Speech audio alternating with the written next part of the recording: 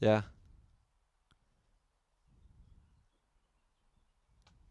¿Ves? Ok.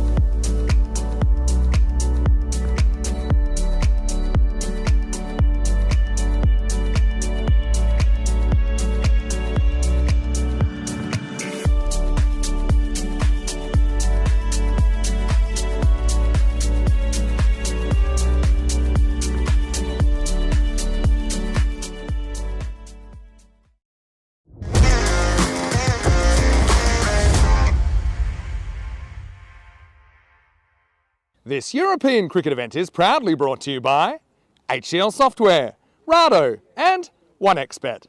European cricket is halfway through the year and we've been to some wonderful places, and it's great to be back on tour here in Germany. We are in Krefeld, the city of silk.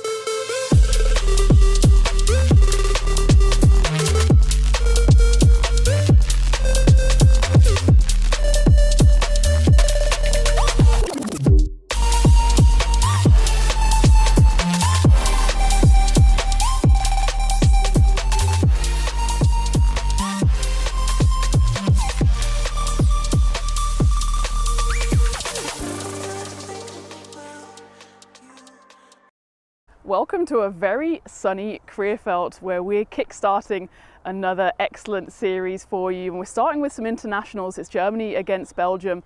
2 days of action, 7 games. It's a head-to-head, and we're going to see who's going to come out on top of that. You can see Germany are already warming up behind me. They're ready and raring to go. You might actually realise that Germany are in Malawi at the same time, so this may be a bit of an A squad for the hosts. As for Belgium, they've of course been featuring, a lot of their players have been featuring in the series over in Belgium the last couple of days. So it'll be interesting to see how they match up. It's going to certainly be an exciting 2 days of action. After the internationals, we then go into some ECSs. We've got 5 days of ECS, and then we've got another 2 days of ECSW to bring you. So it's going to be all action here in Krefeld, and I'm excited to be here, excited to be back in Germany and back on the mic. But let's talk about Germany and Belgium a bit. They're both quite evenly matched.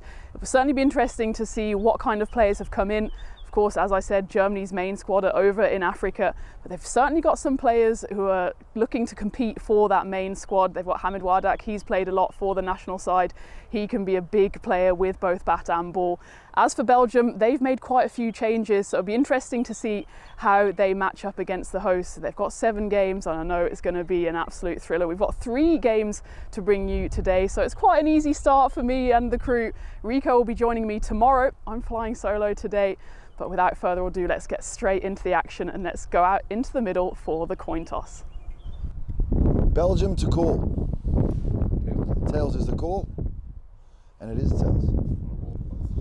Belgium are going to have a bowl.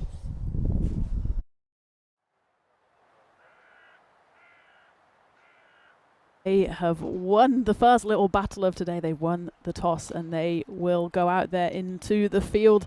I think that's a good decision, actually. Belgium, they've got quite a mixed side.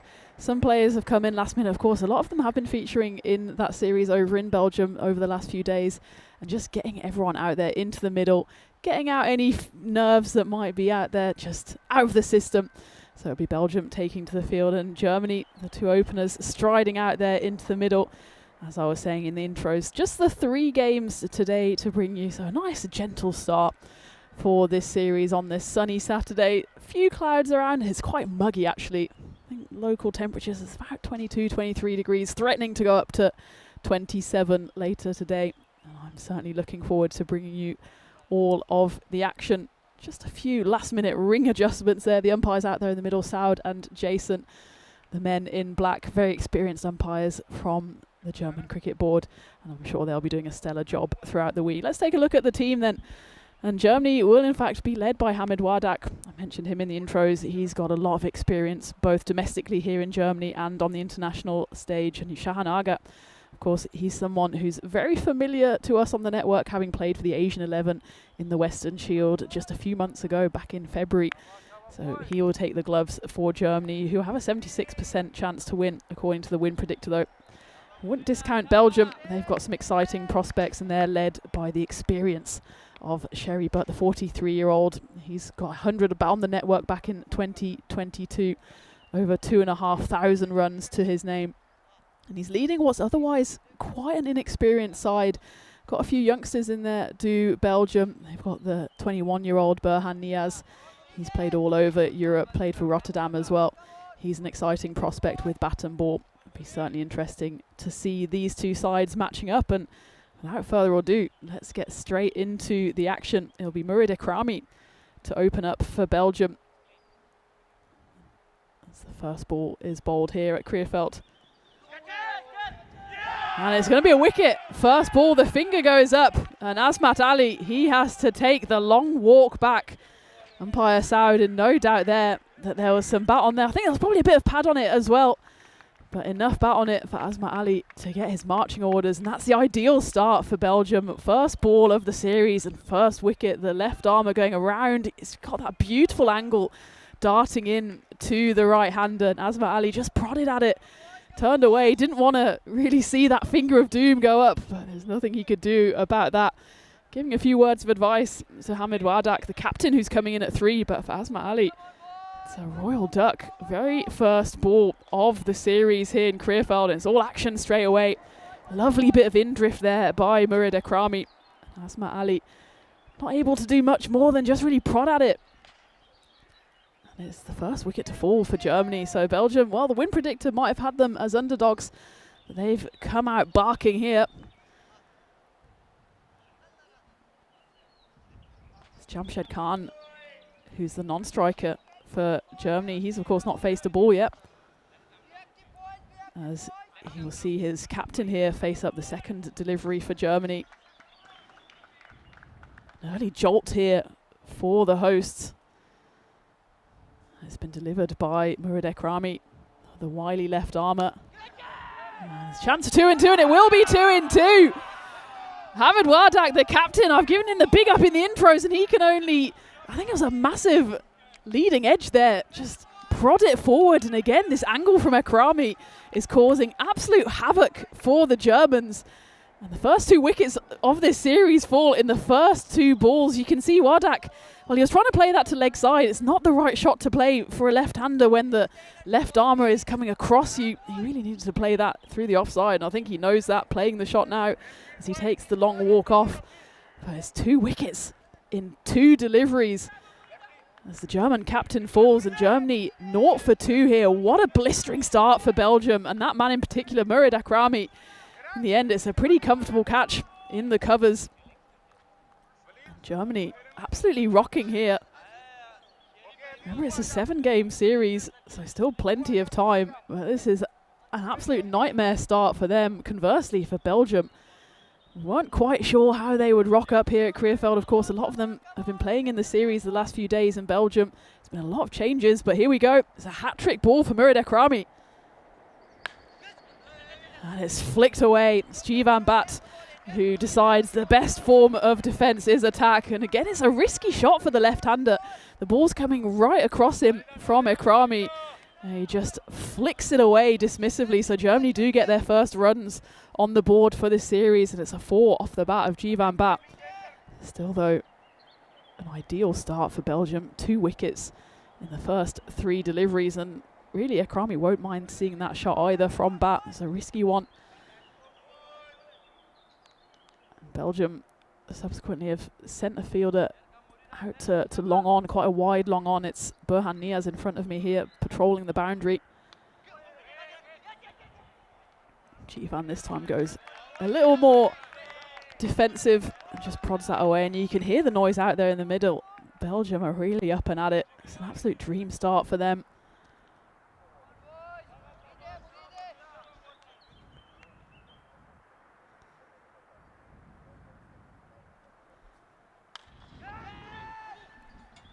Shouts of catch here, and it's almost an outstanding catch there on the boundary.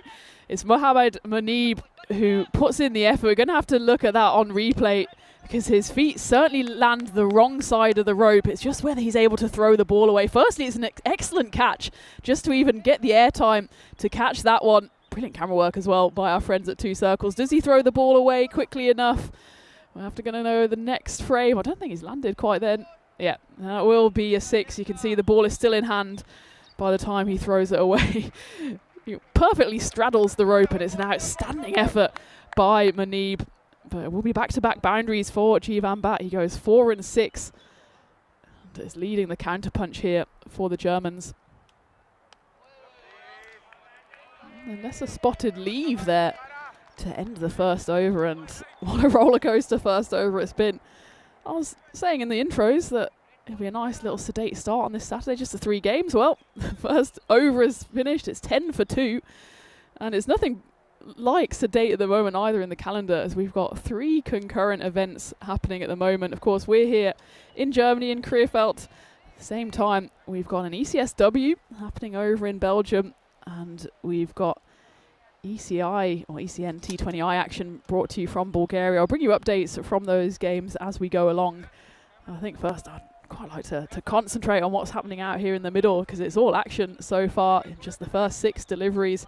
That calendar, though, is certainly exciting, and so many more action-packed events to bring you throughout the rest of this year and beyond. But meanwhile, back in the middle here, Jamshed Khan, he opened the batting, of course, for Germany. He's not been able to face a ball yet. He's watched the carnage unfold from the other end, but he does get his opportunity now to face up, and he'll be facing up the bowling of Iftikhar Kankel. So a bit of seam here after the spin did all the damage in the first over. Calls of catch it, it's squeezed away, it's going to go over the fielder, and in fact it's an outstanding effort there by the sprawling fielder. I think he's done himself a bit of mischief there. Again, Jamshed Khan employs that well-known ECN adage, which is, if you're going to swing, got to swing hard. It was an outstanding effort out there in the deep. I think it was Mohammed Manib who sprawled away, only able to palm it away for 4 runs.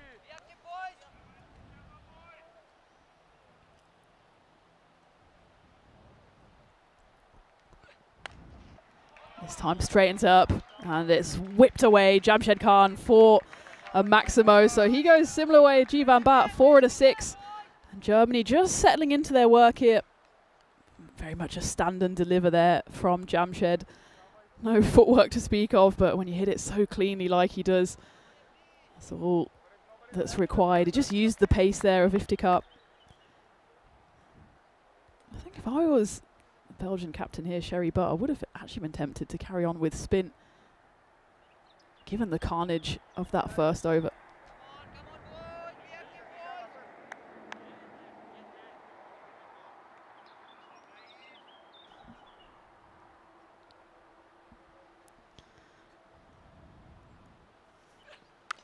It's a better delivery there by Kankel, and again it was a big swing by Jamshed, only manages to misfire it into the leg side for a single. So in fact the first run that is actually run here by the hosts so far just been dealing in boundaries, dots and wickets. They do manage to rotate the strike, which I think will be important for Germany as well. They've got the left-hand, right-hand combination out there in the middle of Khan and Bat. Just moves the field around, gives the bowler something different to think about.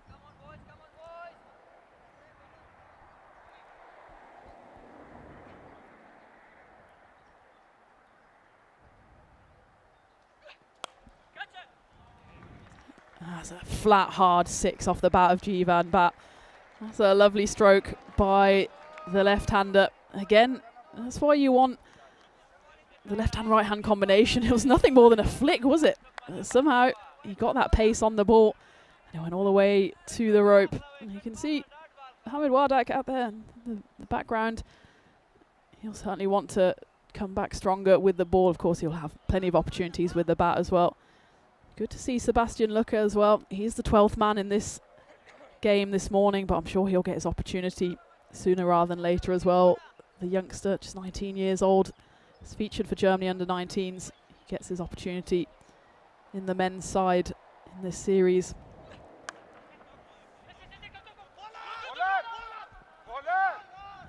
A sneaky single there by Germany. It went no more than about 2 meters from the pitch, and it was down to Walid Sahibzada, the wicketkeeper, to do the fielding. It was a yes, no, maybe.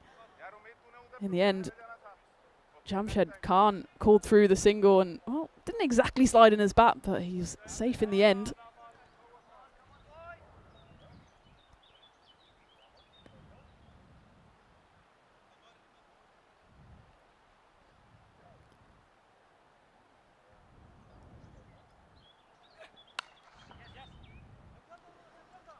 He's got a lovely flick of the wrist, does Kankel, with his bowling, and well, despite conceding 3 boundaries from his over, it wasn't the worst over, in fact.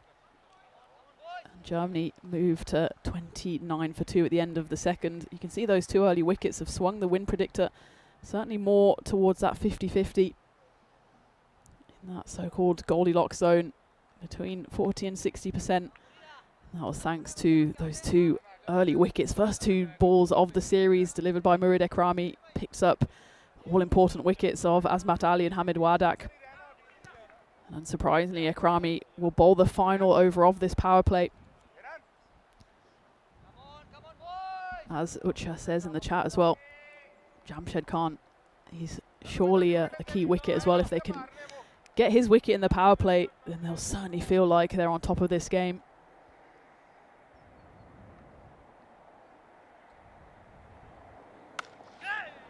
That's exactly why he's so dangerous. He just lifts that one over the covers, and it's a glorious 6 off the bat of Jamshed Khan. That's all class from the German opener.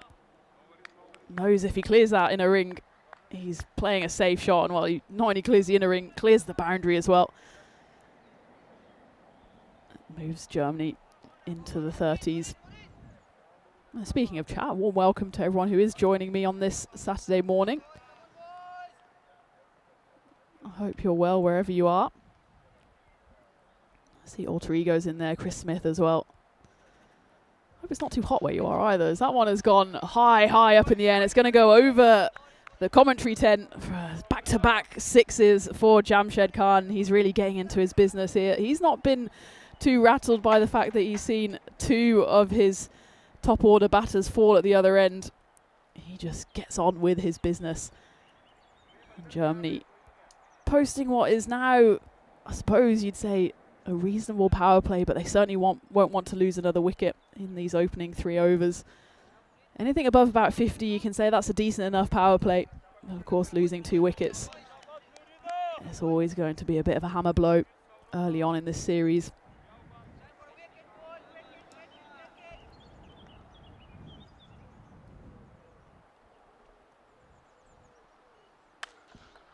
He goes again. Jamshed Khan. The devil has come out. It's 6-6-6. Each one cleaner than the previous one. And he's just showing all of his class here. Is Jamshed. There's a reason that he's scored so many runs for Germany. And he's already moved to 30 here. 36, in fact. It was 30. I was right the first time. 30 off just the 7 deliveries. Germany, well, in all likelihood, will get over that 50 mark in the power play then, with 3 balls left of the 3rd. That's a rare misfire and a good comeback ball there by Ekrami.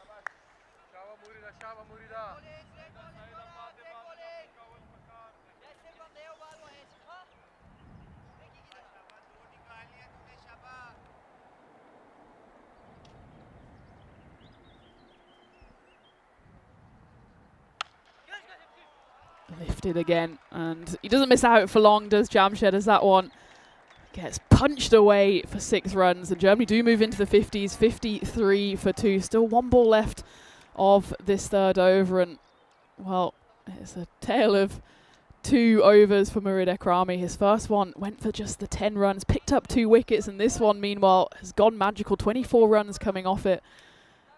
4 out of the 5 deliveries so far have gone all the way to the rope. Can he finish off with a bit of a flourish, though? It's Jamshed Khan doing all of the flourishing at the moment, as it will be 5 6s in the over. The over goes supersonic, 30 runs coming off it. Well, Murid Ekrami, in the space of just about 10 minutes, he's experienced all of the highs and lows of European cricket. He still ends with pretty respectable figures of 2 for 40 off his 2 overs. Look at that power play from Germany. It started off catastrophically for them, picking up those 2 wickets, but it's been a brilliant counterpunch here from Khan, and bat specifically Khan. He moves to 42 off just 10 deliveries. Germany showing a bit of experience here, especially on their home ground, just to get themselves back into this contest. Now, it's always one of those, isn't it? It's easy with the power of hindsight to say that Murid Ekrami maybe he should have just cut his losses, picked up those 2 wickets in the first over. You could have maybe used him later on out of the power play. But Belgium, they threw the ball back to him, and it certainly didn't pay off, as he went for 30 runs in that 3rd over. Maybe a lesson learned there for Belgium, as they do turn back to pace then, this time in the form of Jersey Hayran. He'll be going around the wicket to the left-handed bat.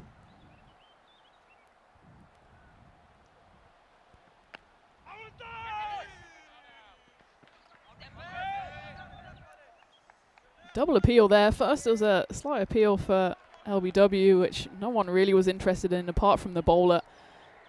Probably because it hit Jivan probably on his ribs. And then a half little appeal for what probably would have been a run out in the end, as Jivan tries to get himself off strike. Does manage to ground his bat. And, well, the bowler in the frame probably obscuring the view there of umpire Saud as well, but he does make the right call in the end. Doesn't have to make use of the technology here. Look at the lift on that delivery. The wicketkeeper there, Walid Sahibzada, I mean, he's not the tallest, but he ends up having to take that well over his head. It's pretty much on a length, and it just catapults up after it leaves the pitch.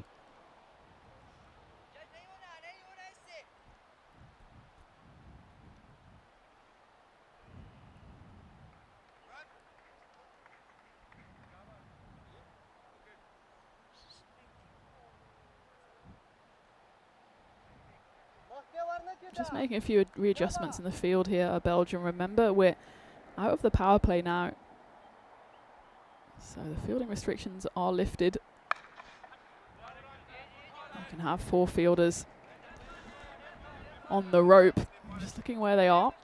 I know sometimes at home you can't always see the whole width of the field, but they've got different fielders out, of course, for the left-hand, right-hand combination, but for the right-handed Jamshed Khan, who's on strike now, they have long off, deep covers, fine leg,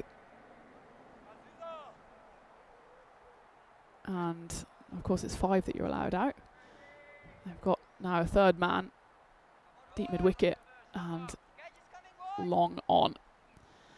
So all 5 fielders, they are allowed outside of the ring they're employing, which doesn't surprise me for the big hitting Khan. And well, even when he doesn't find the middle of the bat, he still somehow manages to squeeze the ball away to the boundary. He moves to 46. It's the first boundary actually conceded in this over by Sherzai Hayran. It's bowled well so far. Started with 2 dot balls, then just a single. But Jamshed Khan continues his march. Now just 4 shy of his half century. There's a coach, Shiva, making some notes. Also having a chat there with Captain Hamid. Probably already making a few plans already for their fielding innings, learning all they can from these early few overs from the Belgians. Cause of catch it, and it's going to fall just short of the tumbling fielder there.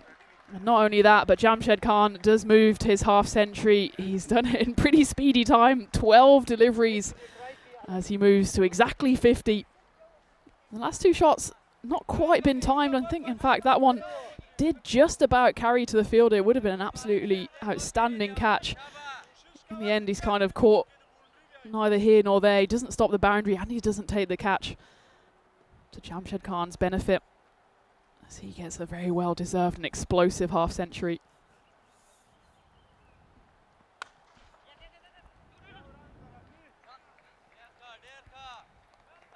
He will also keep the strike then as he takes the single off the final delivery. So Germany 69 for 2 at the end of 4. Remember the Belgian side won the toss and decided to field, which I still think is not a bad decision, even with the runs on the board for Germany, because they wanted to see how this pitch plays. Of course, wanted to maybe eye up the batting lineup of Germany as well, who of course are missing, well, pretty much their whole first team, because Germany men, at the same time as being here in Krefeld, are also over in Malawi playing in a quadrangular series there.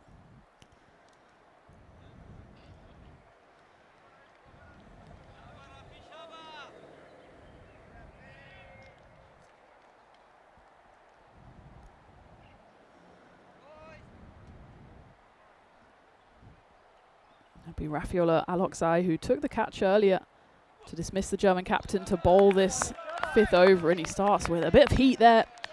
Does the 26-year-old, as that one flies past the bat of Jamshed Khan.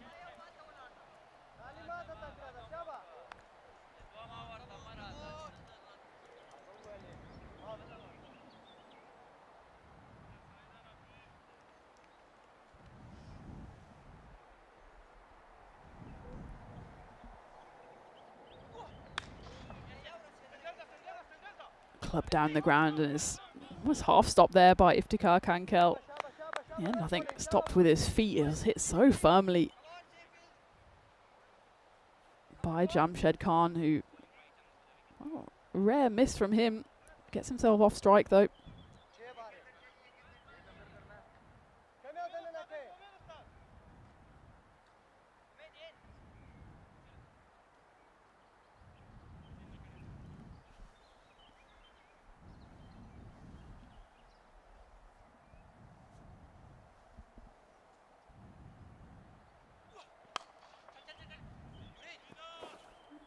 It's been a good over so far from Alokzai, and the slight misfield there from Murid Akrami does allow the German pair to scamper through for a lesser seen 2 on the network. Just good running. It was a half stop there from Akrami. And that slight fumble, at least he stops the 4. Just about, yeah, his feet firmly still in the boundary. Anytime you can get through half your over without conceding a boundary is a nice little win for the bowler.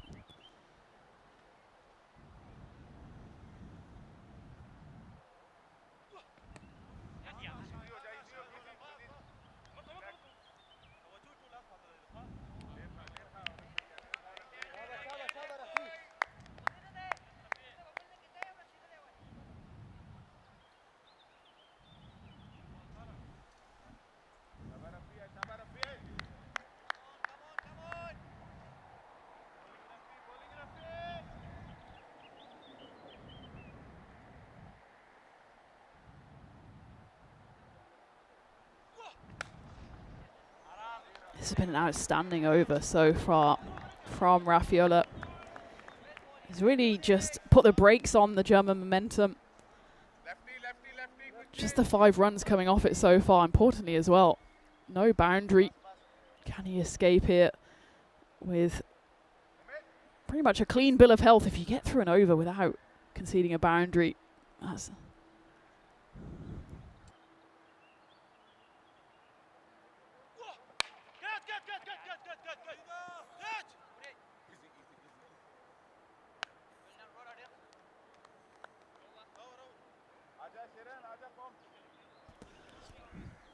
So it's the end of the 5th over then. Germany 75 for 2. And I can welcome you for the first time into the quite warm commentary igloo. The sun is trying to come out here in Krefeld. Of course, I'm flying solo today. Rico, he's hot-footing his way over here. He's been in Belgium the last couple of days. I'm looking forward to being back on the mic with him from tomorrow. Of course, tomorrow will be more international action. Germany against Belgium. They're playing 7 games, so there's a lot of time for runs and wickets to be scored and taken. And of course, then we're going into the ECS starting on Monday. Got 5 days of ECS action and then another 2 days of ECSW action. So we're really spoiling you here in Germany as we go back to the live action.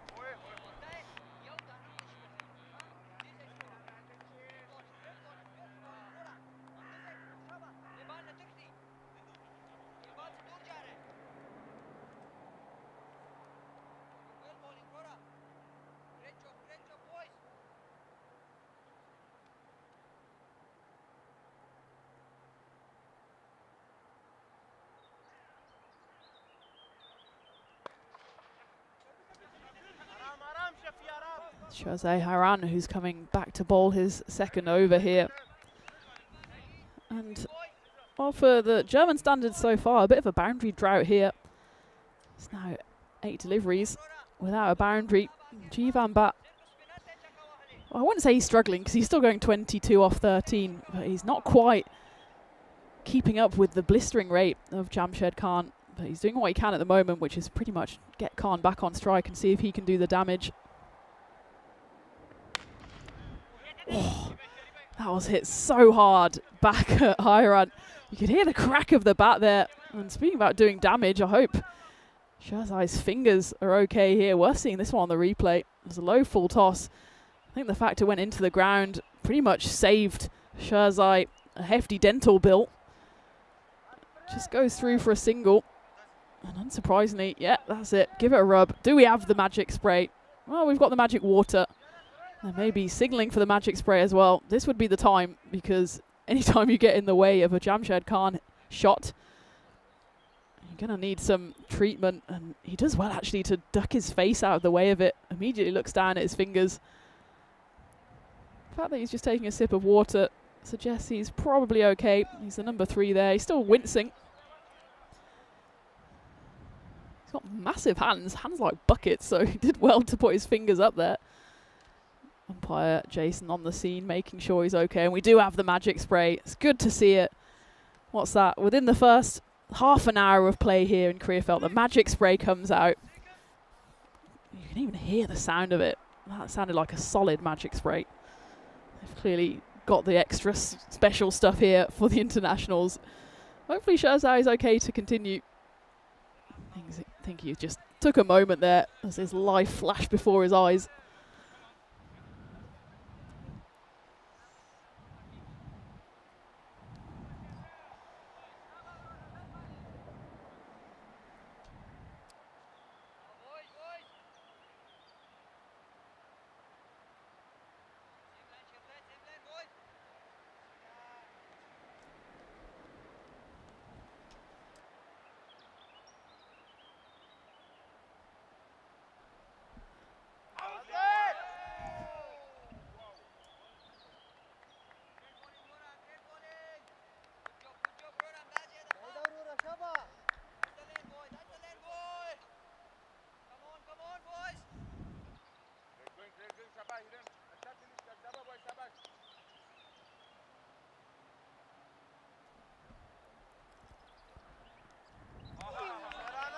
This is excellent bowling by Hairan. He's pretty much picked up where Raffaella left off in the previous over. Over number 5 just went for the 6 runs.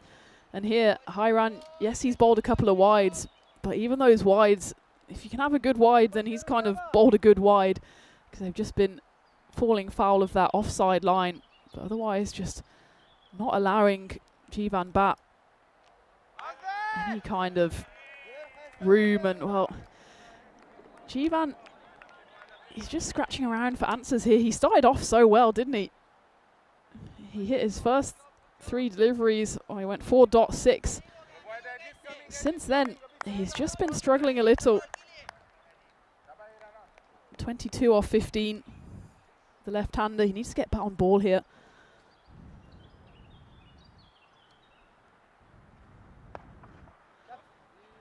That's exactly what he does. Just a bit too much width on that occasion by Hairan. Probably would have been a wide, actually, had Jivan left it alone. Instead, he throws his hands at it. That's what you've got to do. If you're just not quite getting the middle of the bat, just make sure you get something on it, especially when it's so wide. It's a low-risk shot, and he's rewarded there with 4 runs. Expected score just up towards the 140. I think Germany certainly be eyeing 140 plus, maybe even 150 with a bit of a flourish towards the back end of this innings.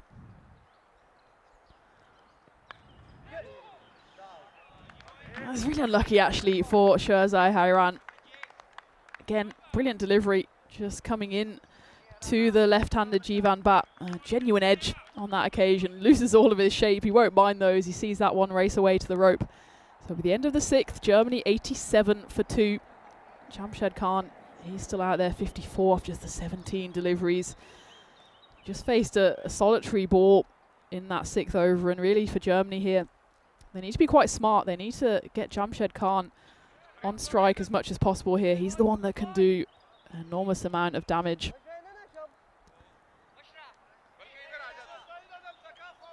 Interesting scorecard, isn't it? The 2 golden ducks there, sandwiched between 2 decent innings. You can see, though, both Khan and Bat faced the same amount of deliveries, 17 each. It's Jamshed who's been able to do the damage. And he'll be on strike here to face the bowling of Aziz Mohammed. No ball called. Just as well for Jamshed Khan, as it's a brilliant catch taken by Walid Sahibzada. In fact, no, it's Iftikhar Kankal out there. Sahibzada, of course, the wicket keeper.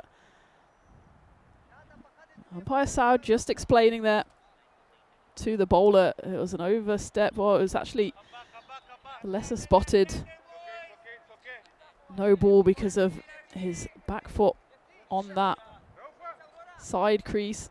There you can see it.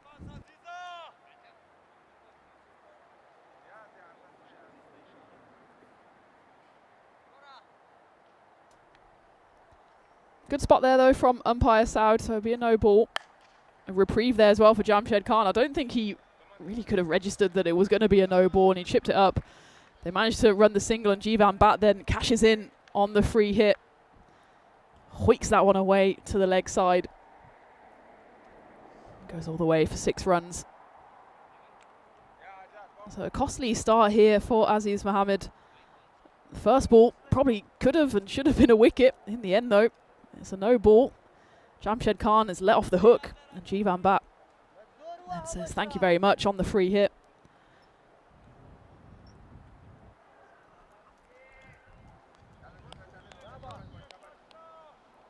Does he have a comeback ball in him here, Aziz? Not on that occasion. That one's stayed wide and went even wider as it passed the bat. He's decided to change his angle up here for the left-handed bat. It just needs to get the angle going into the left-hander here.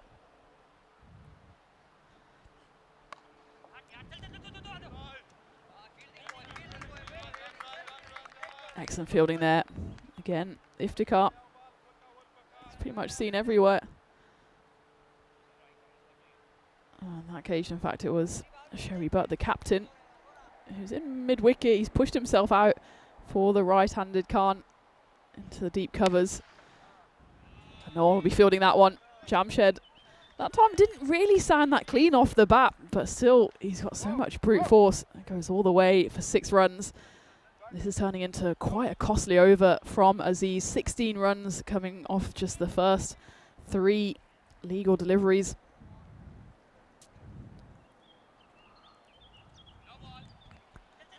Again, a no ball is called. Chance for a run out. A direct hit would have been close as they managed to scamper through for 1. Jamshed, I think he wants to get the free hit because on 2 occasions now in this over, Jamshed has faced the no ball and Jivan has burgled the single. And the umpire here just explaining to Aziz here why it's a no ball. It's because his back foot there is just straying on that wider white line. He's trying to really use the whole width of the crease to try and put the batters off, but the end result is he's just falling foul of the regulation. So another free hit coming up. This time it's a wide ball, so it'll still remain a free hit. 19 runs coming off these first 3 deliveries so far. And that one was just about wide, certainly the right call there by the umpire. I don't think really Aziz is helping himself here by switching up, going over and around, and that time it's a good delivery, but it's an even better shot. Jivan Bat, stand and deliver, uses the width on offer, and he deposits that one into the overgrowth, and he moves into the 40s, 43 off just 20 deliveries now, so he's accelerating nicely, building a nice innings. Here's the left-hander. Of course, Jamshed Khan prowling at the non-striker's end. Better delivery there from Aziz. That one beats the outside edge of Jivan Bat. On that occasion, wasn't really sure whether he was coming or going in the end. Plays a bit of a nothing shot, really. Now, with the final ball of the over, you'd say for Bat, it's pretty much a free hit in all but name. And he does lift it away. It'll be over Sherry Butt. Outstanding piece of fielding there by the Belgian captain, though, to stop the boundary. They do manage to run through for 2. So an expensive over comes to an end from Aziz Mohammed. 27 runs coming off it. And it almost undoes the good work, done of Rafael and Sherzai in the previous 2 overs. They went for just 6 runs and 12 runs, respectively. But that 7th over goes for 27 runs. Germany finished the 7th over then, 114 for 2. As we take a look at what's happening across Europe on the network. I did mention earlier it's a big day on the network. We've got 3 series happening concurrently. And over in Bulgaria, we've got T20Is between Turkey and Bulgaria. And the first game of the day is in full flow. It's looking like it'll be a pretty intriguing prospect. We'll talk about that scorecard in a moment as we go into the 8th over here.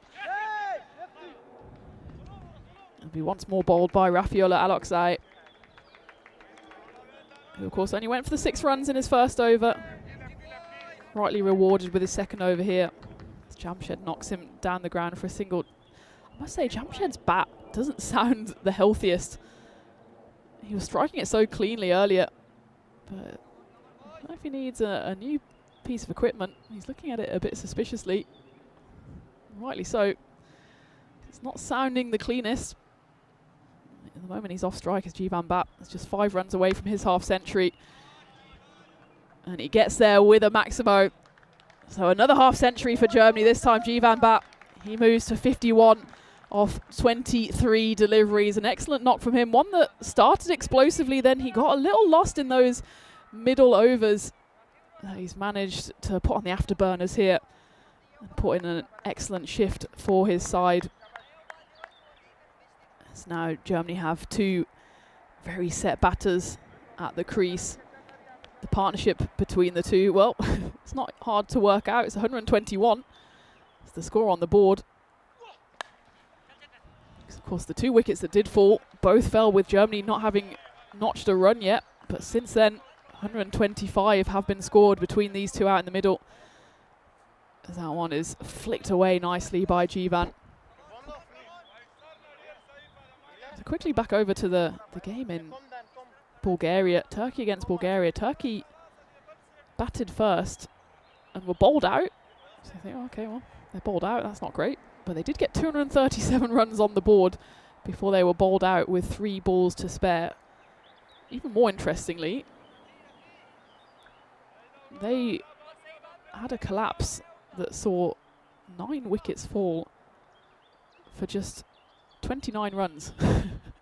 So they went from 208 for 1 to 237 all out.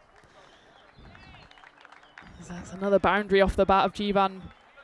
And he's certainly looking to shift up the gears now with just the 2 and a bit overs to go. Jamshed Khan, he was previously doing the damage, but he's more than happy at the non-striker's end, seeing Jivan score boundary after boundary here. And in response, Bulgaria then 162 for 7. So it's looking a difficult prospect for them. 76 runs needed in 42.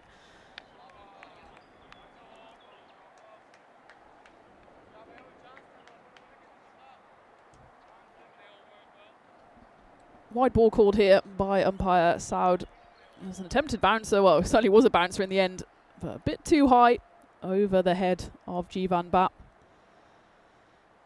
So that first T20I in Bulgaria coming to a close. It looks like Turkey will probably take the spoils there, but as you saw on that graphic, another T20 coming your way this afternoon.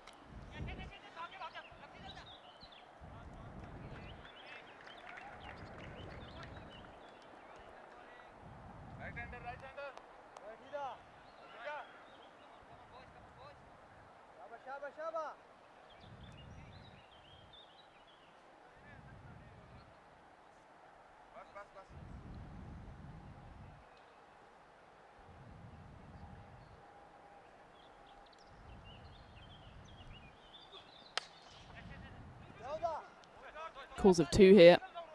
And well, certainly Jamshed wanted the 2. In the end though, decent fielding on the boundary. Sliding away to his left, making sure to stop the boundary. And Jamshed, well, he then keeps the strike as it's another excellent over for Germany with the 20 runs coming off it. Another magical over. So 47 runs coming off the last 2 overs for the hosts as they move to 134 for 2.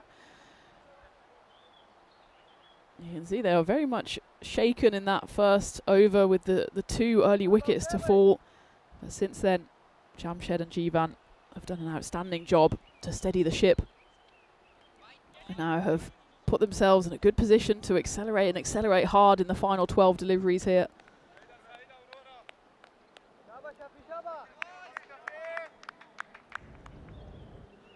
Ninth over here will be bowled by Shafiola Zakel, so it will be his first and only over. Belated appeal. Certainly Shafiola wasn't too interested until he saw his wicketkeeper Walid go up. Precious dot ball though, especially going into this 9th over.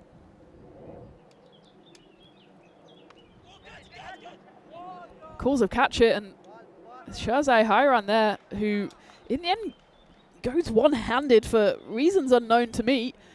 It stayed in the air for a long time there off the bat of Jamshed Khan, and flashes past Sherzai.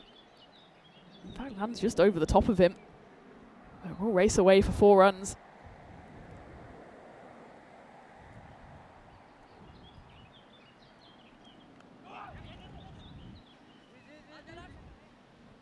There's good bowling here by Shafiola, and I'm actually surprised that he's not bowled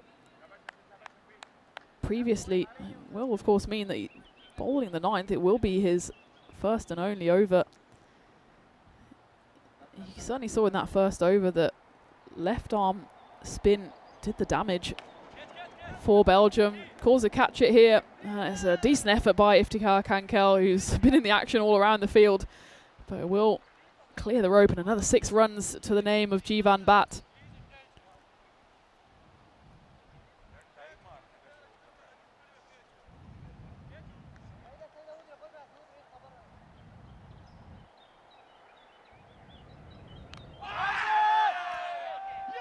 And the wicket does fall, and it will be the end of Jivan Bhatt, and it's an outstanding innings for him that comes to an end, and it will be Zakil, who's bowled an excellent innings, excellent over so far, who gets the wicket. No doubt in the mind of the umpire here, as Jivan just fishing for that one. There was pretty much nothing else it could have been but Bhatt. Trying to go for the cut shot there. Jivan only manages to snick one through to Walid, who takes a smart catch with the gloves, but Jivan Bhatt can be very happy with his contribution here. Remember, coming in at the start of the first over with 2 wickets to fall in 2 deliveries, he steadied the innings, and at the start of his innings was a perfect foil to Jamshed Khan's big hitting, but then towards the end very much got involved himself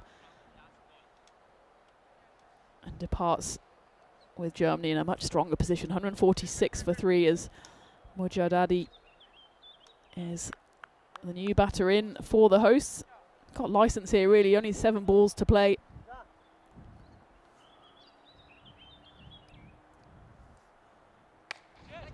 This one goes high, high up in the air. Is it a chance here for Iftikhar Kankel? It is indeed, and he manages to hold on to it, stays inside the field of play, and it will be for the 2nd time in the innings 2 wickets in 2 deliveries. This time it's Shafiola Zakil with the bang bang. He won't get the chance, of course, to get his hat-trick. He'll be marooned on 2 in 2, because that will be the end of the 9th over. Certainly there, Mujadadi doesn't die wondering. We know he's a explosive batter. We've seen him play for the European 11 on the network. On this occasion, though, tried to go big, didn't quite get hold of it. It's an excellent catch by Kankel. Again, Shafiola Zakil could rightly wonder why he wasn't given a bowl earlier in the innings. He does give away 12 runs, but it's in the 9th over. Picks up 2 wickets as well.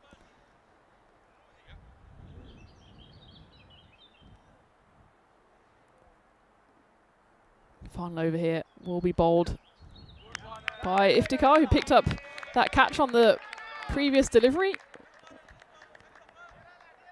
And Shahzaib Khan has joined Jamshed Khan out in the middle. There will be Jamshed on strike here for this final over, but a misfire. Swing and a miss on the first delivery. 5 balls left. Germany certainly want to get to 160 if they can. It's excellent bowling.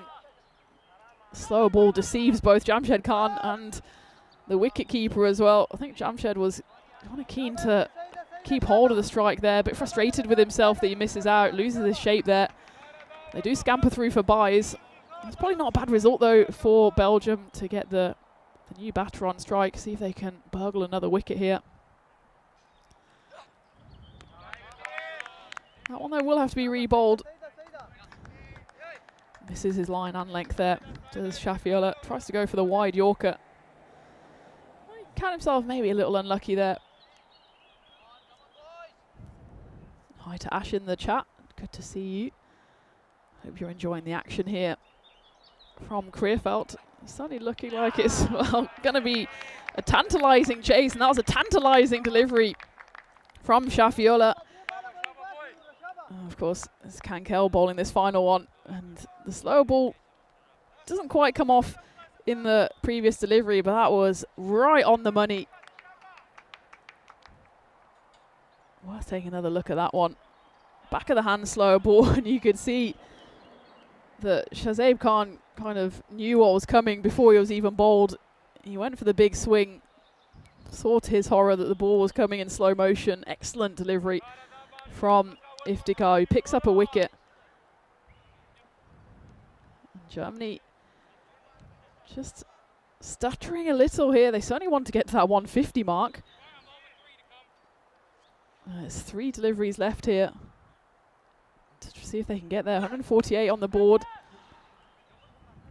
Should certainly be 1 here, probably 2, as it's a combination of Rafiola and Omid Raimi, who contrived to somehow allow Germany actually to run through for 3 runs. But sloppy out there in the deep by the Belgians. It was a good effort in the first place to stop the boundary, but then between the two of them then managed to fall asleep just for a moment. Then it wasn't picked up cleanly by Iftikhar, and scampered 3 runs for Germany as they do move into the 150s. 151. And well, that should have been a single, but again, just a bit of sloppiness here this time from, in fact, the Belgian captain, Sherry Butt. He would have been better served just standing his ground there and stopping the boundary. In the end, he really gets nowhere near it. Jamshed Khan moves to 73. It's Shahan Agha, the wicketkeeper for Germany, who's joined him out there in the middle. He manages to scamper those 3 runs off the only ball he faces, but that will be the end of the innings then. A curious one for Germany that had a bit of everything. Jamshed Khan was explosive from the start, and then he almost had the opposite innings to Jivan Bhatt, who seemed to get better with time. Jamshed seemed to just lose his way. To take nothing away from his score, he finishes on 73 off 28 deliveries, 29 deliveries in the end after that final dot ball. Somehow, I don't know if it was the broken bat or just those wickets that fell towards the end, but he lost his way just a little. And Germany end up on 155 for 5. They can certainly be happy with that, especially given how this inning started. As we take a look back at the highlights, and it was 2 in 2 balls to start off this series. Both the bowling of Murid Ekrami, first one taken by Walid Sahibzada, and then the captain Hamid Wadak fell. The very next delivery caught by Rafiola Al-Aqsai in the covers. But then it was down to Jamshed Khan and Jivan Bhatt to steady the ship for Germany, and that's exactly what they did, putting on a partnership of 146 in the end. Jamshed Khan scoring 5 fours and 7 sixes on his way to an unbeaten 73. Jivan Bhatt, he started explosively in the middle overs, then just couldn't quite find the middle of the bat, but then towards the end he fired once more, and he finished on 68 off just the 28 deliveries.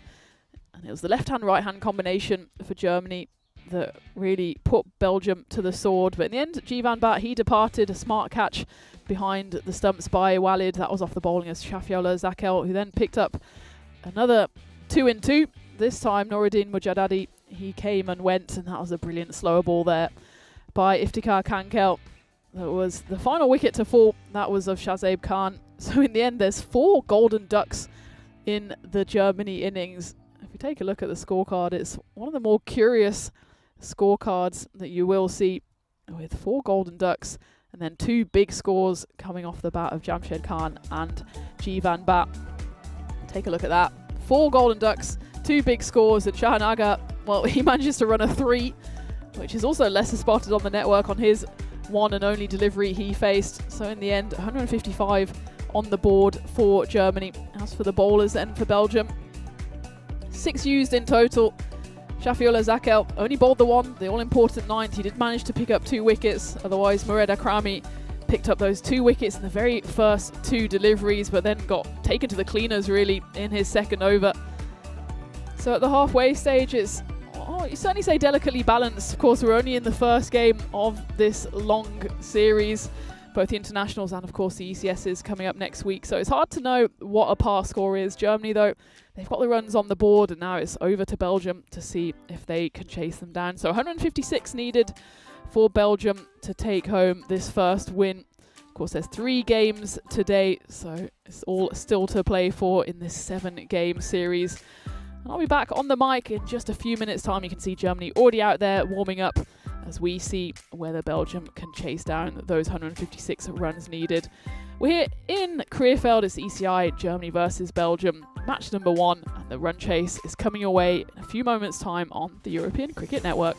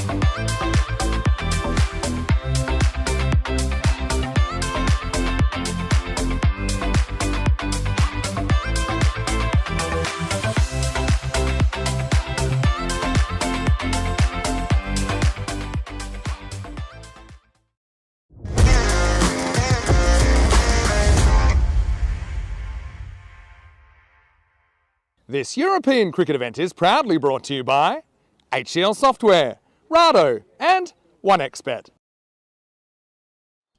Welcome back to Careerfeld, where the chase is on for Belgium in the first of 7 ECIs between Belgium and the host Germany at the halfway stage. Germany put some decent runs on the board, 155 of them. As we take a look at the bonus point equation, bonus point is in play, but only if the series is tied at the end of the 7 games. Unlikely, given the forecast is pretty decent over the next 2 days, but just in case, there is the equation. If Belgium chase down this target in 7 overs or less, they will take home not only the 3 points for the win, but also the bonus point. As for Germany, if they want to take 4 points from 4 from this first matchup, they will have to restrict the Belgium side to just 108 runs or fewer in the run chase. You can imagine Belgium looking to get their first win on the board here. It's one of those awkward chases, isn't it? 155. It's not a score that has really blown Belgium out of the water, but it's by no means an easy run chase either. Especially for a Belgium side that has been chopped and changed in the last few days. Of course, Germany don't have their full strength side out, as they're also playing in a T20I quadrangular series over in Malawi.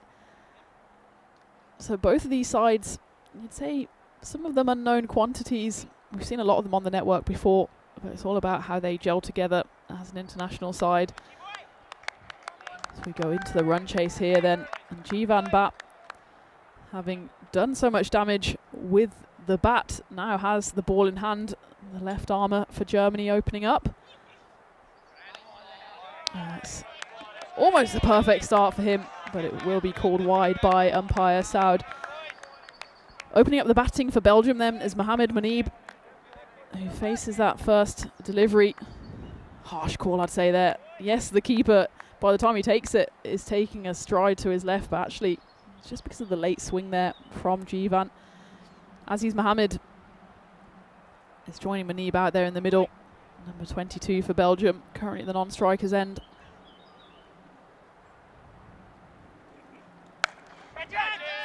Cause of catch here, but it's going to run over the ring. The chase is on here, and the fielding is done there by Jamshed Khan. Going to have to take a look at that one. He was very close to the rope. My instinct was that he was okay on that chase. His hat goes flying very early on in the run chase, on the ball chase even. He just flicks it back here. Does he keep his foot inside the rope? I think he's just about okay.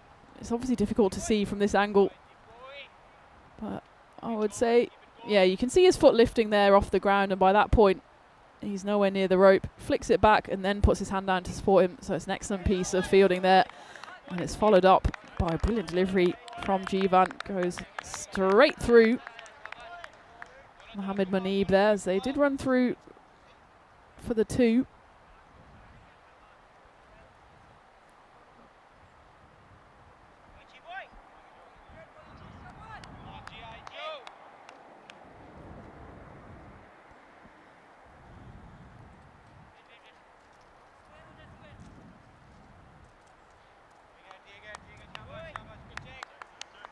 In the power play here, Germany, they have a man out at deep mid-wicket. And a wide third man this time. Will be called a wide again. I can see what Jivan's trying to do. Just trying to hide it pretty much over the top of that offside wide line. This time, no doubt about the legality of that delivery.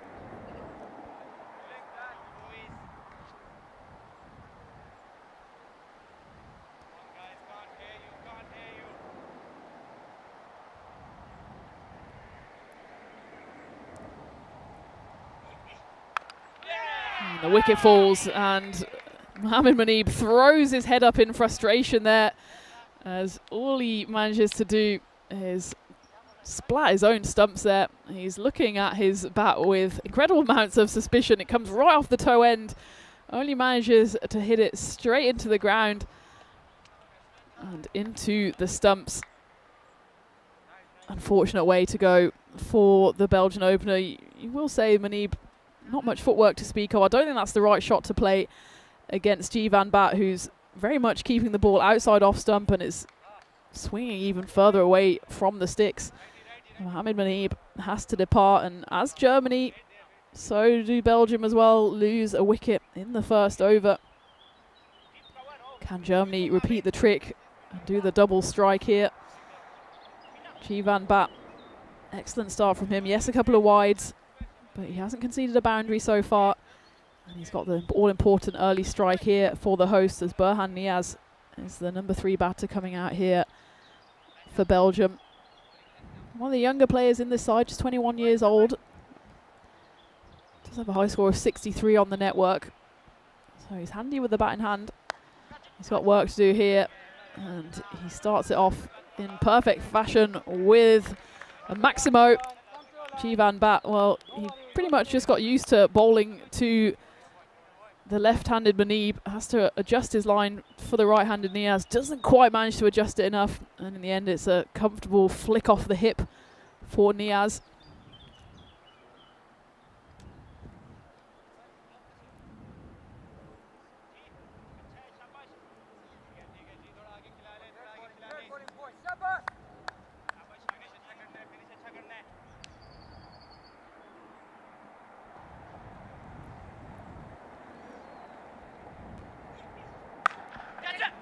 Hit hard. It's an outstanding piece of fielding on the rope there. I think that's the captain out there. In fact, it's Jamshed Khan. He's got the big sunnies on, usually seen by Hamid Wadak, and he gets high fives all around from his teammates as he tumbles away to his right. It was hit so firmly off the bat of Burhan Niaz. Jamshed Khan manages to get down to stop the inevitable boundary. Still 1 ball left in this over. It's been a long over because of those 2 wides. And it will end with a boundary as it eludes the chasing mid-on. It will be 4 runs. Burhan Niaz started off positively here. 10 off just 3 deliveries from him. As Belgium managed to get 16 runs off the first over, but did lose that wicket as well for opener Mohamed Manib. Take a look at the golden ball ticker. It's gone up to 17, and it's going to be going up pretty quickly given that we have 3 events happening at the same time. An update from that match 5 over in Bulgaria, and congratulations are in order for Turkey as they beat Bulgaria by 59 runs. That's Turkey's 2nd ever T20I win, an emphatic one of that, putting 237 runs on the board. Bulgaria in response 178. So over 400 runs scored in that game, but Turkey come out victorious on that one. And they've just about got time to celebrate that win before they go again, as they'll be playing Gibraltar in just about 40 minutes time over in Bulgaria. Turkey have won the toss there, have elected to bat, served them well in that previous game. So make sure if you are tuning in for this international series between Germany and Belgium, you also have Turkey-Gibraltar on a second screen. And that's also not forgetting the ECSW we have happening over in Belgium. I'll bring you updates from that throughout the day as well. But back to the action here. And it's Suleiman Momand, the teenager, the 19-year-old, bowling the second over here for Germany. Speaking of youngsters, there's another one. That's Sebastian Looker looking on, looking very comfortable. He's on 12th man duties. And that one's pretty much going to the tents over there. They will have to, well, Sebastian doesn't move a muscle, but it does go over to the Belgian dugout, and they're happy to see that off the bat of Aziz Mohammed, who didn't face a single delivery in that first over. That hits his first legal delivery for 6 runs. Belgium building a solid power play here. That run rate just a touch over 15.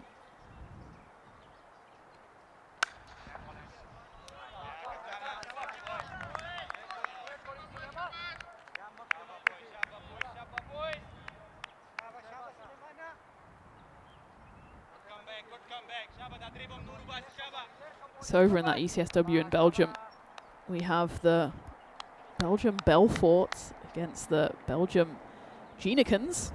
I hope I pronounced that right. My Flemish isn't the best. Well, that's one of the best, as that one's cut away emphatically.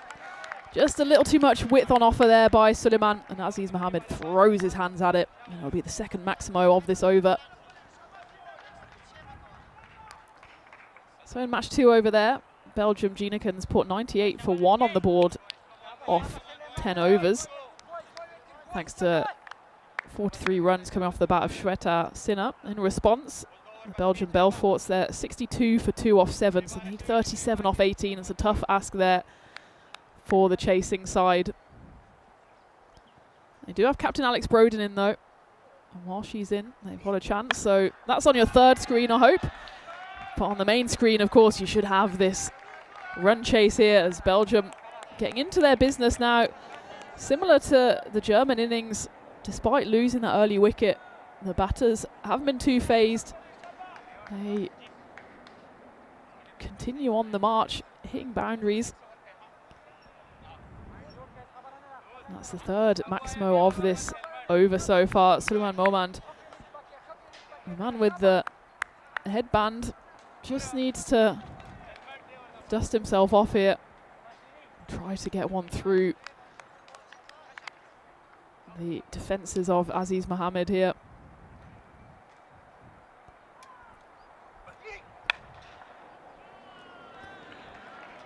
It doesn't go all the way this time. It's an attempted Yorker by Suleiman Momand, but another boundary to the collection for Mohammed. Belgium race away to 39 for 1. Still in the second over here.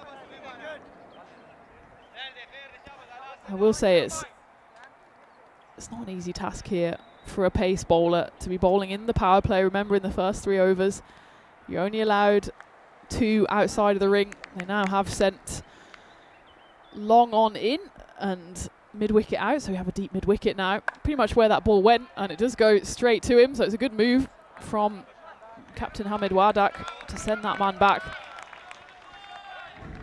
A big round of applause for the youngster who manages, at least with that final delivery, to stop the flow of boundaries. Nevertheless, 24 runs coming off that second over. Belgium more than on the run rate here, 40 for 1 at the end of 2. Remember that target, 156 for the win. The run rate in that big over alone has dropped down from above 15 to 14.5.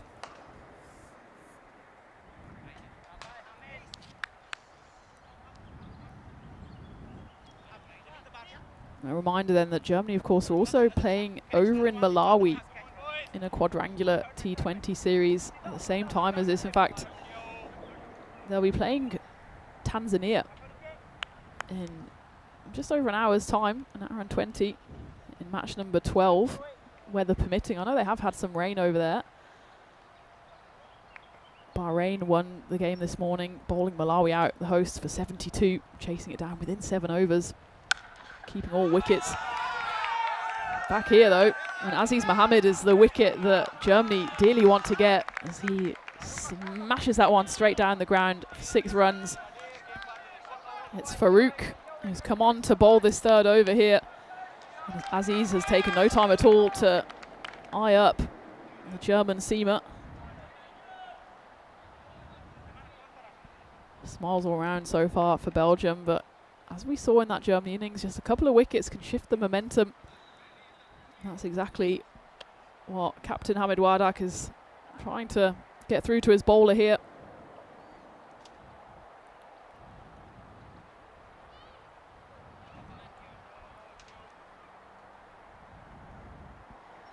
Of course, while the quadrangular series is happening in Malawi, we've got the international action in Bulgaria, the ECSW in Belgium. England are also playing the test match against India. So I'm losing track of the amount of screens you're going to have. Am I reckoning that's 4 or 5? Certainly an intriguing run chase unfolding here. As that one is flicked away. Aziz Mohammed, he's on the march here. It was a risky shot in all honesty. It was pretty much on the money from Farouk, just slightly over pitched, but had he missed out on that one, Aziz Mohammed would have been plumb in front. He just flicks his hands at it, goes all the way for 6 runs.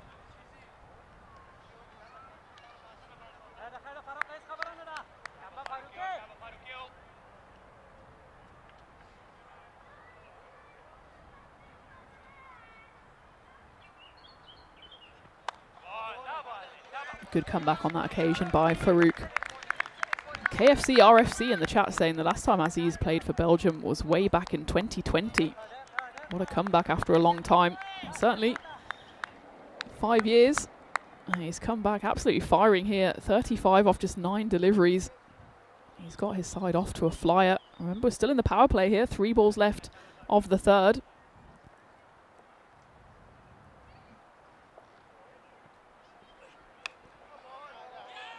And he gets a bit of bow on that one. And when your luck's in, your luck's in. As Aziz gets another 4 to his name. Berhan Niaz has only faced 3 deliveries at the other end. He's hit those for 12. So the Belgians absolutely not hanging about. Maybe they even have their eye on the bonus point. For now, though, they just want to get that win over the line. Remember, it's the 3 games today between Germany and Belgium, and then 4 more between the same 2 sides tomorrow, where Rico will be joining me on the mic. I know he's making his way over from Belgium as we speak, and looking forward to being back in the commentary box with him. Big appeal here. Umpire Saud says no. That's a better delivery, though, from Farouk Arabzai. Got to bring those stumps into play. It's a decent enough shout. I think maybe just the bounce saves Aziz on this occasion. It's worth taking another look at it. Hits him on the thigh.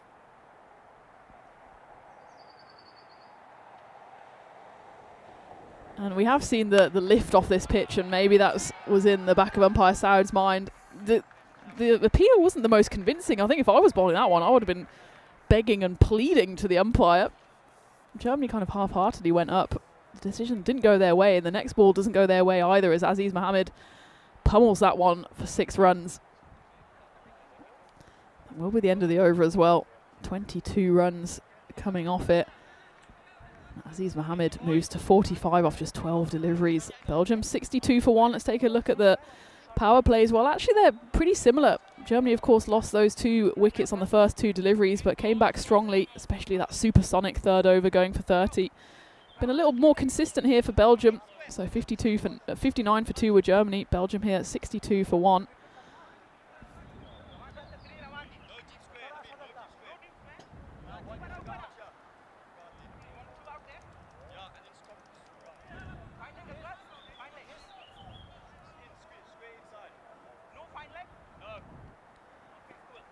It will be Ace Pruss, who not only has an outstanding name, but will also be bowling this 4th over for the Germans, the leggy, and as is the case for a lot of leggies, the first one just doesn't quite land.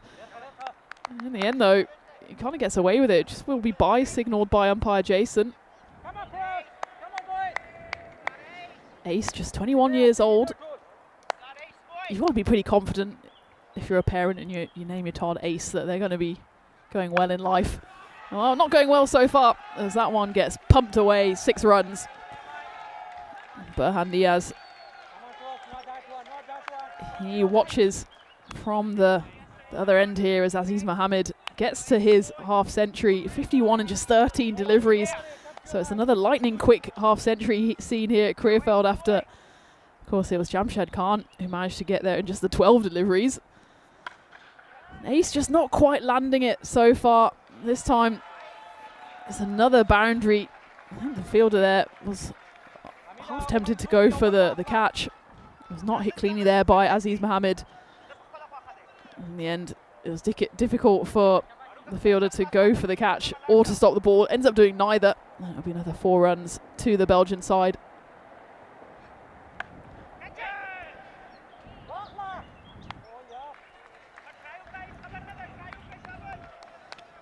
Ace Pruss, 21 years old, plays for VfB Gelsenkirchen. It's good to be on the German commentary so I can get the place names pronounced correctly. We have seen him before in 2023. Of course, that was the last time we were here in Germany. That's pummeled hard. That's not going to be stopped. Berhan Niaz in on the boundary action here. Ace Pruss has a half thought to go for the stop on that one. Realises his fingers might be getting to the boundary quicker than the ball. ends up getting out of the way of it. And an expensive over so far from Ace. But he did pick up 12 wickets in 15 games. He's got a fifer on the network as well. 5 for 7 is his best. It's one of those ones where if Leggy gets it right, it's almost unplayable. He hasn't quite got it right so far, has the youngster. Pretty handy with the bat as well. High score of 79, not out. Of course, we didn't see him in that first innings. That's a better delivery. Calls of catch it, but I think it's going to go all the way. Unlucky on that occasion from Ace. So that was the best delivery of the over, but still goes the distance. You've got someone like Aziz Mohammed in the form that he's in, ably supported by Burhan Niaz, who's on 22 off just 6 deliveries.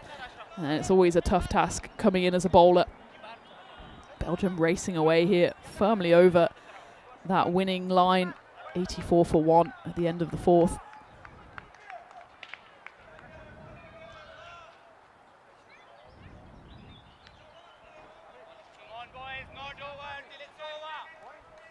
We've got a bit of a thriller on our hands over in Belgium as well, with the Belforts in their chase now needing 12 or 11 off 6, so 11 needed off the final over there. They've lost 4 wickets, so it's down to Atia Diwan Ali, who's in. She's got 10 off 10 to try and guide her side home.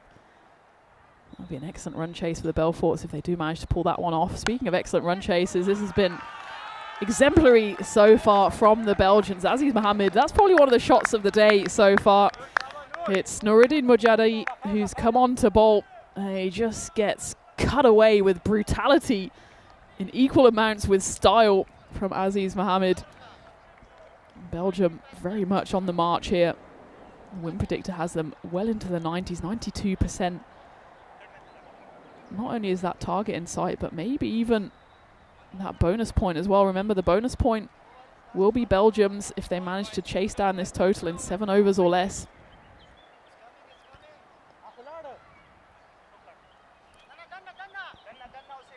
A big hello to Dave joining in the chat and Paul Kempin as well.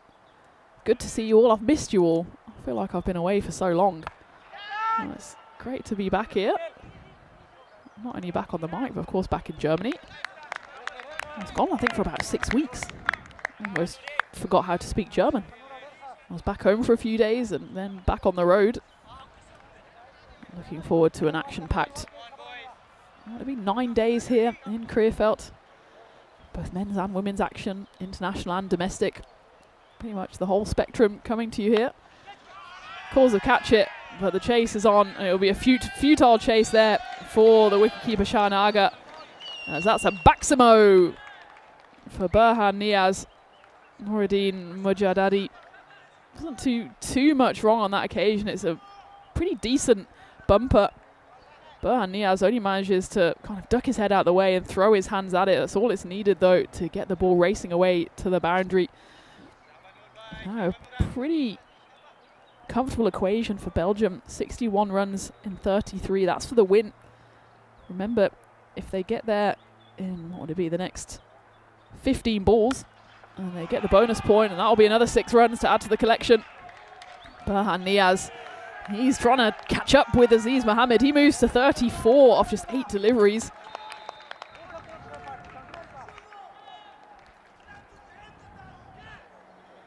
Keep my eye on the Belgium thriller as well. Oh, we saw that golden ball ticker was up at 17 before today. Oh, it's very much threatening to go back to 0 if we have the golden ball over there. So I'll forgive you if you go just to that stream just for a moment, as Belgium cruising along here.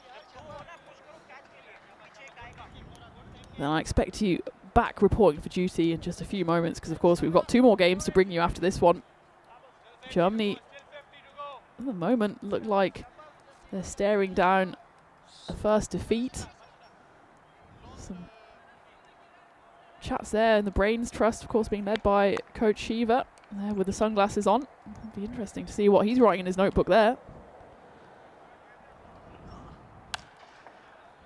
Down the ground, it's going to go for 6. It's going to just about miss me in the commentary tent, as Aziz Mohammed races to 66, and Belgium, there's no stopping this run chase at the moment.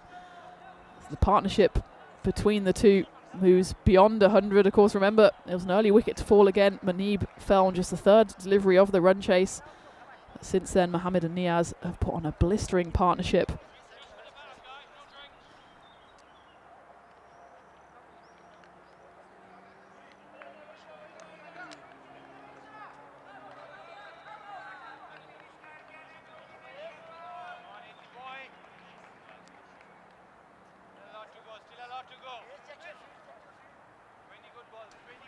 Well, speaking of congratulations, of course, congratulations to Turkey on their second T20I win earlier today on the network. And, of course, congratulations to the Netherlands and Italy, who have qualified for the World Cup next year. I suppose, we go back to live. It's a good effort there from the fielder out there. It's Hamid Wadak, the captain, but it will go all the way for 6 runs.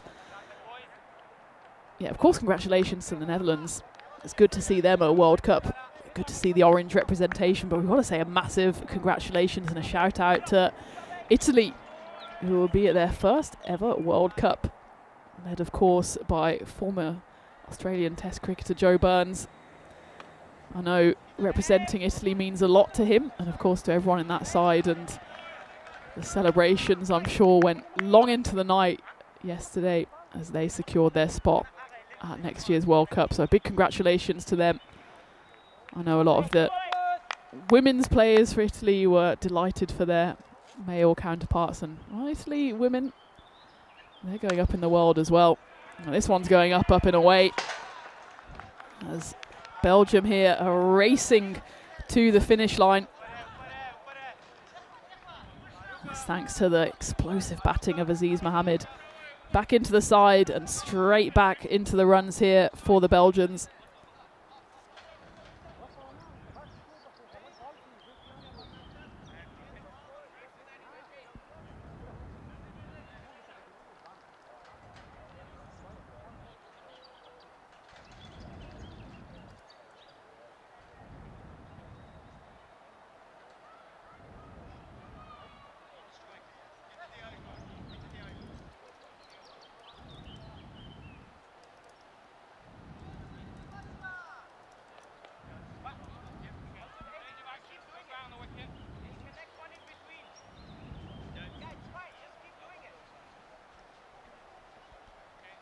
Ace Pruss is bowling his second over here.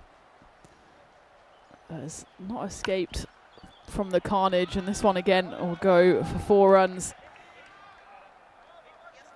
It's always the life of a leg spinner, isn't it? Sometimes, as Ace has found out on the network, you can get figures of 5 for 7. Other times, you can face down 40 plus without picking up a wicket. You've still got 2 balls left here to try and turn the tide.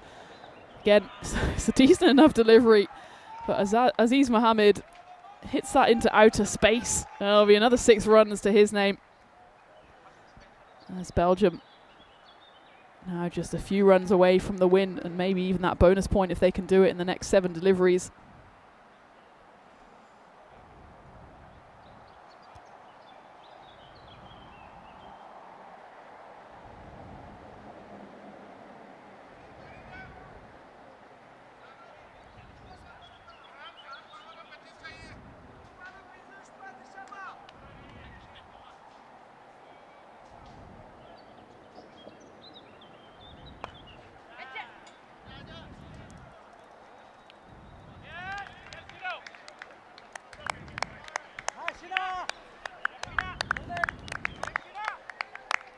So we're with the end of the over, end of the spell as well for Ace. It doesn't get the wicket, but he at least doesn't go for a boundary on that final delivery thanks to some excellent fielding there by Abdul Haq Sahil. It feels like it's a bit too little too late here. Still a big over needed though from Belgium if they do want to get the bonus point. It's 24 runs needed here for the guests. They'll need to do it in 1 big over if they want that bonus point.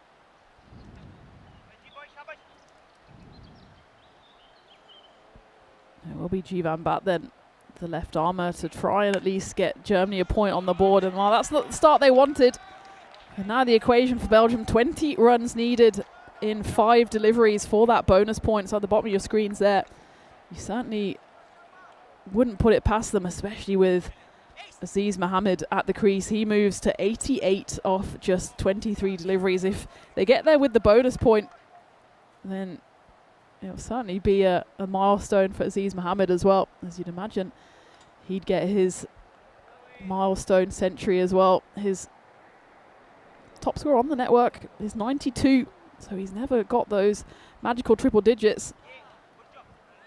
And this is certainly a prime opportunity, but he misses out on that occasion. He just needs to keep his head here. Well, that's a good delivery from Jivan Bat, a good comeback ball from him. Remember, he picked up the first and only wicket so far, bowling Mohammed Manib, who, well, almost bowled himself as he chopped on. But that first over seems like a very long way away now for Germany.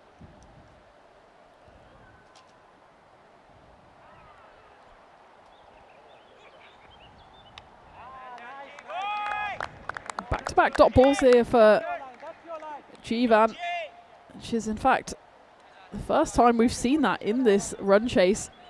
He just almost creates his own wide ball there, does Aziz Mohammed. There's no danger of being a wide ball. I'm just counting through the dot balls we've had in this innings so far. It's only been the 6, 2 of which have come in the last 2 deliveries. Shows just how comprehensive the Belgian batting has been.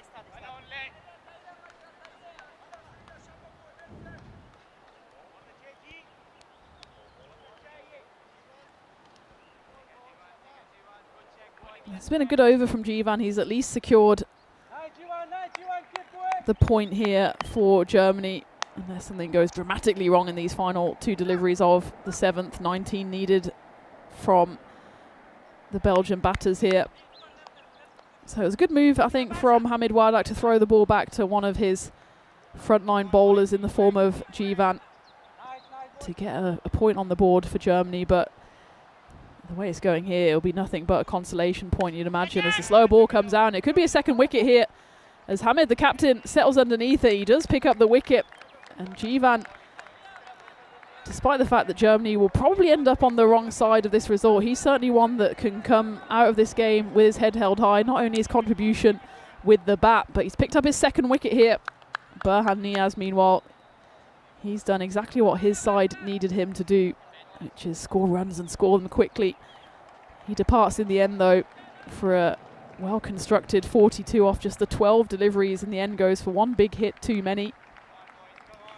But he rightfully gets applauded off the pitch by his teammates, and the celebrations from Germany are muted and, well, almost non-existent, especially when you take a look at Captain Hamid there, who knows that this game is more or less gone.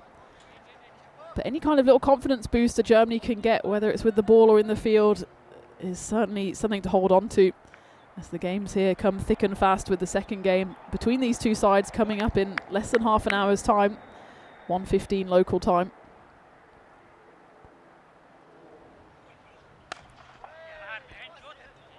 Sherry Butt, the captain for Belgium, who comes out in the number 4 slot for his side. He's a pretty decent batter to bring in as well. He's got 100 on the network. His high score, in fact, is exactly 100. He scored that in 2022. He's got over 2,500 runs on the network. And his side need just the 19 runs here to see themselves over the line. As we take a look at the lineups for the game coming up in less than half an hour, Tanzim Ali and Awais Zafar come in for Germany. As for Belgium, they also make 2 changes, with Aziz Mohammed and Rafaela Alokazai coming in. Of course, Rafaela did play the first game, so he's staying in. Might have been a late change there, as Belgium look like they'll take this win and will be looking to make it 2 for 2. As for Germany, if they do go down in this game, they will dearly want to seek revenge on their near neighbours in that game coming up before, of course, the final game of the day, coming your way at 3:15 local time. Going into the 8th over then, so Germany have secured 1 point, but it looks like it'll be 1 and out for them, as that one is slashed away by Aziz Mohammed who goes into the nervous 90s. In fact, that's his highest score on the network now. Previous high score 92. He moves to 93, but he certainly will have two aims in mind here, which is getting his side over the line and getting himself that prestigious century. He's got the bowling of Nuruddin Mujadadi to face here in the 8th over. He clubs that one away. It'll be 6 runs that takes Aziz Mohammed to 99. You can ask Joe Root how it feels to be on 99. Of course, Root had to sleep on his 99 not out. Aziz Mohammed has about 3 seconds to think about it before his next ball comes down, with Belgium now needing just the 9 runs. Aziz Mohammed, he wants to get there and get there in style. Can he bring up his maiden century on the network? He's going to have to wait just a moment longer, as that one strays down the leg side from Nuruddin.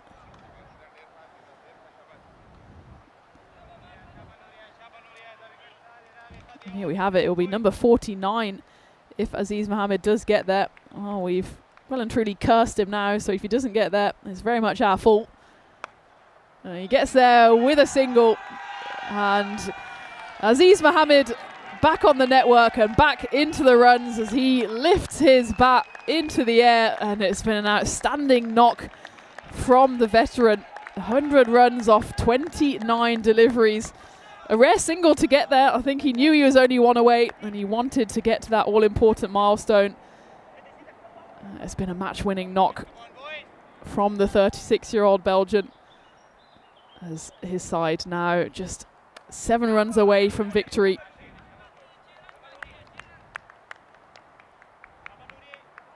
He's joined out there by Sherry Butt, the captain, who I'm sure will be delighted with his team's performance so far. They still need to get over the line, though,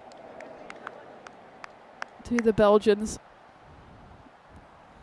And they are just 2 hits away now. That's good. A good over, though, from Nuruddin. Despite going for 4 and 6 in the first 2 deliveries, he's come back strongly.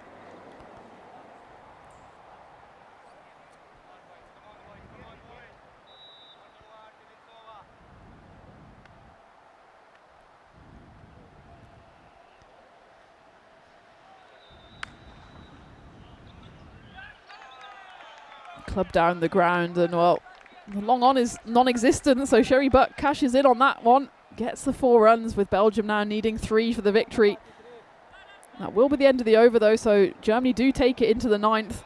Be interesting to see who Captain Hamid throws the ball to here in the 9th to, well, possibly only bowl the 1 ball, with Belgium needing 3 now. They move to 153. Aziz Mohammed, of course, will be on strike, and that seems fitting that the Centurion will be the one with the opportunity here to score the winning runs for his side in this first of 7 ECIs between Germany and Belgium. It will be Suleiman Momand, the youngster, who has the tough task here of bowling the 9th against Aziz Mohammed.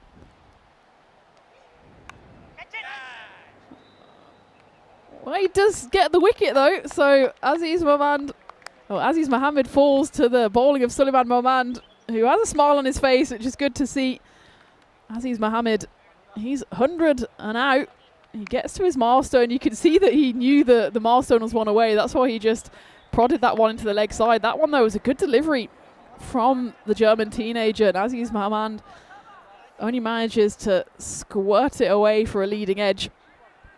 Good news for Aziz is he can walk off the pitch and get the plaudits of all of his teammates as he gets 100 off 30 deliveries and isn't quite there at the end, but manages to put his name into the ECN Hall of Fame and also, in all likelihood, get Belgium over the line here in this first T10.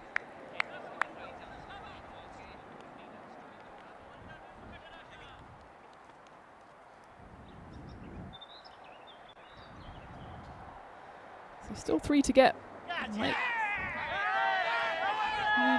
And it's 2 and 2 for Suleiman Momand, as Walid Sabzada is the new batter, the wicketkeeper for Belgium.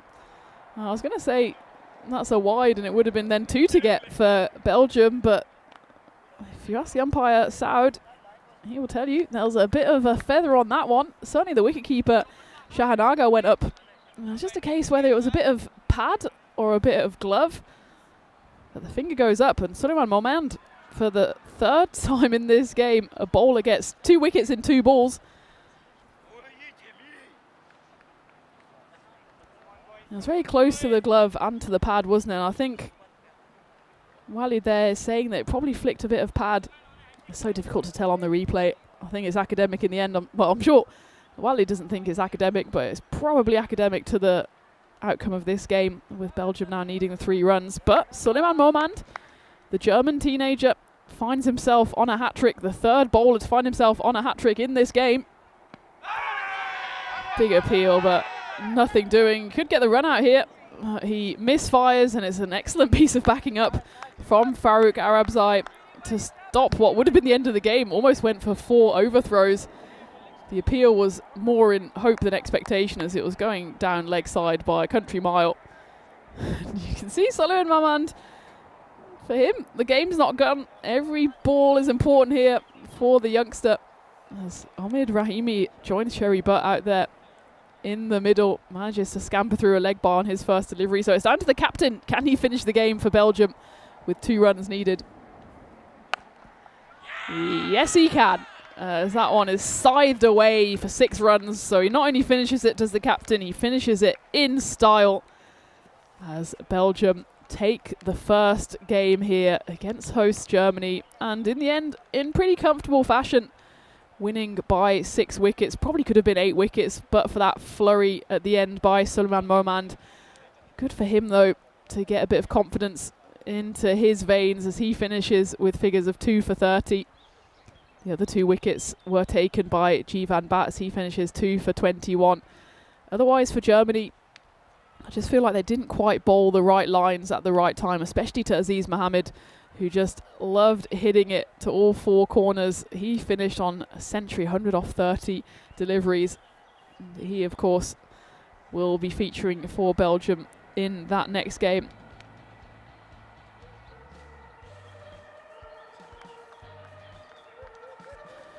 As for Germany, it'll be a case of back to the drawing board. They don't have too much time to do any kind of drawings, as the next game will be coming up in less than 20 minutes time now. But let's take a look back at the highlights of that Belgian run chase.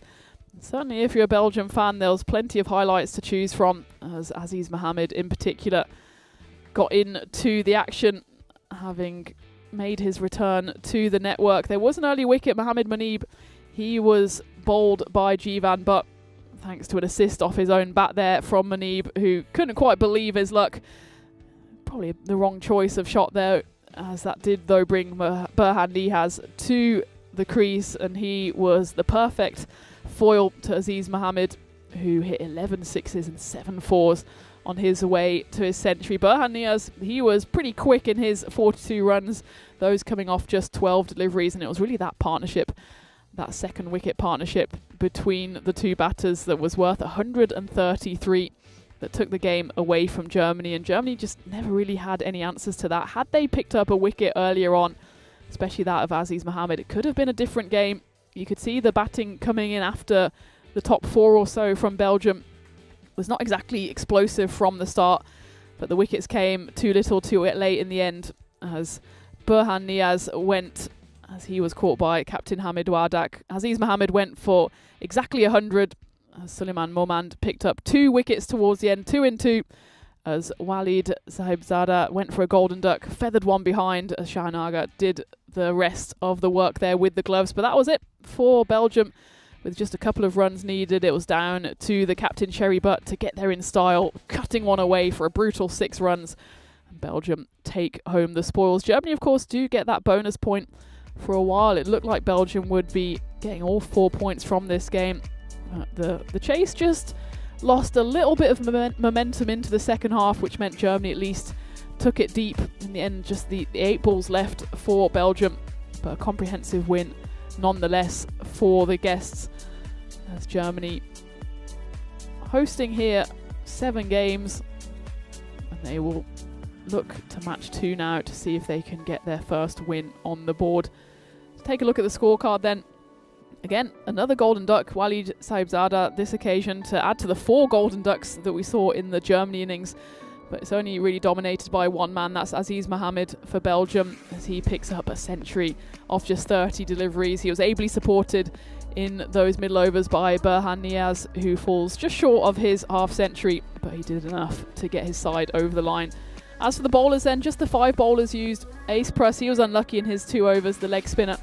He went for 45, but the 2 wickets shared then. Bat got 2 and Moman got 2, the youngster towards the end, and Jivan Bat in particular. Brilliant economy from him to add to the 68 runs he scored in the first innings for Germany. Wasn't enough though for the hosts, as Belgium take the first win. They take it relatively comfortably in the end, beating Germany by 6 wickets. Belgium will be looking to make it 2-2. As for Germany, they need to get their first win on the board. And that game is coming your way in just about 15 minutes time. So join me, Tina Goff, as we go through the second game of the day. Remember, it's just a 3-game day today, but plenty of action all across the European Cricket Network. And that next game, match 2 here in Creerfeld, it's coming up in 15 minutes. So grab yourself a cup of coffee, maybe a spot of lunch, and join me for that one here on the European Cricket Network.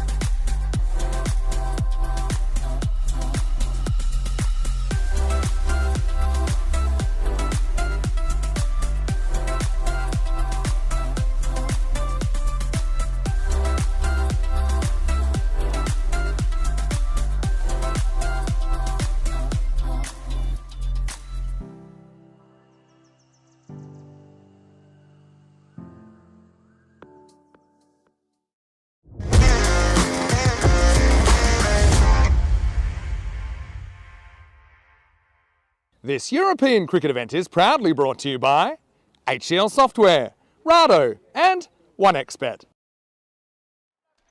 Welcome back to Krefeld. We're into match 2 here between Germany and Belgium. Of course, the first game went Belgium's way as they beat the hosts by 6 wickets. Germany here looking for revenge. First and foremost, though, they'll want to win the coin toss. So let's go out into the middle to see what happened at the all-important coin toss. Germany to call. Heads. Heads is the call. And it's a head. Okay. You're going to bat first. They're going to have a bet. Thanks, Tyrone. So Germany do win the toss and they decide to bat. Remember, Belgium won the toss in that first game. They decided to field, so it's same here for the two sides going out there. Of course, in that first game, Germany put 155 runs on the board. That was mostly thanks to the big hitting of Jamshed Khan and Jivan Bat in amongst the 4 golden ducks that Germany actually suffered in that 155 for 5. We thought maybe it was a competitive score. In the end, though, Belgium made it seem anything but, thanks to the big hitting of Aziz Mohammed, who hit exactly 100 before he fell late on in the piece, as Belgium comfortably made it home with a good 9 balls left to play. So they took the glory in that first game. The good news, though, for Germany is that they got their second game coming straight up to try and seek revenge. As Aziz Mohammed, he's in there for Belgium. I'm sure he's going to feature heavily with both bat and ball. Germany have made 2 changes. Tanzim Ali and Awais Zafar come in for the hosts, and Hamid Wadak, the captain, will be hoping for a reversal of fortunes, both for himself, as he also was one of those 4 golden ducks, and of course also for his side. Unsurprisingly then, given the emphatic nature of that first win for Belgium, the win predictor has done a 180, and this time it says Belgium is in the driver's seat, 65% to Germany's 35%. You do feel, though, that Germany are not too far away from a win.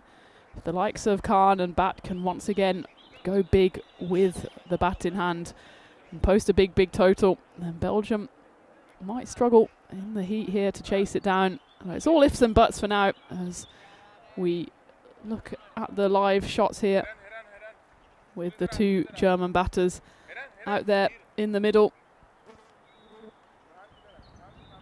It looks like it will be pretty much an action replay as Murid Ekrami will have the ball in hand. You can see on the right of your screens there, the left armour. Remember, he picked up 2 wickets on the very first 2 balls of the series just a couple of hours ago. He'll be hoping to repeat the trick. Trying to stop that will be Jamshed Khan. It looks like he's facing up the first ball. He's joined out there in the middle by Asma Ali. Of course, faced the first ball of the series earlier today and just managed to skew one off both bat and pad and into the grateful hands of the wicketkeeper. He's at the relatively safety of the non-striker's end for now, as Jamshed Khan faces up the first ball here, and well, it's an umpire clothesline coming on in. As just got a minute or so before we are ready to start here.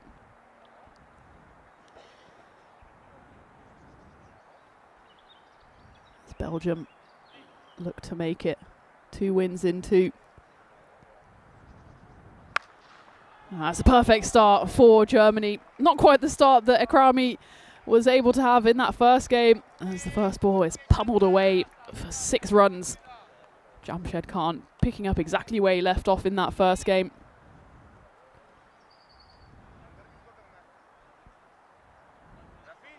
Two men in black out there in the middle for this game. Nikhil, standing umpire, and Guru at the square leg, and Jason is the 3rd umpire for this game. Done a great job so far, the men in black. I do say it's pretty warm out there. I don't think I'd be wanting to wear black in this weather, but they've done a stellar job going into this second game. Swatted down the ground. It'll be another 6 runs. Jamshed Khan, I think he has a bit of a point to prove. He got runs in that first game, wasn't enough to see his side over the line. And he started in blistering form here. 2 sixes off the first 2 deliveries again. Murid Akrami He's gone through the whole range of emotions here on the network. First 2 balls of his first over in the first game go for wicket, wicket. Here he's gone 6-6, and that's backed up with another 4.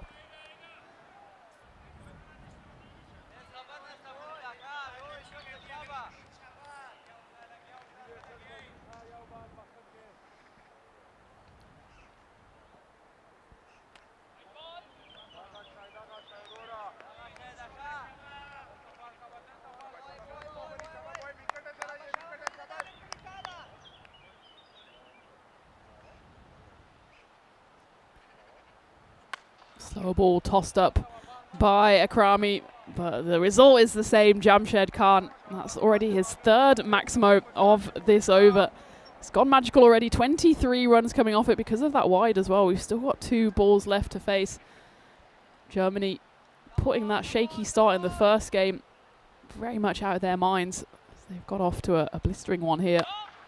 No ball called by umpire Nikhil. It's fumbled on the rope, but it will be stopped in the end by Burhan Nihaz. Must have been a front foot fault here, as we can take another look on the replay. See what umpire Nikhil saw. Yeah, you can just about see a bit of daylight there between the front crease line and the back heel of Murid Akrami. So a good call there by Nikhil. There will be a free hit coming Jamshed Khan's way. Remember in the first game, there was 2 no balls bowled to him on both occasions. They managed to run through. In fact, correct myself, because Jamshed Khan did get a single on that one. So once more, for the 3rd time running, he faces the no ball, but it's his strike partner who gets the opportunity. And Asmat Ali gets the free hit, and he punches it down the ground. It will just be for, well, 2 in the end as they scamper through. It's excellent running by Jamshed Khan. He turned and went straight away. And I don't think the umpire is going to go to the TV here. By my reckoning, Jamshed was safely home. It's worth taking another look. Nonetheless, it was that fumble by Niaz on the rope which allowed Jamshed, he had to veer past his strike partner Asmat Ali. Oh, and it's actually much closer than we think. I think he's just about home. You can see there he's pretty much on the line. In the next frame, by my reckoning, he's just safe. It's really the extension of the bat that saves him here. Just about to say good running in the end by Jamshed Khan, but it was very much touch and go.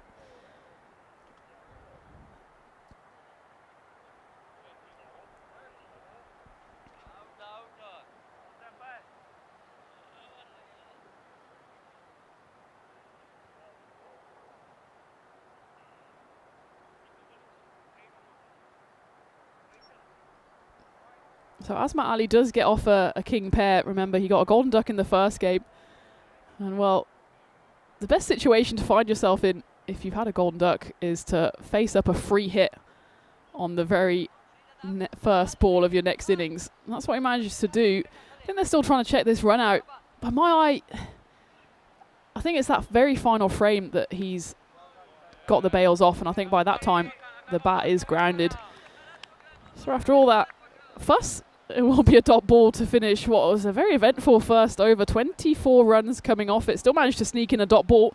As we can now sneak in the graphic for the Premier Division. The ECC for men coming your way from Khartoum at the end of September. I'll be there for the Premier Division. Very much looking forward to that one, as the winners of Groups A, B and C will join England and the Netherlands in the championship group. That then takes place a couple of weeks later. It gives all the winners a bit of time to take a breather and soothe any sore bodies. And England and Netherlands will be waiting in the wings for that exciting culmination of the ECC, of the championship group, going across 3 days from the 16th to 18th of October. Very much lots of cricket to be played between now and then, though, as we go back live here.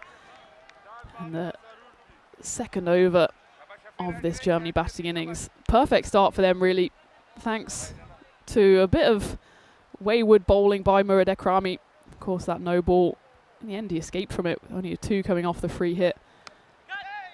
But Jamshed Khan, He's racing away here as he moves to 27 off just 6 deliveries. It's Shafiola Zakel who's bowling the second over for Belgium.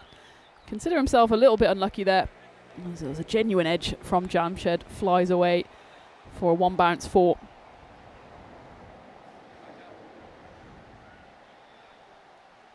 So having scored 73 in the first game for Germany, Jamshed's already on 23 here, so that takes him to 96 for the day.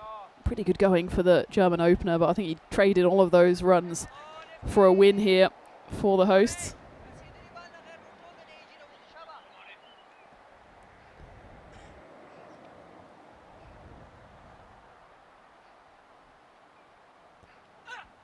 Got him straight through, and well, maybe that was a bit of commentator's curse on show, just bigging up how well he's batted today, and that one flies straight through his defences. It is in fact Iftikhar Kankel who's bowling this over, and he could consider himself slightly unlucky on the previous delivery that it went for a 4. Absolutely no luck involved in that one as he cleans Jamshed Khan all the way up. Jamshed just drops his head, doesn't even have to look back, he knows exactly what has happened. Still though a decent start, if nothing else, by the German opener as he goes at his trademark quick pace, 27 off 8. But Belgium do get a wicket in the power play slightly later than in the first game. Still only in over number 2 here. That first over went for 27 runs, also took a long time with the wide and the no ball, and just clarifying on that tight run out. Maybe just lost a bit of momentum, did Germany, through that weight, and in the end it's the opener Jamshed who has to depart. That brings Hamid Wardak, the captain, to the crease. Remember, he's another one who's on a pair here, a king pair. He went for a golden duck in the first game. He was the second of the 2 victims scalped by Murid Ekrami in those first 2 deliveries. He certainly wants to get himself into the runs here.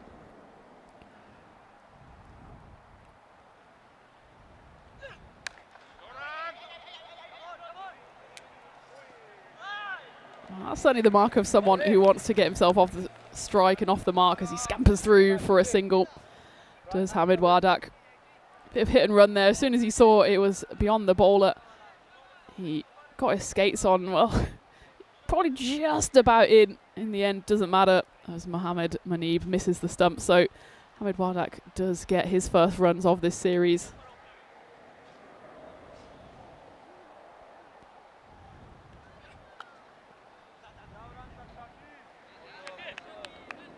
Hi to everyone once more joining in the chat. See Dave and Luke Belgium, and Ravi is in the chat. Good to see you, Ravi. I know it's been raining a bit wherever you are. I think the rain follows you around. I will say it's sunny here, so maybe the sun follows me around. Not making any big claims, but I haven't seen rain in a good few weeks, I think.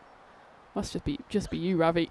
Oh, that's a bit of a filthy no ball there as it goes past the eyebrows of Hamid Wardak. He's quite crouched in his stance. He's also standing outside of the crease. Then he takes a big lunge back, almost crab-like, but almost gets his block knocked off there, and it will be a warning as well for the bowler Iftikhar. No malice, I think it just slipped out of his hand here, but a free hit then coming up for Hamid. And he absolutely marmalises that one. That goes flying into the bushes. I know there's a bike path the other side of those bushes, and I hope there was no cyclist going past at just that moment, because they would have had a grizzly going to say hello. Hamid right back in his crease. The sound off that bat was a sound to behold, and it will be a big 6 to end what was another action-packed over. Had a bit of everything. Had the wide, no ball, a 4 and a 6. Going through the whole bingo card of cricket.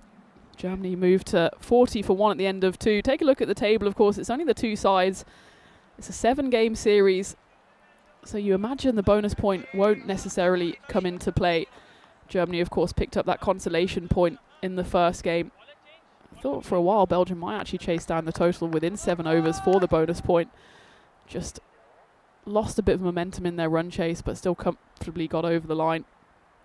Sherzai Hairan bowling the third over here. That one's clipped away, and it's not going to have the distance on it. Will it be taken in the deep? It absolutely will be. In the end, There's a catch taken on his knees. But I think it's Omid Rahimi out there. He was in the air for a long, long time. It just got a little big on Asma Ali there. Sherzai Hayran, his first delivery.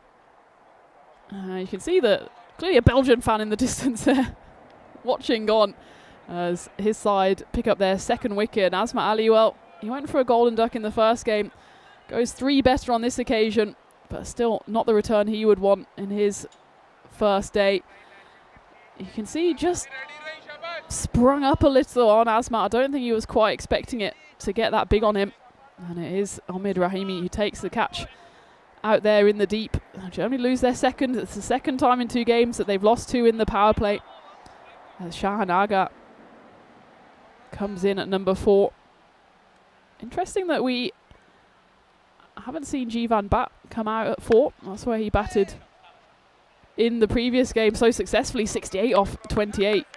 Well, he batted 4. He ended up pretty much opening after he came in after 2 deliveries. But this time it's Shahan Aga who's given that number 4 spot. It's quite an interesting move actually for Germany. He came in at number 7 in the previous game. Just faced the 1 ball. It went for 3 runs, but he's certainly someone with runs in him. Remember, he played for the Asian 11 in the Western Shield earlier this year, back in February. Appeals here from the Belgians. There was a noise of some sort. It certainly didn't sound like a bat noise. It's a shake of the head there by the umpire, Nikhil.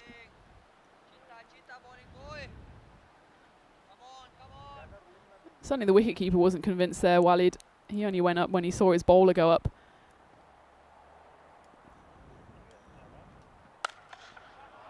That one's cracked away. Shahan Aga currently showing why he's been moved up to number 4. His high score on the network actually has come in an international as well. That was 47 against Czechia in 2023. He's got a bit of a task on his hands here. He might have felt a bit frustrated that he didn't get too much of a chance to bat in that first game, but he's got the best part of 8 overs here to show what he can do. And that's a glorious shot. Cut away, and it's going to go all the way for 6 runs as well. It's a flat 6. We've actually seen that shot played very well by both sides so far today. It's quite a bouncy pitch, is Creerfeld. So you're going to see a lot of runs through the square region, both on the offside and the leg side. You won't see quite as many shots straight down the ground unless you have batters really batting very far out of the crease. I'd say it's certainly a pitch where you can just rock back and wait for that slightly shorter delivery. That one wasn't even much of a short delivery, to be honest. It was pretty much on a length. Just the width on offer allowed Aga to throw his hands at it. And despite picking up a wicket on the first delivery, Sherzai Hayran has gone for 3 sixes after that.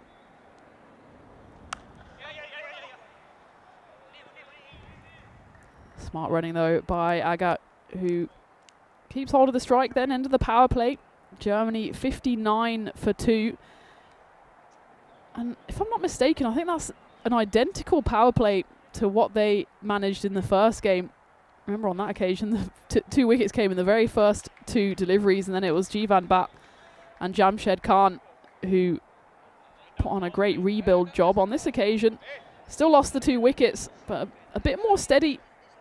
And thanks to that big first over, 27 runs coming off it, Germany again have put themselves in a position where they can at least kick on in terms of their run rate.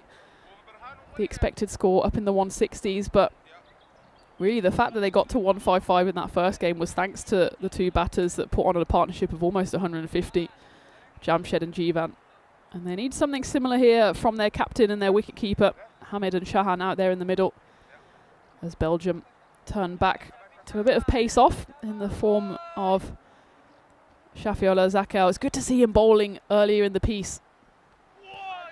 If you remember in that first game, he bowled the 9th over, bowled it tremendously, but of course because he bowled the 9th, he only had the 1. He's been given the 4th over here, so straight out of the power play, and that one goes through everything and everyone. Just a little turn off the pitch there, and it was more the length than anything. And then Walid was not able to stop that one, so 4 byes.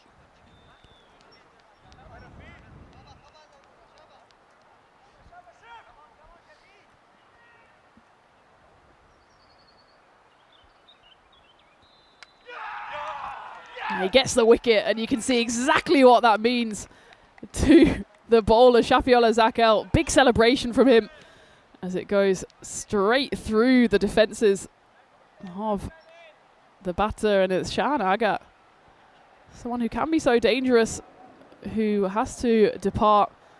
Let's see if there's any turn on this one. It's just the angle, really.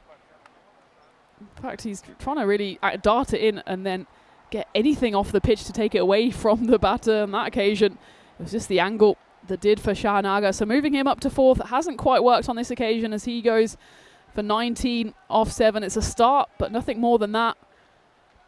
As Shahzaib Khan comes out in the number 5 spot for Germany. So again, I haven't seen Jivan bat so far. I suppose Germany just shuffling the pack, seeing who can cause some damage at the top of the order.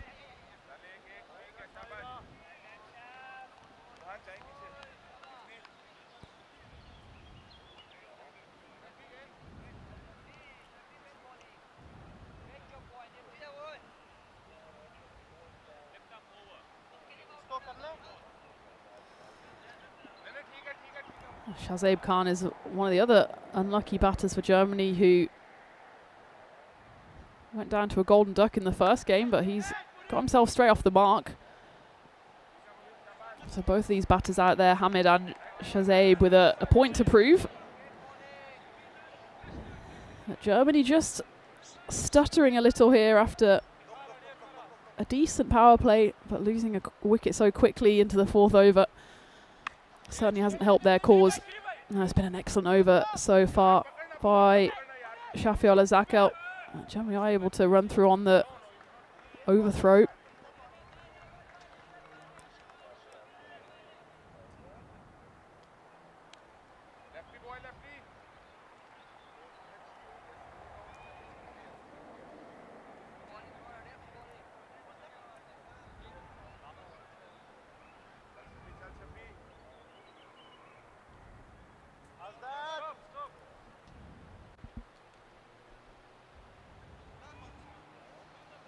Remember, while this game is going on here in sunny Krefeld, we've got international action, T20 action from Bulgaria, Turkey against Gibraltar. As it's either the magic bails or the fingertips of the wicketkeeper there that nudge the bails off. Width on offer there, and Hamid right off the toe of the bat, but nonetheless gets it through for a boundary.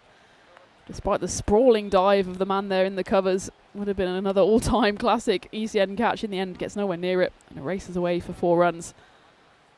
So that will be the end of the 4th over. Germany 70 for 3. We're just going back to what's happening over in Bulgaria. So Turkey registered only their 2nd ever T20I win this morning against Bulgaria. And now facing up against Gibraltar. Batting first, Turkey have 101 for 1 at the halfway mark. So again, eyeing up another 200 plus score. No, it's not the largest boundaries over there in Bulgaria. Of course, here in this series, we've got the standard 50-meter boundaries all the way around. We've certainly seen a few big hits so far this morning between these two sides. There's another one to add to the connection. That's one of the lesser spotted straight hits, just slightly too full there by the bowler, and it's lifted away gloriously by Shahzaib Khan. He's quite a tall batter and uses his long levers there to lift that one over the rope.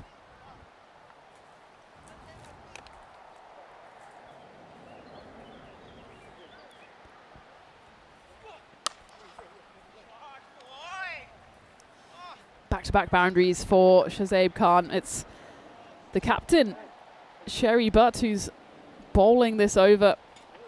He's got enough pace about him, but if anything, probably just bowling a touch full here is the skipper, just allowing the tall figure of Shahzaib Khan to lean into his shots. Yeah, we have other side, we have enough, but not here.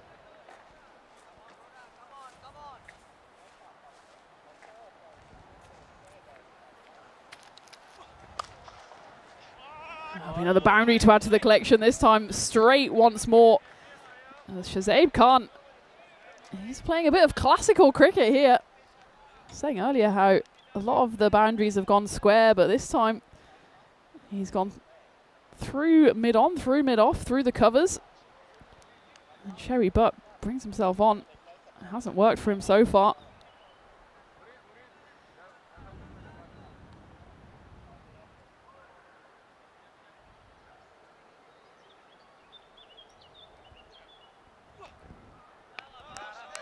It's a better ball on that occasion. Just drags back his length just a little.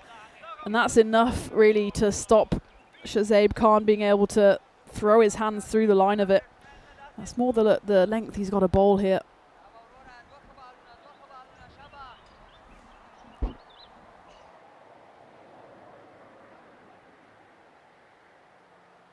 fact, it's not the skipper who's bowling this over, it's Rafiola Aloksai. Just catching up on the scorecard. Maybe the skipper will have to bring himself on, because throwing the ball to Aloksai hasn't quite worked here, as he's gone for 18 off his first 5 deliveries. Shahzaib Khan, having played a few glorious traditional shots, that one just makes his own luck as he flashes at it and it flies for a minimo. Germany here still well poised though to get a big score. They just need to stop losing those wickets. 165 the expected score. They're into the 90s here with 1 ball left of the 5th. Make that 96. That's one of the cleanest hits so far, as Shahzaib Khan really takes Aloksai to the cleaners in this over. 96 on the board for Germany, and look at that expected score, very much in the Goldilocks zone. It's anyone's game at the halfway mark, as that one's cracked away. Almost a no-look hit there by Shahzaib Khan, as the 6 is added to the score. So at the halfway stage, Germany well into the 90s, as you can join me once more in the commentary igloo in the glorious sunshine here in Krefeld. And well, it's shaping up to be another interesting game, isn't it? In that first game, Germany put 155 runs on the board. It didn't end up being enough, as Belgium actually got home in relative ease. But here, it looks like they're going to post a total, if they carry on as they're going, more towards 160, 170, even up towards 180, 190. And you certainly think that's a much tougher run chase for Belgium. They'll be relying on the likes of the power of Mohamed to see if they can get themselves over the line. I will say Belgium, they have probably a top 4 or 5 who you certainly think they can get the runs. But if Germany get a few early wickets, get into the meat of that Belgium batting lineup, then we could be in for a very exciting run chase as we go back to live. And that one's coming straight down the barrel, and it just lands over my head in the commentary tent as the boundaries keep on flowing here for Germany. This time it's off the bat of Hamid Wardak, who mostly saw the carnage unfold from the non-striker's end in the previous over. He gets in on the Maximo action here.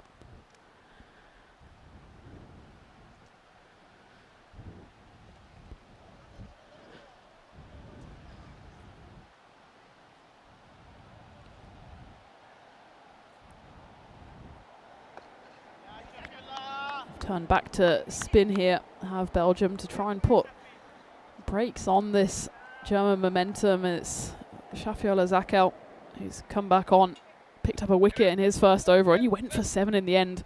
Certainly the best over of this fielding innings so far from Belgium.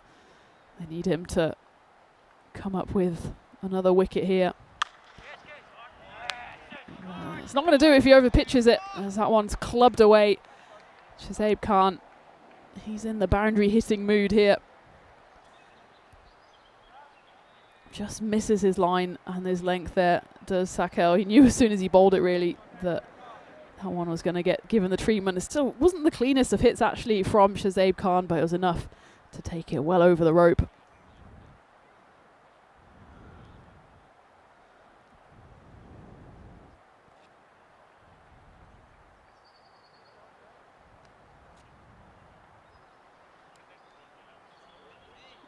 Just a few technical issues here, I think.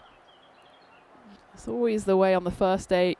A few gremlins come into the system here. Of course, we are broadcasting live from 3 different locations across Europe, with that series happening over in Bulgaria. At the same time, there's the ECSW And the second game of the day there, or third game of the day, in fact, is taking place between the French Eiffels and the Luxembourg Mullertals.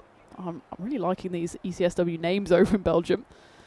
And before we had a bit of a network drop here, the Luxembourg Mullertals were 69-1. That was at the end of their 10 overs. So in the innings break there, the French Eiffels eyeing up 70 runs for the victory over in Belgium.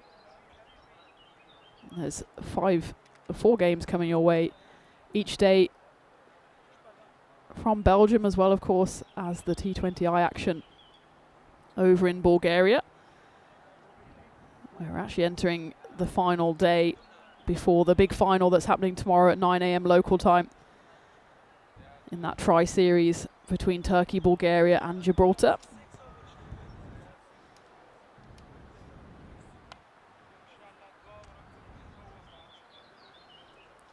Well, it's good to see that the sun is shining here in the industrial heartlands of Germany. You can see the chimneys there in the distance.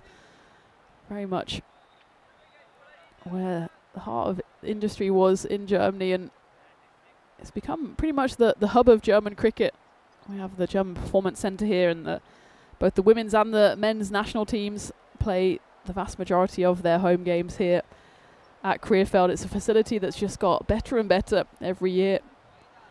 I like the fact it's an extra wide AstroTurf. I think as a bowler, it just gives you a bit more of a psychological advantage when you have the full width and then some of that strip. I know some of the strips across Europe are just these, they pretty much just have the width towards the wide ball and nothing more, which can make it seem like a very, very thin strip if you're a bowler. Whereas this one's a bit more generous.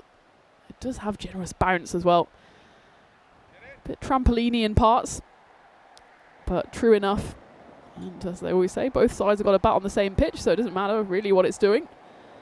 As it looks like we're almost ready to get back underway here.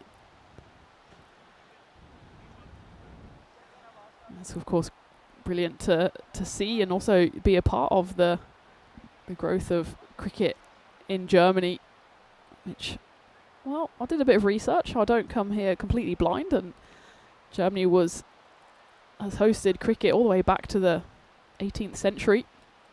And there was a thriving cricket scene in Germany up until the First World War, really. And a lot of the historic football teams that you might know from, if you're a football fan and a European football fan, actually started out as football and cricket sides.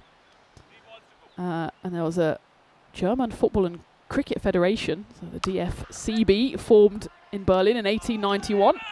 Back to the action here, back in 2025, and another boundary comes off the bat here of Shazib Khan. It was riding his luck just a little here as the fielder scampered round. Actually should have done a little bit better there with the catch as it burst straight through his hands. And it'll be insult added to injury there, as despite the kick of the boot of Rafael Aloxai there, Shazib Khan perfectly threads the needle between deep mid-wicket and cow corner. Back-to-back boundaries after the slight delay.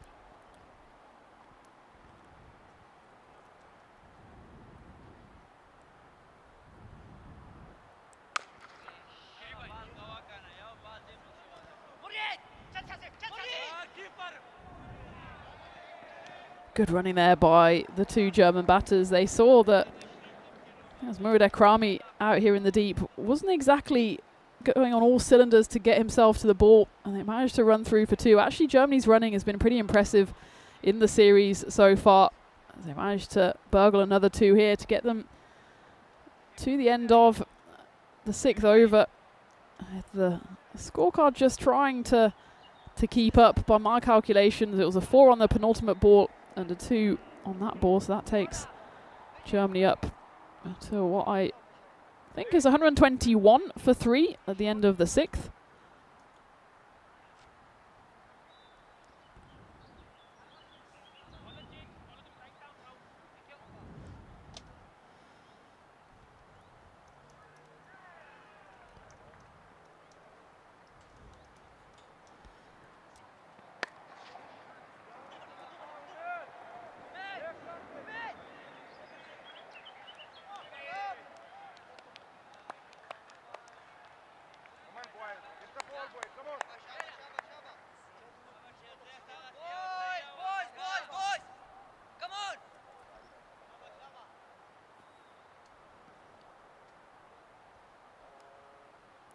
Shazay Haran bowling this 7th over for Belgium. They need a wicket. This partnership just threatening to be explosive here for Germany. These two came together in the middle when it was 63 for 3. They've lifted the score up into the 120s. Hamid has only faced the 7 deliveries. He's mostly let Shazib Khan do the damage at the other end. 46 off 12. As the right-hander, but the left-hander getting in on the boundaries here as well, as he plays that one inside out through the covers, up and over, 6 runs. The German captain moves into the 20s. And that's Germany up to 129 for 3. Shazib Khan 46 off 12. And Hamid 27, 130 as well, because of course that extra wide ball delivered by Hairan.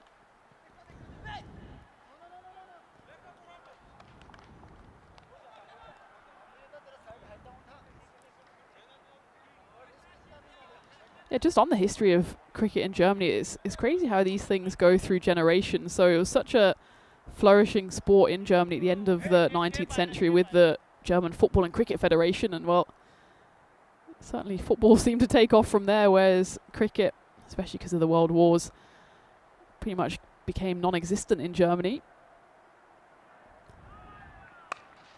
The DCB did split away from the Football Federation in 1912, but then of course global politics happened, and since the Second World War wasn't too much cricket played in Germany, and the British forces brought cricket back and set up leagues, mostly of expats. And it was that immigration after the Wirtschaftswunder, so the economic wonder in Germany in the 50s, that led to immigration, looking for new jobs in the 60s and 70s, and that allowed the game to build up a bit more. And the new German Cricket Federation, Deutscher Cricketbund, was formed in 1988. It's a beautiful shot by Khan, who's got to his 50 and moves on to 54. He got to his 50 in just 13 deliveries, and seems to be putting on the afterburners here as Germany move up to 135. Looking in a promising position here. That expected score up into the 190s. Certainly with these two at the crease, putting on a good partnership, you'd say that that's within their grasp. And that one goes more high than long, but I think it's still got the distance on it. It's going to land away over the rope. Germany looking threatening here.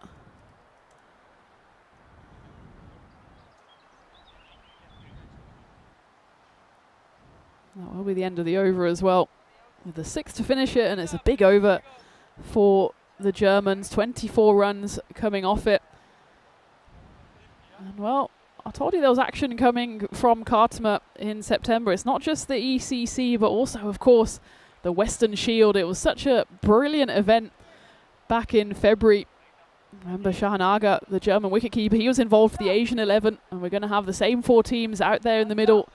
6 days of carnage in Khartoum, with icon players, stars of cricket, past, present and future, all fighting it out for that glorious Western Shield trophy. Of course, the Meltle Shield is back as well, in a bigger, better format with the same 4 teams, so reflecting the expanded Western Shield. So we'll again have the European 11, the Asian 11, the World 11 and the British and Irish 11 fighting it out. First in the Meltle Shield and then in the Western Shield, and the women's and the men's, with a slight overlap as well. So it's going to be a brilliant spectacle from Khartoum in the middle of September. And then on the back end of that, straight afterwards, comes the ECC.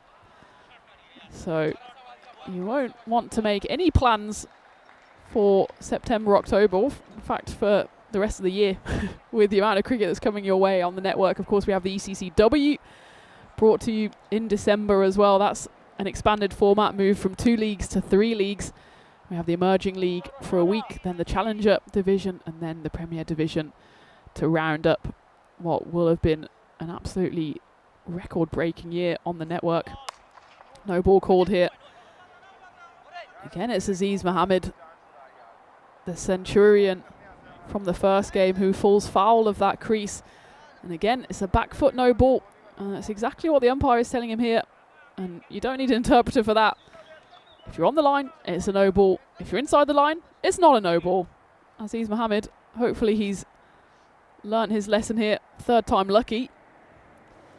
As we had hit a couple of back foot no balls from him in the first game. He's just looking to use the whole width of the crease. You can't use that much of it. It'll be a free hit here, faced up by Hamid Wardak. It's a good delivery though on the free hit. It should just be the one. In fact, Hamid is sent back by Shazib Khan on that occasion.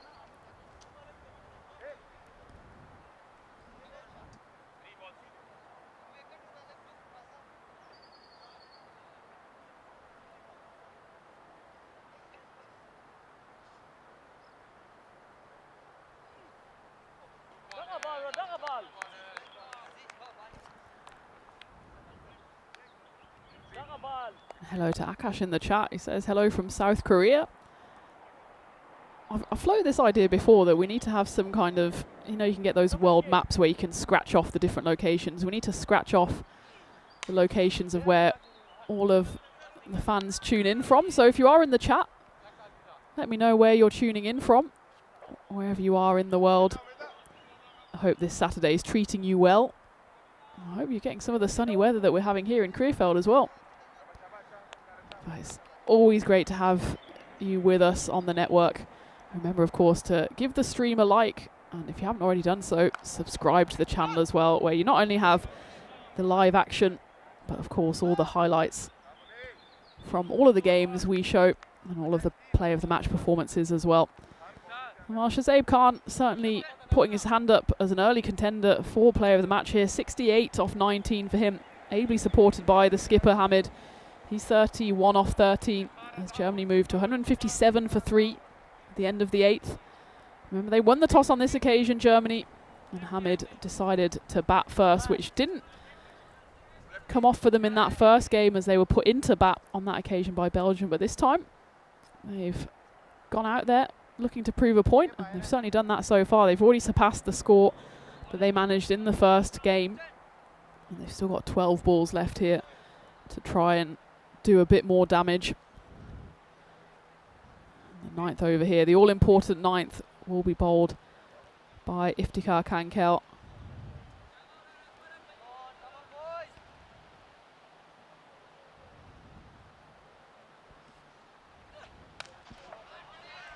Goes back in his crease, does Hamid, and it pays off for him as he slaps that one straight down the ground for a brutal 6 runs.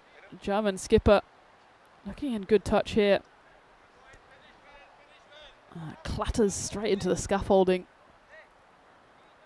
Cleanly hit there by Hamid. Germany move into the 160s.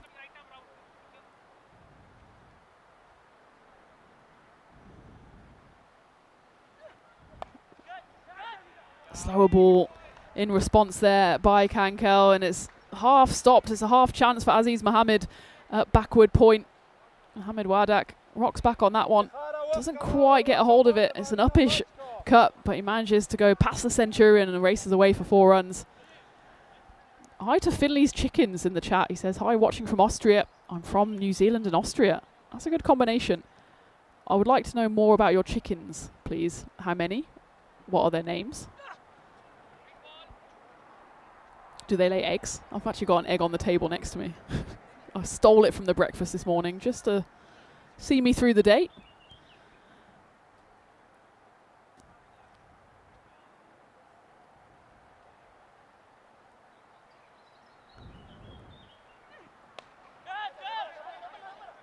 Up in the air, the wicketkeeper is chasing after it. It's a good grab in the end by Walid Sahibzada. That will be the end of the German skipper. It's the 4th wicket to fall. But it's a good shift from Hamid. He goes for 41. He gets there in pretty quick time, taking just the 16 deliveries. What he did well in his innings was use the full depth of the crease. He wasn't afraid to go right back, almost standing on those stumps. On that occasion, though, only manages to hit it up in the air It's a nice take by the Belgian wicketkeeper. So the 4th wicket to fall for Germany, 168 for 4. Interesting to see if we do see Jivan bat out there in the number 6 slot, and it will in fact be the left-hander who batted so well in that first game. 68, he scored off 28 deliveries.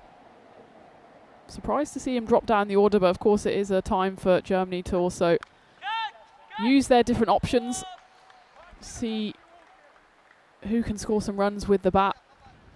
Jivan gets off the mark with a streaky 4. But a 4 nonetheless, as he has license here to really go for it in the final 8 balls of this innings. Expected score 192. If they go big from here, Germany, they could even still manage to hit that magical 200 mark. But it's certainly looking like it's going to be a more daunting run chase for the Belgians than that first game, where they managed to sail home in relatively easy fashion.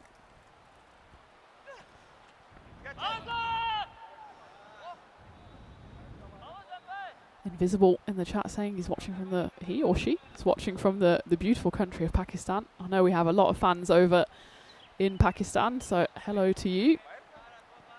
Thank you for joining us in what's looking like a more positive start here for Germany. They'll certainly be happier with the amount of runs they've got on the board here.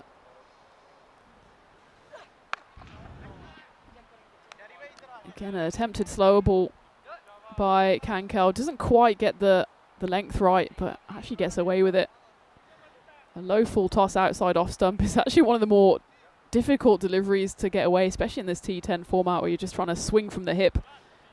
Jivan only manages to get a single. It does get Shazib Khan back on strike, 68. He's on off just 19 deliveries. Again, a slower ball. Would have been a wide. Instead, it's dismissively flicked away for a 1 bounce 4. Shazib moves into the 70s. With an elegant stroke there. Just uses all the pace off the ball. Works it away to move Germany to 178 for 4. And Coach Shiva there probably puts a few more positive notes in his notebook in comparison to that first game. Certainly Germany have come out with a bit more intent. And of course, well, not losing 4 batters on their very first delivery certainly helps. Again, they've just had a few contributions, first from Jamshed Khan and then from Hamid Wardak, and importantly from Shazib Khan, who remains not out off 20 deliveries, 72 to his name. He will be at the non-strikers end though, as Jivan bat faces up the final over here. Germany 178 for 4. The final over to be bowled here by Rafiola Alokzai.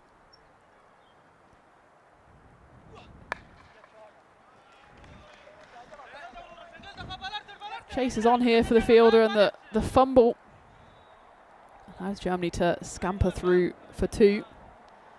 News on Finley's chickens. He's got 2 chickens called Frio and Brie. They both laid eggs, but unfortunately Frio passed away last year, but Brie is still laying eggs. About 1 to 2 per week, but she's not very keen on laying at the moment. It's maybe too hot. If Austria's anything like Germany at the moment, I don't think I'd want to be laying eggs in this weather. But hello to you, Finley, and of course to your chickens. Or chicken singular now, I guess. But wherever you are, I hope you have a lovely Saturday. I'm sure Saturday is just boosted by the fact that we've got an absolute embarrassment of cricket riches to bring you. Triple screening is the order of the day here on the network. It's lifted away into the offside, calls of catch it, and it will be taken comfortably in the end by the man in the deep. And it will be the end of Shazib Khan, who's put in a tremendous shift here. Has the right hander. He just kind of lost his shape on that delivery. Didn't know whether to hit it leg side or offside in the end. Only chips it up into the deep. So his innings comes to an end, but it's an excellent shift from him as he departs for 72 off just 21 deliveries. He certainly put Germany in a promising position here. 181 runs on the board. And you can see just not quite hitting that one from a stable base. Almost knocks himself over trying to work that one away. And in the end, a comfortable catch from Jersey Hayran. Not easy when he's looking into the sun. He manages to keep hold of it, and it's the third catch that the Belgians have taken in this game so far as Germany lose their 5th wicket. Rafiola picks up his first.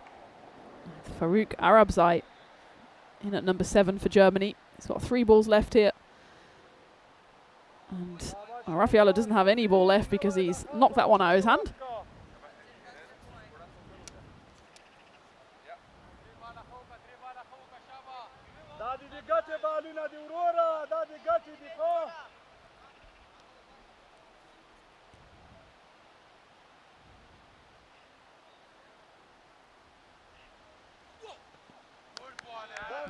Oh, bowled by Rafiola. Yet to give a boundary in this final over. 2-1 wicket dot. And certainly 200 is off the cards here for Germany. They still, with 2 big blows here, can get into the 190s. It's always a tough task for a batter coming in late in the piece here, just to fire from the off. Farouk didn't feature with the bat in that first game. Steps across that one to the offside, calls a catch it, but it's going to go flat for 6.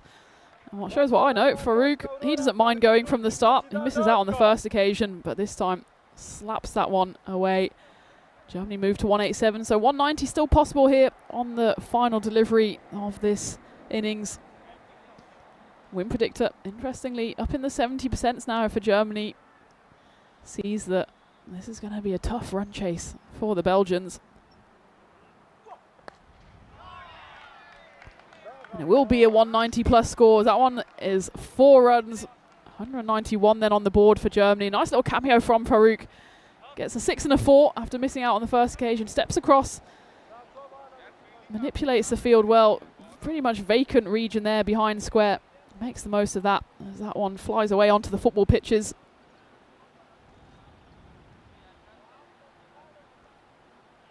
So Germany can be much happier with that outcome than the first game, where they managed 155. On this occasion, 191 on the board for the hosts, thanks to some big hitting from the likes of Jamshed Khan and Hamid Wardak early on, and then the high score, Shazib Khan. He scored 72. As we take a look back at the highlights, Jamshed Khan picked up exactly where he left off in that first game. Thought maybe he'd be on for another big score. 3 6s and 2 4s on the 8 deliveries that he faced. In the end, though, he went for one big swing too many. First, he survived this pretty close run-out call. A few balls later, he was cleaned all ends up. That was an outstanding delivery from Iftikhar Kankel. That was his first of 2 wickets that he picked up. And for Germany, well, you can understand that there was a few nerves around, given that 4 of their top order got golden ducks in the first game. Nazmat Ali, he was one of those. He only managed 3 on this occasion before he hauled out to Omid Rahimi. But then it was first Hamid Wardak and Shahan Aga who put on a decent enough partnership, but Shahan only lasted 7 balls, did manage to score 19 before he was clean bowled by the dancing Shafiola Zakel. And then it was that big partnership between Hamid Wardak and Shazib Khan, who had a few lives. That one burst straight through the hands of the fielder, but in the end, their partnership was worth 105. And that's really what boosted Germany's score up into the 190s. It was a good take by Walid, the wicketkeeper, that marked the end of the German captain. He fell for 41 off 16. And Shazib Khan hold out as well, but not before he got 72 runs to his name. There was a flurry of wickets towards the end, but those who did come out to bat came out firing from the start, and a little 10-run cameo at the end by Farouk Arabzai ensured that Germany, well, they didn't quite get to the 200, but they got into the 190s, 191 on the board for them. A more healthy scorecard than in the first game. Not a duck in sight, as was certainly the case for Shazib Khan, that he was able to get into his business. 72 off 21, the high score for Germany. As for the bowlers, 6 used for Belgium. Iftikhar Kankel, he's a consistent performer so far today for the Belgians. Picks up 2 wickets, and it's a wicket apiece for Hayran, Zakel and Alokzai. With just the 4 wides bowled, those no balls though do have to be cut out. I think Aziz Mohammed, he's the prime suspect there, as he bowled a couple of back foot no balls, and really those free hits are the ones that kill you. On this occasion, Germany did miss out on most of those free hits. but it's something that Belgium will want to keep an eye on and tidy up as they go into the last 5 games. But before that, of course, they've got a run chase on their hands, and it's a big one. 192 is what's needed for the Belgians if they want to make it 2 wins out of 2. As for Germany, they want to get their first win on the board, and they'll be looking to defend those runs and see if they can notch up their first win. Of course, the final game of the day coming after this one as well. So someone's going to come out of today with the upper hand with 2 wins. Will it be Belgium? Will it be Germany? Well, the run chase is coming your way in just over 5 minutes time. So join me back for that one here in match 2. This ECI between Germany and Belgium on the European Cricket Network.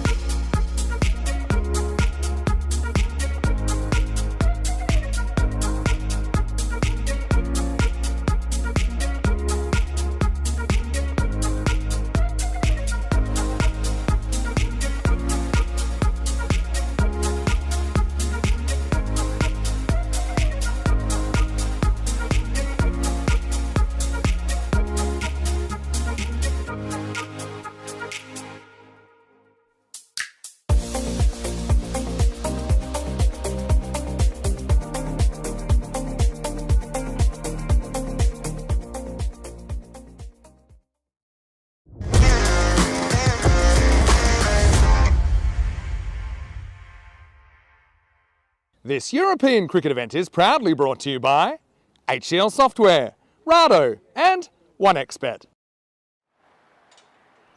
Welcome back to Creerfeld, where Belgium have a tough task on their hands if they want to make it 2 wins out of 2 against Germany. Germany, having won the toss and decided to bat, put on a big total, 191 runs on the board for the loss of 5 wickets. That was thanks to the hitting from Shazaib Khan, finishing 72 off 21. Ably supported by Captain Wardak, who finished 41 off 16. So the bonus point equation is a tough one for Belgium. They'd have to achieve the target within 7 overs to pick up all 4 points. As for Germany, if they want to get their first win and they want to make it a bonus one, they'll have to restrict their guests to 133 runs or less. Certainly think that Germany will be eyeing up that win, having put significantly more runs on the board than in their first effort, which didn't prove to be enough as Belgium were able to cruise home with 6 wickets in hand. On this occasion though, Belgium, they have to come out firing from the off if they want to hunt down that total of 192 runs for the victory. They do have, of course, a centurion in their ranks in the form of Aziz Mohammed. We saw him bowling in the first half of this game, but it'll be him needed with the bat now if Belgium want to make it 2 wins out of 2. He scored exactly 100 in that game number 1 before he went for 1 big hit too many and was caught out by Nuruddin Mujadadi off the bowling off Suleiman Momand, the teenager who came into that bowling innings late in the piece for Germany and picked up 2 wickets, but it was 2 consolation wickets in the end. Certainly they'll be looking at Mohammed as one of the key batters that they want to get the wicket of. And it looks like he's striding out there into the middle alongside Mohammed Munib. So it's the same opening pairing for Belgium. Munib, he only managed the 2 runs in the first run chase this morning before he was bowled by Jivan Bat. He can count himself a little unlucky on that occasion. He chopped on the left-hander, and Jivan Bat was the lucky recipient of that wicket. On this occasion, he'll have a point to prove as he takes the guard here. So it will be Mohammed Munib as well, facing up the first ball with the Centurion leaning on his bat at the non-striker's end. Of course, they've got Burhan Niaz in their ranks as well. He scored a very quick fire 42 off just 12 deliveries on that first game. And really, apart from Niaz Mohammed, no one from the Belgian batting lineup was really required to do much heavy lifting. So it'll be certainly a case here for Germany of trying to get early wickets, trying to get into that somewhat untested soft underbelly of the Belgian batting lineup. It will be Jivan Bat, who scalped 2 wickets in that first game for the loss of just 21 runs, who will open the bowling for the Germans.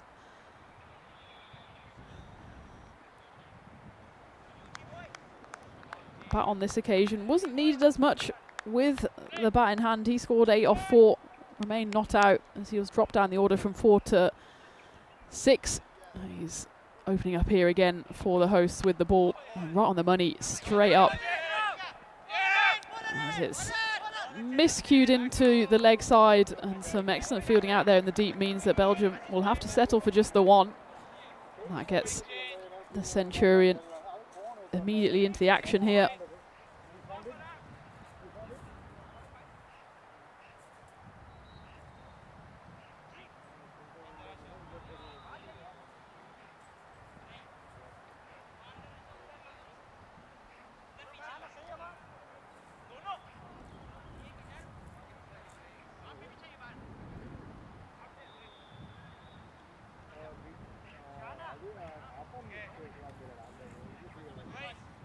Of course, the left-hand, right-hand combination here for Belgium means a few tweaks in the field.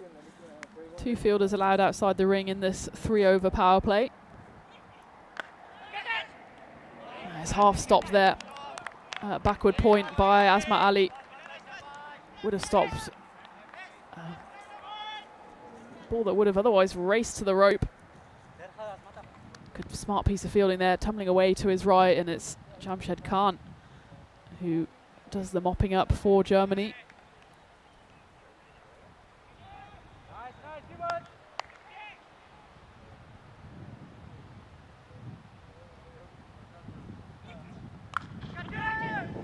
up in the air, calls of catch it. There's at least 4 fielders who probably could have taken it, and in the end it's taken on the second grab by Tanzim Ali, who's into the side here for Germany in the second game and straight into the action, as that one went up in the air for a long time off the bat of Mohamed Manib, whose slim run continues with the bat, having only notched a couple of runs this morning. This time he also has to depart early in the piece. You can see the disappointment in his body language as he goes for just the one. The next ball, he miscues and Tanzim Ali says thank you very much. Settles a few early nerves, does the German player, although you can see a few nerves still present in that catch as it almost pops out. And Shazib Khan quick on the scene to try and either catch the ball or give his teammate a slap on the back. Luckily for Germany, it's the latter, so it's the first wicket to fall for Belgium in what is a tough run chase for them. 2 for 1 still in the first over, and Jivan Bat again in the wickets early on for Germany, as that brings out Berhan Niaz to the crease. He's been elevated up the order. In fact, he did bat 3 in the first game, so he's in the same position this time. He clubs this one away. It will race away for 4 runs, and it's going to settle just in front of the commentary igloo right in front of me. Not quite hit cleanly off out the screws from Niaz, but enough to beat the inner ring and then race away to the boundary. I will say the field here in Krefeld, it's never been the quickest. It's been cut short, so it's looking resplendent out there in the middle. And despite the fact that it's been very dry and very warm here, still not quite zipping along. There's that one. It's palmed over the bar by Jivan, but it'll just be a single to Belgium.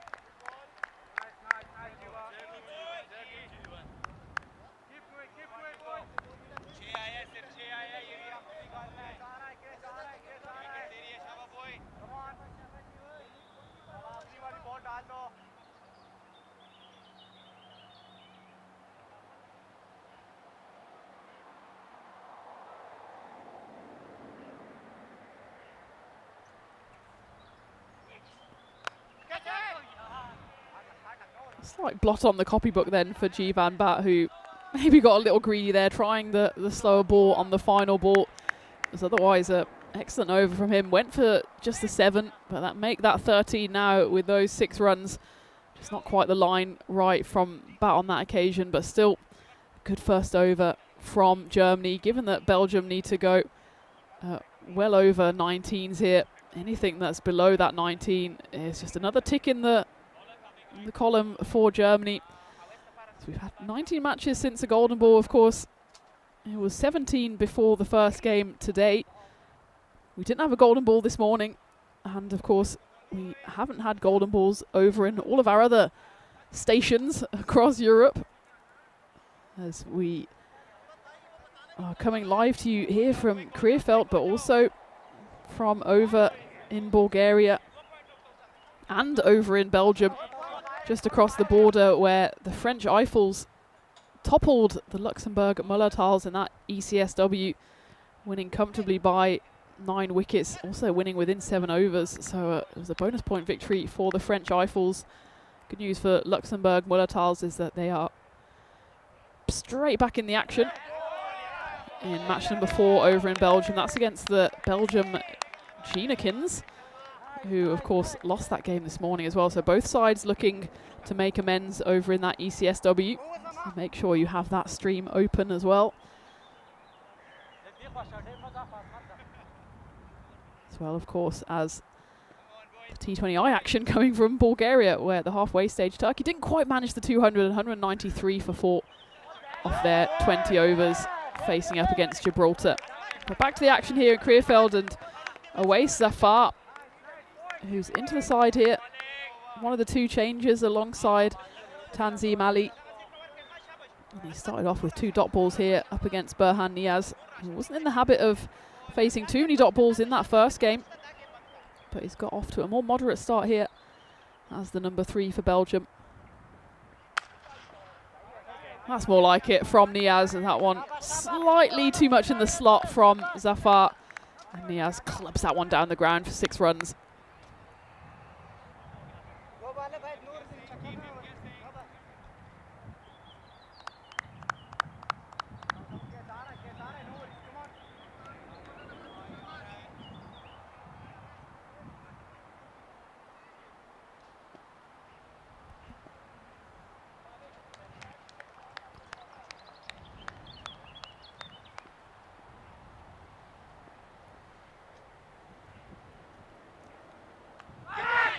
It's an excellent delivery. Not much wrong with that from Zafar. Squared up Niaz, and he did well to really get anything on that. If it was a conventional 50-over or test match game, he would have had a slip in. Oh, I think that maybe even came off. It's either a bit of bat or a bit of hip in the end. Won't mind either way, Will Burhan, as he sees it race away to the rope. Worth taking another look at that ball. It just seems away. I think in the end it's so hard to tell from side on. It's 4 to the board, 4 to the score in any case. It was given as runs. My instinct was that it might have been actually a bit of body. Not that Burhan Niaz is going to point that one out, because he'll happily accept any run that's given his way.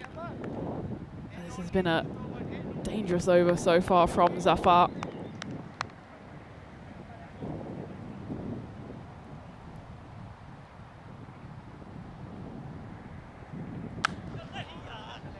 With a 6 though, as that's clubbed away. Burhan Niaz moves into the 20s, and Belgium finish the second over 29 for 1. It was a hit and miss over really from Zafar in the end. 3 dot balls, but then 3 boundaries, 6-6-4.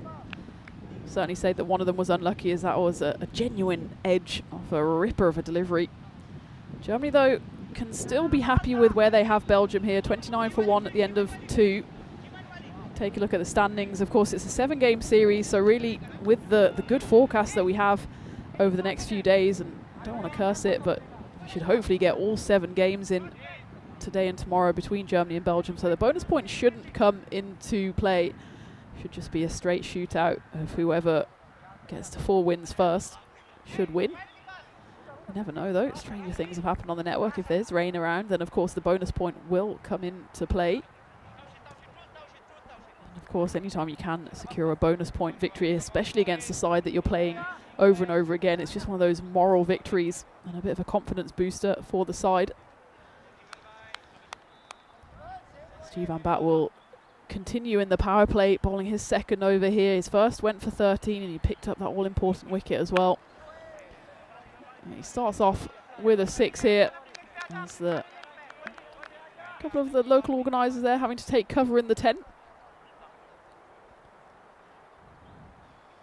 Well, just as a reminder as well, if you've only just joined us, that Germany here are pretty much playing with their A squad, because the main team are currently over in Malawi, of all places, playing in a quadrangular T20 series there against the hosts Malawi, Bahrain and Tanzania. I think they're in action just about now against Tanzania. I haven't been able to do too much multitasking to see what the score actually is over there. So if you do know the score of the Germany-Tanzania T20I over in Malawi, let us know in the chat. The result this morning was that Malawi were soundly beaten by Bahrain, who won by 10 wickets, having bowled out Malawi for just 72.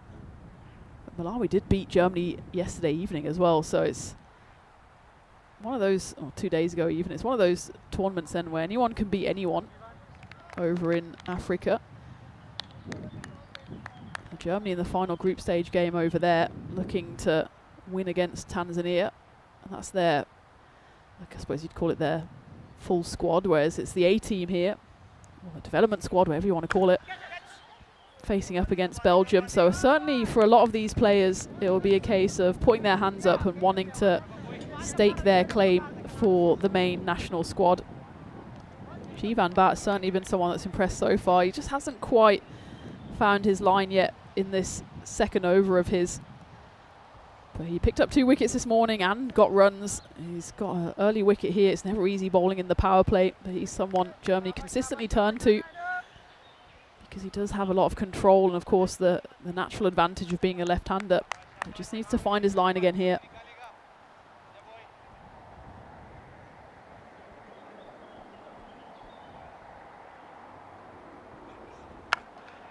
And that's gonna be a 7-up as Jivan just lost it a little here. It's no ball called on the field.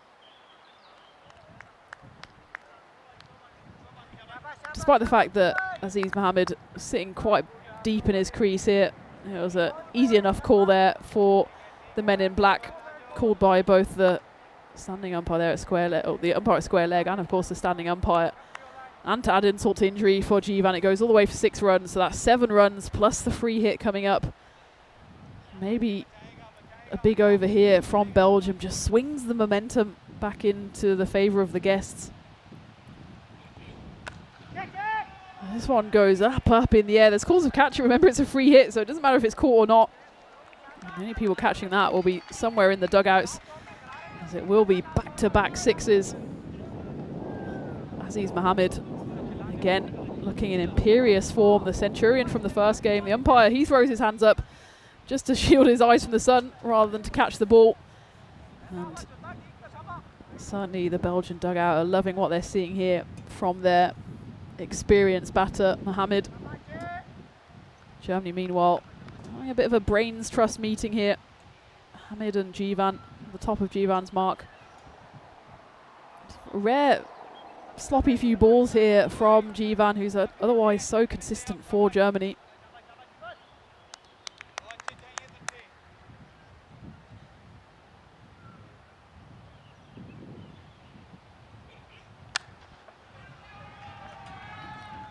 This time it goes offside. The result is the same. Aziz Mohammed, he's threatening once more to be the chief destructor here for Belgium. I'm sure Germany are pretty much sick of the sight of him already. Well, he's still got 5 games to play after this one. He's looking like he's a pretty unstoppable force at the moment for the Belgians. As he moves to 35 after 7 deliveries. This over from Jivan's already gone supersonic. 30 runs coming off it. And there's still 2 balls to face here.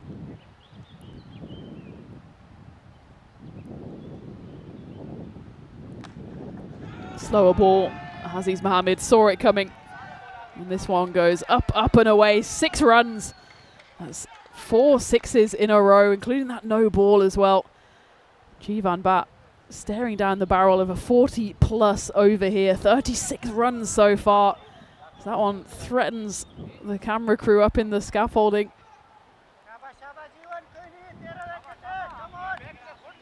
That's exactly what Belgium needed.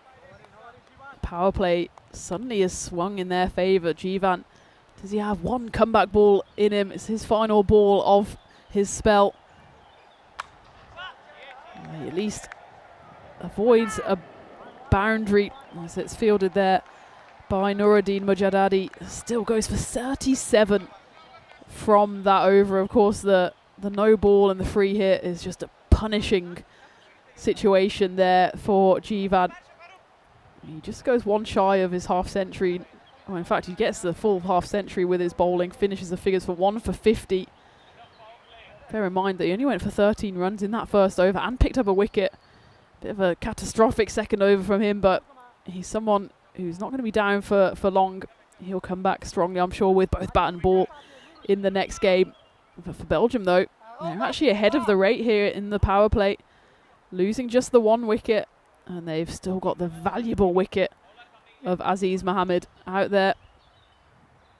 And number 22, who, of course, keeps the strike, having taken a single off the final ball of the power play. It seems like he doesn't want anyone else out there in the middle.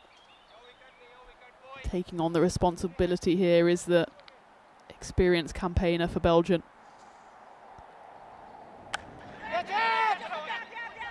Calls of catch it. It lands perfectly safely between Mujadadi and Awais Zafar.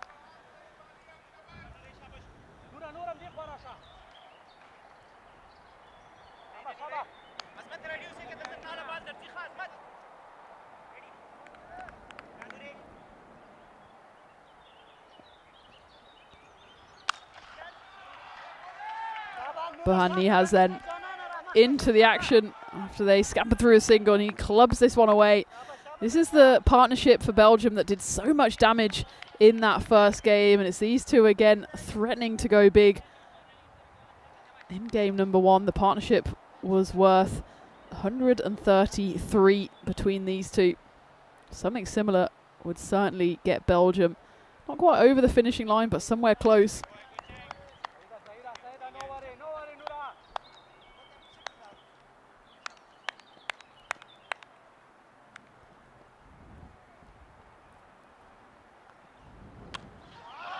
This one's gone high. It hasn't gone very far. Who wants to claim it? There's 2 fielders underneath it, and it will be taken by Hamid Wadak, who certainly had the imposing figure of Shahan Aga, absolutely tearing it towards the ball. You must have heard his footsteps coming. It's all smiles in the end, though, between the two. Could have ended up in a hospital visit in the end. It's the end of Burhan Nihaz, who more or less knew that he was a goner as soon as he hit that one straight up in the air. It will be a partnership break, an all-important one for Germany, as Nuruddin Mujadadi picks up the wicket. And it's not quite the prized wicket of Aziz Mohammed, but it's not far off. Burhan Nihaz, he's someone who can do damage in double quick time. Goes for the big swing on this occasion. Only hits it straight up in the air and straight back down into the hands of the German skipper. So Belgium lose their second, 73 for 2. Because of that wicket as well, the win predictor still firmly in the Germany camp, 69%. I think maybe Belgium could suffer from the fact that they don't have the deepest of batting orders. Sherry Butt, he's coming in here at number 4. I think a lot will rest on the shoulders of Aziz Mohammed now. Well, that's a misfire though, and an easy 4 runs to start off the chase here for Sherry Butt.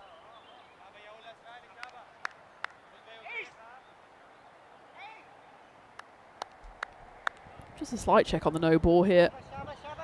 I think it was probably just about dipping. He's in front of the crease. There is the skipper for Belgium, and the contact point is very much in front of him. So just be the 4 rather than the 5. But Nuruddin needs to find his line again here. Well, I wouldn't say that is the line, but he gets away with that one. There's certainly no chance of that being an LBW, but a pressure stop ball for Germany. In fact, the first dot ball since ball 1.5.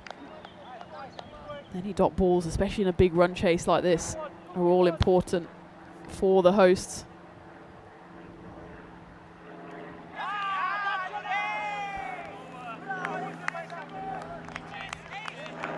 Good end to the over then, and in fact it's a good over all round by Nuruddin.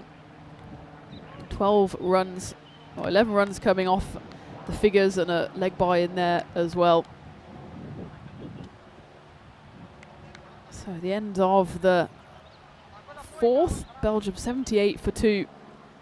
Certainly with that massive third over going for 37 runs, they peaked well above that winning line, but pretty much any time an over goes for less than 20, that run rate will just keep on going up and up and up. And that's really the disadvantage of such a high run chase. You just cannot afford many overs going for less than 15. On that occasion it went for 12. And of course the wicket fell as well.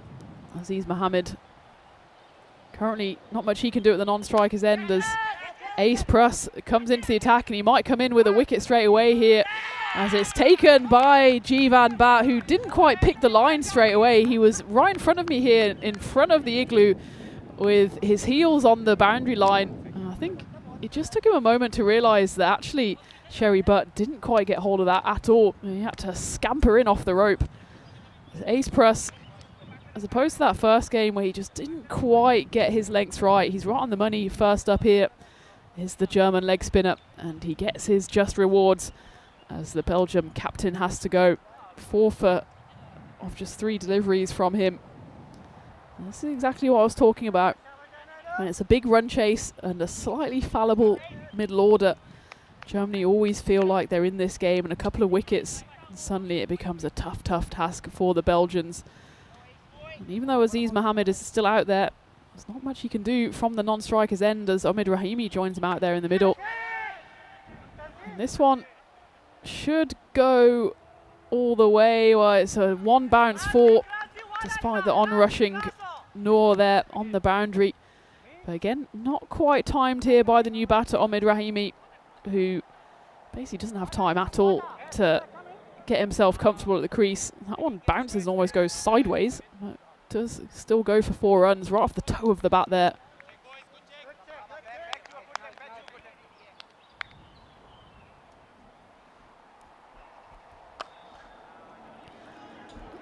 That was much more off the middle of the bat, and Rahimi goes back-to-back boundaries, 4 and 6 to start his innings here for Belgium.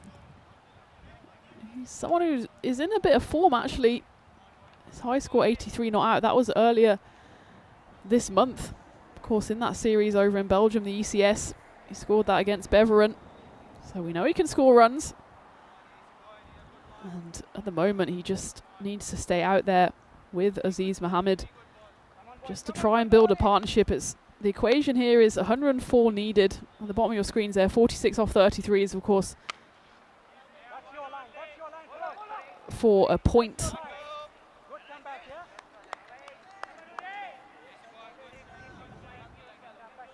For Belgium, but certainly they won't be thinking of just going for the consolation point here. They want to go for the big runs. And in order for that to happen, they need Aziz Mohammed on strike as much as possible. But Germany just coming out here with a bit more intensity, a bit more of a spring in their steps. But of course, that's always going to happen when you've got more runs to defend. 191 of them they scored, remember. And that does allow you to throw the ball to the likes of Ace Prus, the leg spinner, which is always a bit of a risky tactic to bowl a leg spinner. But when you've got runs on the board, then you've got more opportunity to throw the ball around. Well, I say he's a leg spinner. That one was an attempted seam ball. Doesn't quite pay off. Sonny tries to do his best Jasprit Bumrah impression and it's dismissed, dispatched by Omid Rahimi. So Belgium at the end of the 5th, 96 for 3. Certainly not out of it in terms of run rate. If you double the score, they get up to, well, exactly what they need, really. But it's just those 3 wickets that have fallen, which will be worrying for the guests. Of course, we have fans joining us from all over the world. And if you do speak Hindi, or even if you don't speak Hindi and you want to learn, then head over to our European Cricket Network Hindi channel, where you get all the latest information, updates, highlights, anything your heart desires when it comes to European cricket. As well, of course, as our website and across all of our social media channels. So make sure to give us a like, give us a follow, and show us a bit of love here. Especially on days like this where we're working hard. 3 streams brought to you. And it's Belgium here working hard, trying to chase down this mammoth total. They move into triple digits, 103 on the board now. Nuruddin Mujadadi has come back to bowl his second here. But Omid Rahimi, again, just dismisses that delivery as if he's swatting away a fly and almost ends up in the centre circle. Big chase on for the spectator, who was probably hoping for a nice relaxing afternoon in the sun here. In the end, it goes on a long old grizzly chase into the football field.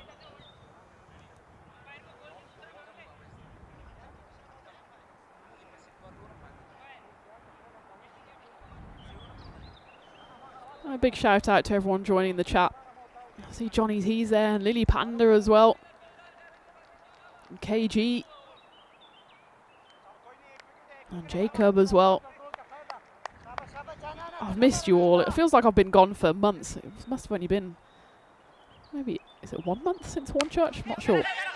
Feels too long. Chances of a catch here. They're going to have to check this for height because it was a low full toss. Well, medium-high full toss, really. And it goes straight down the throat of Jamshed Khan. But we're certainly going to have to take a look at the height on this. As it's Omid Rahimi, who started off well here. Tries to give himself some room. In the end, yeah, there's absolutely nothing wrong with that. He's not the tallest of customers. And he just falls away there. And it's a low full toss, which so often is the case, gets the wicket. Won't be the best ball that Nuruddin will ever bowl. But it's one that gets the wicket. And the wickets continue to tumble here for Belgium. It's another one that bites the dust, and Omid Rahimi, well, his little cameo comes to an end. An explosive cameo from him, 23 off just 6 deliveries. But he does depart as Belgium fall to 103 for 4. I'll take another look at this one. Just a bit off balance again as he strikes that one. It will be 2 in 2 as Belgium falling away here. It was the sharpest of catches for Hamid Wardak. Didn't have time to even think about that one as it was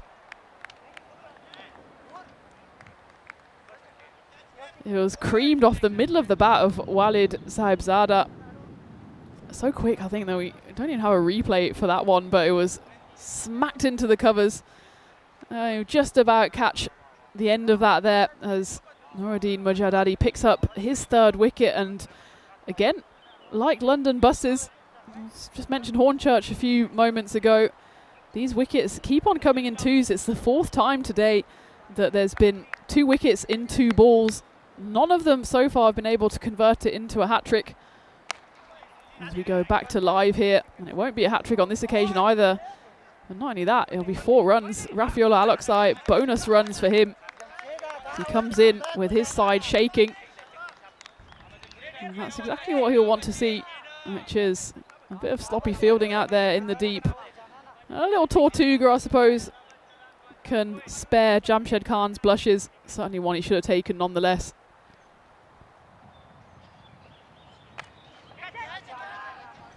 Calls of catch it, but it's going to go safely over the rope, much to the frustration there of Nuruddin Mujadadi. As Rafiola Aloksai gets underneath that one, sends it up and over. Still, it's an excellent over for Germany. 17 runs coming off it, which is not enough for the Belgians, and significantly as well. Germany pick up 2 more wickets. And the problem for Belgium here is that Aziz Mohammed, he's still out there, but he's been absolutely starved of the strike.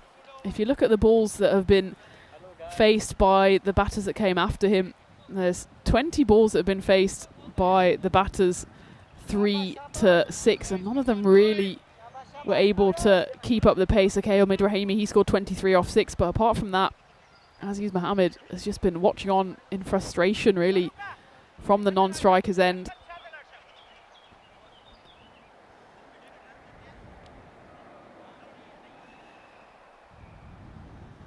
So that equation has pretty much stayed the same, to be honest, so far for Belgium. That run rate just a touch below 20.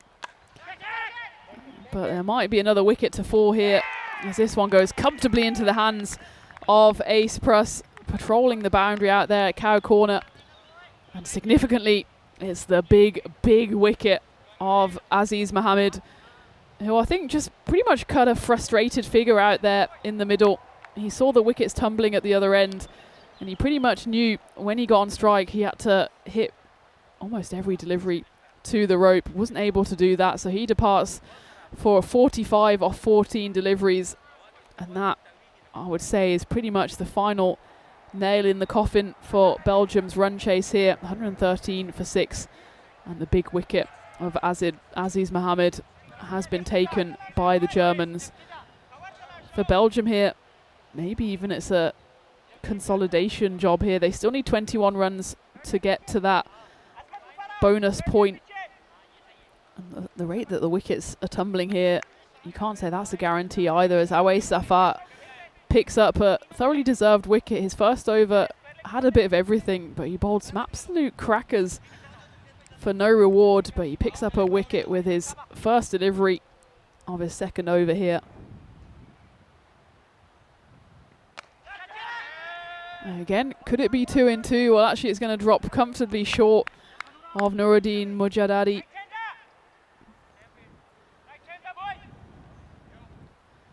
But Germany here well on top and can smell that first win here.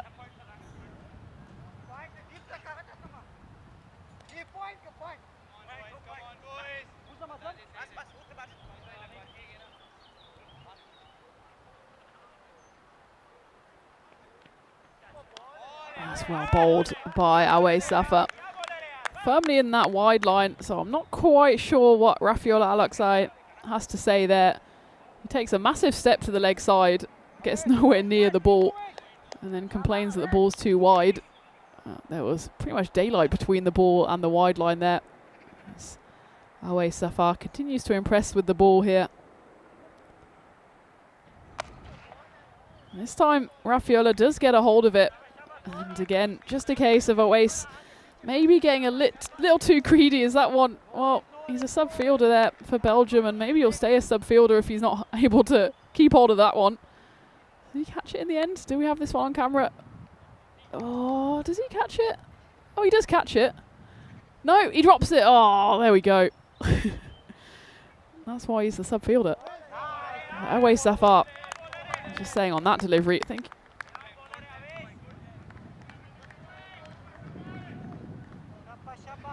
On that previous delivery that went for 6, I think just tried to get a bit greedy, went for that big booming bouncer. And what has served him so well is just bowling line and length outside off stump, and that's what he's reverted to here. So just the 7 runs coming off this over so far. Goes for the slower ball and just eludes the grasp of Hamid Wardak, but again, it'll just be the single. So another excellent over goes the way of Germany as Belgium moved to 121 for 6 at the end of the 7th. So still 13 runs away from that consolation point, and at this point it seems like it'll be no more than a consolation. As we take a look at the 3rd and final match coming your way, and it has just slightly been delayed, that game. Obviously we've still got 3 overs to play here, so that one will be coming your way at 3:25 local time, so in 25 minutes. Germany give a debut then in this series to Sebastian Lucke, and Abdul Haq Sahil comes in as well for the hosts. As for Belgium, Jabbar Kell and Malik Kell come in for Sherry Butt's side. It looks like we'll be going into that game locked in at 1-1. It might just drop safe this time. Allow them to run through for 2. Unless Belgium pull off an absolute miracle here in the final 3 overs, it will be Germany who register their first win. So it's an exciting prospect for tomorrow as well, and of course for the game later today, because it suggests that these two sides relatively evenly matched. Just exactly what we like to see. Maybe even have golden ball in the air. That's a lovely shot by Alexei, crunched away. Again, Farouk here into the attack, just bowling a touch short. And you can see there the signal on field was the flattest 6 you ever would see.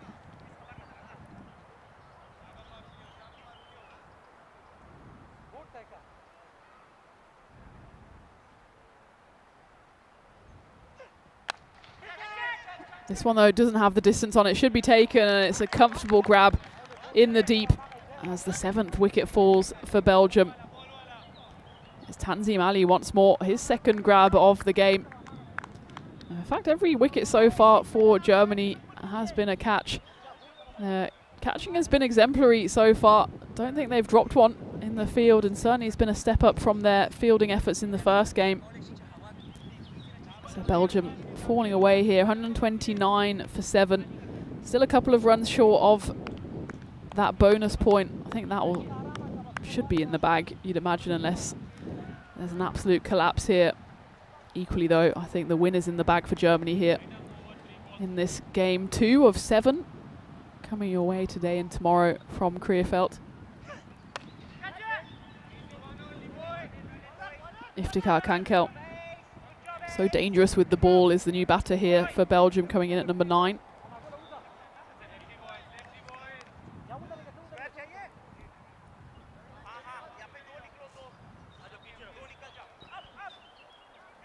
I feel you're absolutely spoilt for choice with not just cricket, but I think sport today. Of course, you've got the 3 offerings on the European Cricket Network. You've also got the test match between England and India.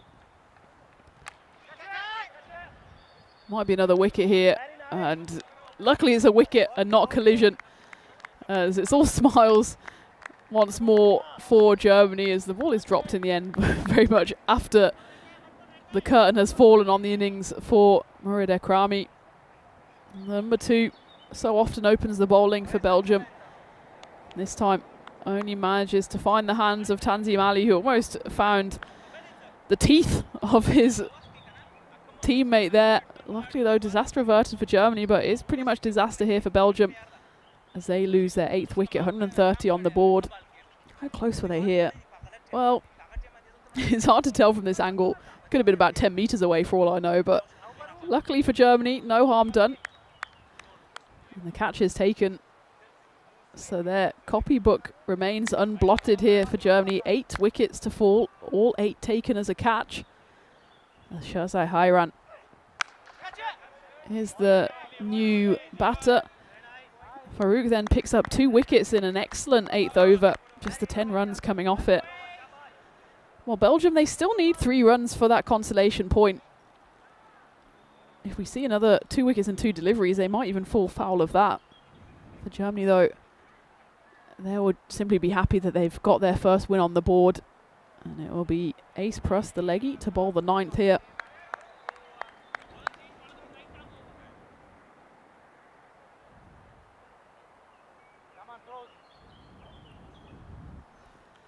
And the latest from the test match is that India 259 for 5, so trailing by 128 runs. Rishabh Pant was excellently run out by Ben Stokes just before lunch.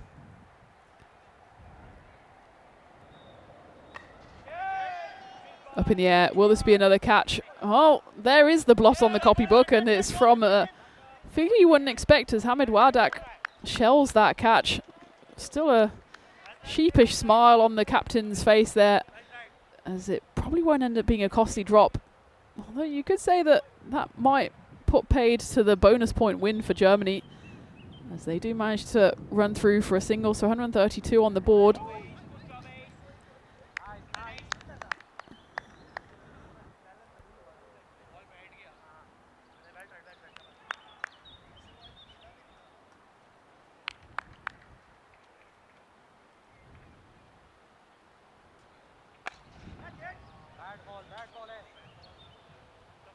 Oh, and it's shelled in the teep there. Is that Alistair? Come on. He's usually so good at taking those catches. I will say he was carrying 2 big bottles of water, but I mean, for a man of his strength, those 2 bottles of water are absolutely nothing. And he puts it down. That's why he's carrying the water. And Germany here, well, they're not going to get the bonus point, as that big boundary did ensure that Belgium don't come away from this game empty-handed. Sharp piece of keeping here from Shahan Aga, but no doubt about that, as the batter firmly gets his foot planted behind the line. It's just a case here whether Germany can grab the final 2 wickets before time runs out here.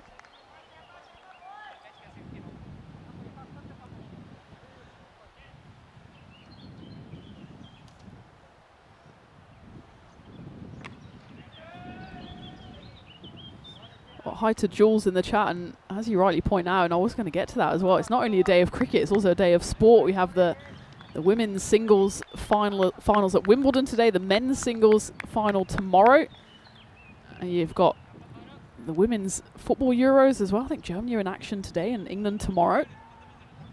Those will be the 2 teams I'm looking out for, and of course you've got the Club World Cup final tomorrow as well. So it's all happening in the world of sport. Of course, the most important of all of those are the 3 streams coming to you on the European Cricket Network. But I don't blame you if you have half an eye on all the other sport going on. Going into the final over then, it's just a formality here for Germany, as the bonus point has been secured by Belgium, but the 3 points will go Germany's way. As Farouk Arabzai comes back on to bowl this 10th and final over.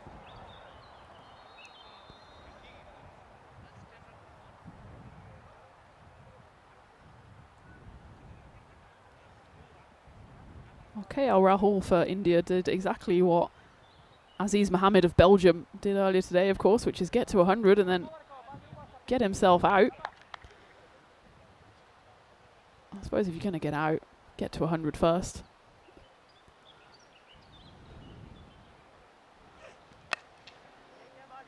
All these runs here for Belgium are nothing but just a shine on the scoreboard.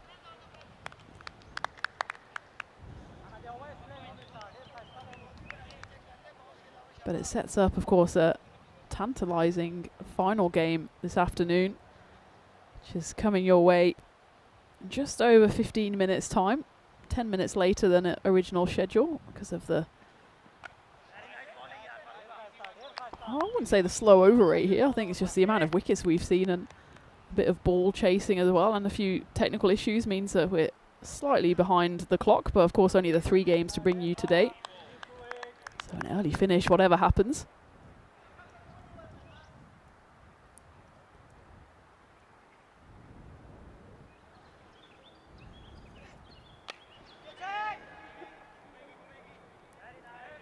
DJ Toothy says, well, don't forget South Africa versus Italy in the rugby. I think the British and Irish Lions playing as well in the rugby.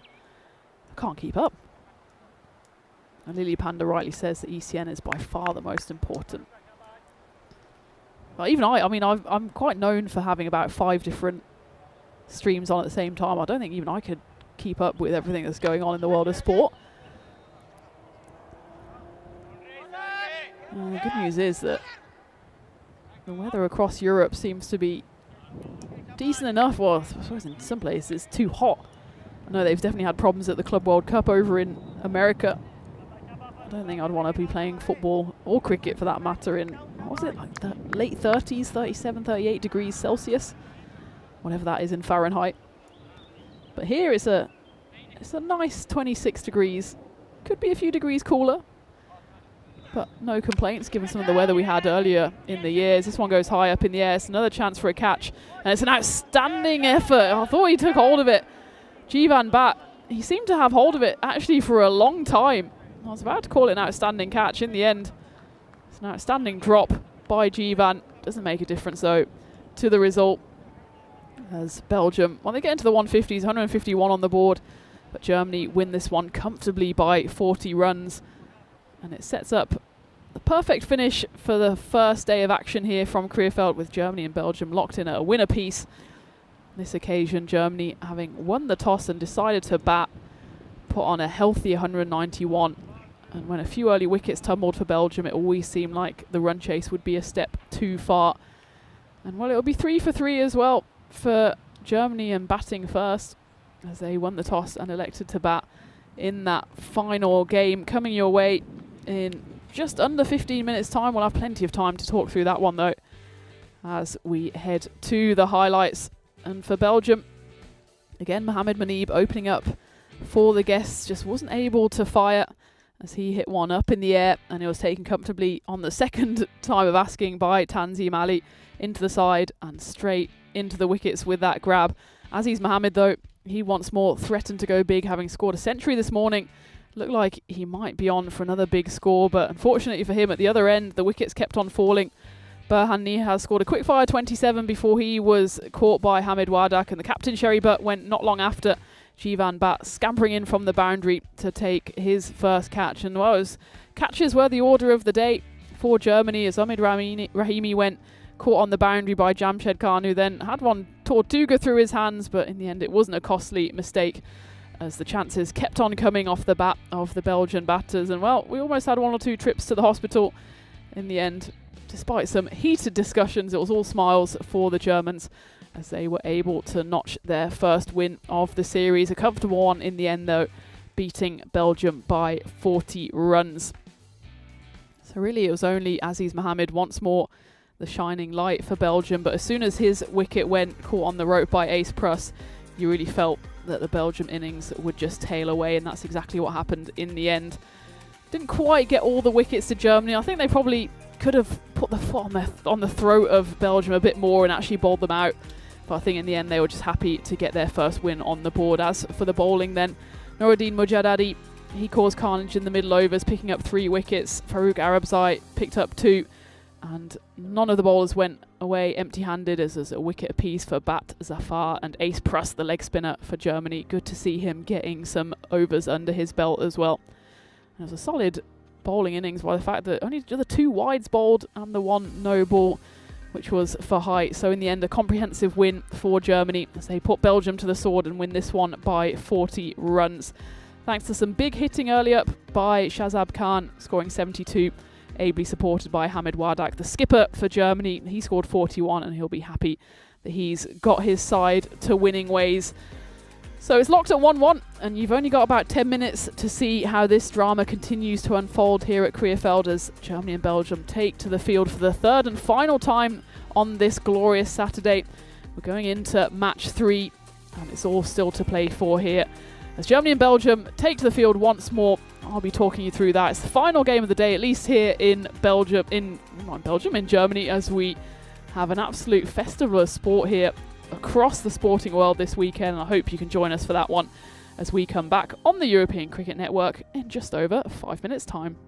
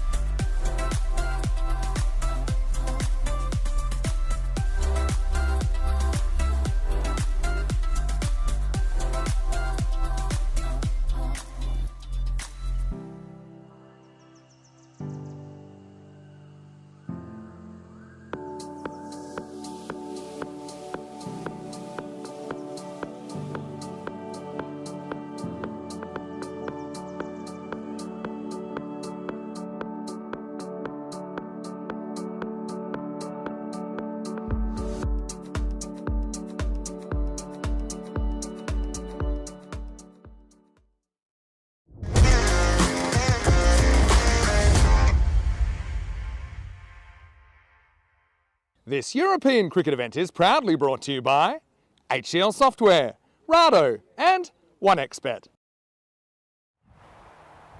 We're into the final match here of day one in Krefeld, and it's locked at honours even between Germany and Belgium. Belgium roared home in that first game, winning by 6 wickets, but Germany came back in some style, winning the second game just now by an emphatic 40 runs. So we're going into the third game of the day. It's the third of 7 games between these two sides over today and tomorrow. And it's still anyone's guess how this third one will go. Well, we don't have to guess too much longer to see what happened at the coin toss. Let's join match referee Tyrone Peters out in the middle. Belgium to call. Heads is the call. It's a tails. Oh, we're going to bat first again. Germany will have a bet. Thanks very much, Tyrone. So there you have it. Germany have won the toss and they will decide to bat. So it's the third game running, 3 of 3 that Germany will have a bat first. It served them well in the previous game. Didn't serve them so well in game number 1 as they posted 155, which Belgium hunted down with 8 balls to spare. But in the second game, they put on 191, did the hosts, thanks to some big hitting by Shazab Khan and captain Hamid Wardak. So they'll be hoping of more than the same here from Germany as they bring in Sebastian Looker for his first look-in of today. And Abdul Haq Sahil comes back in for the hosts. As for Belgium, Wahidullah Jabakel and Mohamed Malik Kel come in for them. Captain Sherry Butt will hope that Belgium can get back to winning ways, just like they did in that first game of the day. So it's an intriguing matchup here, and well, in some ways I find it a bit of a shame that Germany won the toss and decided to bat. I can absolutely see why they did it. Of course, Captain Hamid will have seen the 191 posted in the previous game and just thought, well, we want a bit more of the same. But I would have loved to have seen Belgium post a score, because it's been a bit of a Jekyll and Hyde act for them so far. In the first game, of course, they roared home 160. They hunted down in easy fashion, losing just the 4 wickets. But in that second game, they got to 151, lost 8 wickets and fell well short of Germany's total. So I'm sure tomorrow at some point in the 4 games between these two sides, Belgium will bat first. Well, I'm hoping so. But for now, it'll be Germany once more out in the middle. It looks like it's all change again for Germany as Shahanaga is out there in the middle. He's at the non-strikers end. He's been joined by Jamshed Khan. I would say it would be a bold move, certainly, to move Jamshed out of that opening slot, having scored 73 not out in the first game, 27 in the second. I suppose they're just taking Asmat Ali out of the firing line. He got a golden duck, or royal duck, in the first game, and managed just the 3 in game number 2. So it's down to Shahanaga, the wicketkeeper, to see if he can do the damage at the top of the mark. He'll be starting at the non-strikers though. And a change of opener here as well for Belgium with the ball in hand. As the first 2 games, it was Mourid Ekrami who opened the bowling to great success in game number 1, in over number 1, in balls number 1 and 2. They've gone to seam here, have the Belgians, and Iftikhar Kankel will bowl the first. I will say in the second game, Mourid Ekrami slightly expensive for his standards, and maybe that's again why he's been told to come out of power play duties for now.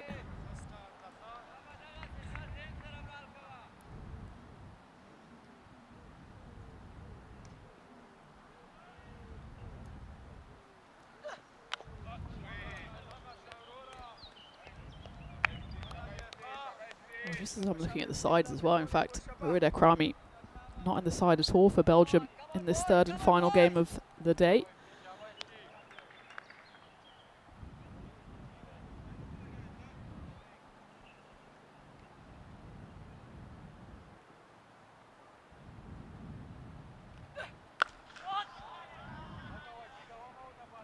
Clubbed away, 6 runs, so Shahanaga into the firing line straight away, and he fires back, misses out on the first occasion.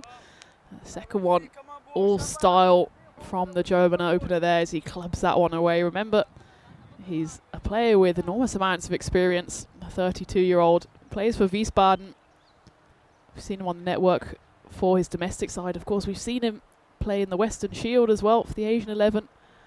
It's a few short months ago. Now he's got the opportunity to do it for his country as well.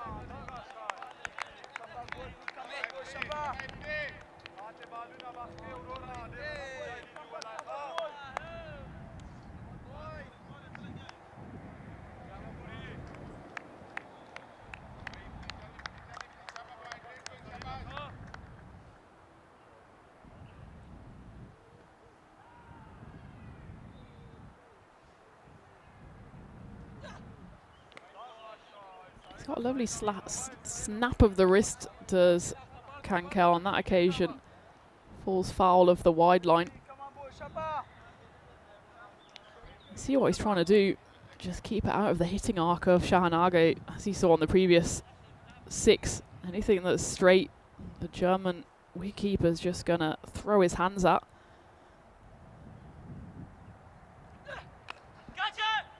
Much like that, but on that occasion it's well fielded in the end by the man out in the deep. It's Burhan Nihaz in that pretty important fielding position as well.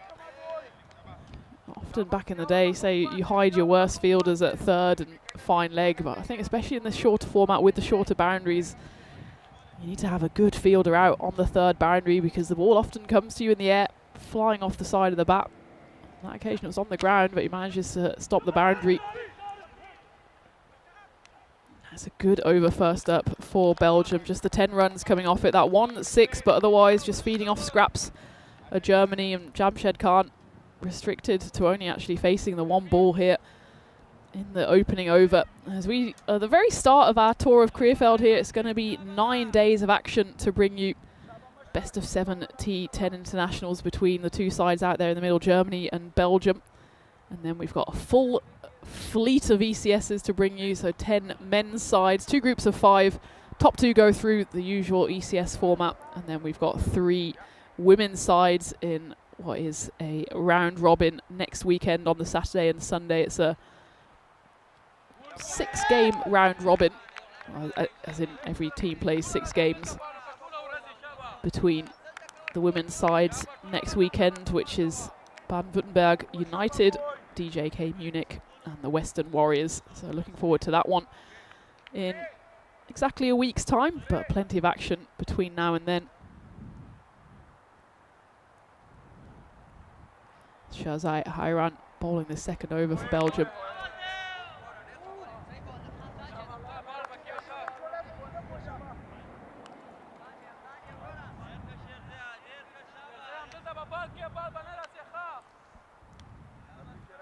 We've seen a few explosive power plays so far in the first 4 batting innings we've seen, but this one has been a little more circumspect from Germany. Jamshed Khan faced just the 3 deliveries, and really the only punch that Germany have landed was that 6 by Shahanage on the 3rd delivery.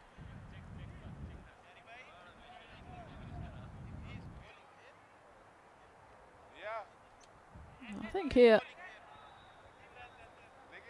looking to change his equipment is the German batter, certainly proving his case to the umpire that his bat is not much longer for this world. He does get a new piece of timber, does Jamshed Khan, and well, now it's certainly dead, having been dropped by the sub-fielder for Germany. Jamshed hoping that the new bit of wood gives him a bit more luck here. Well, that one certainly sounded all right, as that one cracked off the middle. You can see Jamshed is just someone who explodes into life. He's very still at the crease, and the ball comes anywhere near him, he absolutely powers through it. And that one almost sounded like a gunshot off the bat. Shazai Hayran lifted into Rose Ed.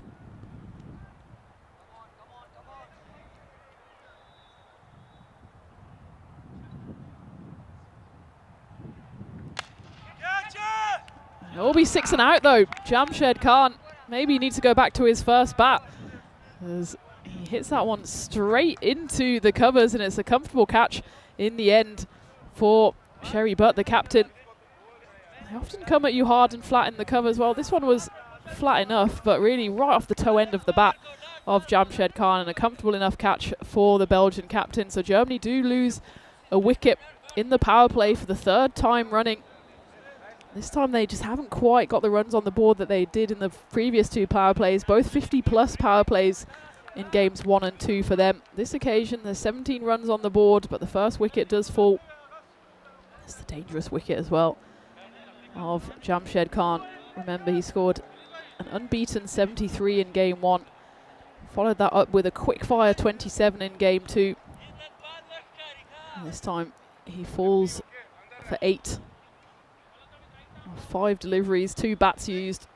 Just not quite able to fire in this final game of the day. It does bring the skipper to the crease though, Hamid Wardak, who was able to bounce back from a golden duck in the first game with a well-executed 41 off 16 in game 2.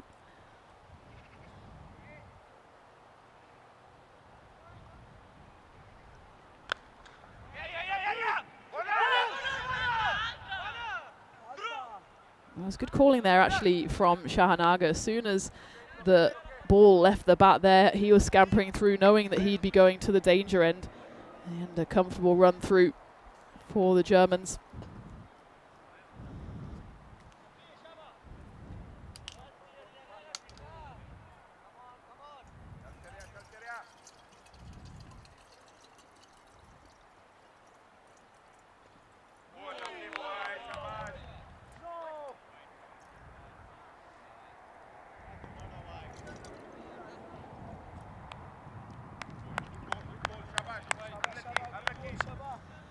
Slightly unlucky there was the Belgian bowler. It's called a wide on height, just flashed back past the visor of Shahanaga there. Probably was the right call in the end. As German wicketkeeper was standing tall at the crease and it went over his head. Next ball though goes flashing past his bat. So again, it's not been the best of starts here for Germany, and the win predictor certainly reflects that, with Belgium having their noses slightly in front here.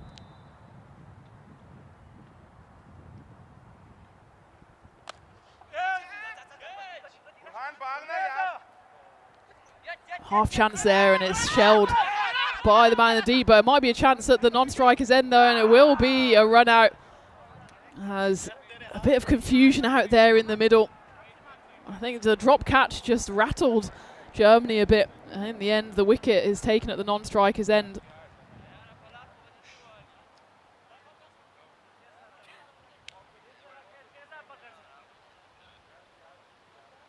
So you can see a miscommunication there, Shahanaga and Hamid Wardak. Yes, no, maybe. And just checking there, and I saw it in real time, and I thought, well, does he take the stumps cleanly?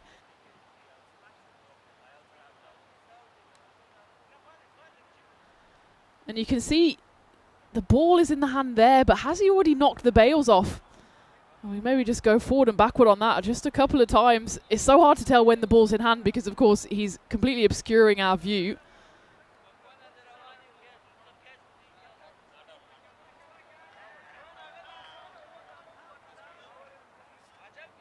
I think the call on the field is not out, because you could see that in his enthusiasm to knock the bails off there, the fielder dislodges the bails before the ball's in the hand. I think he was just so eager.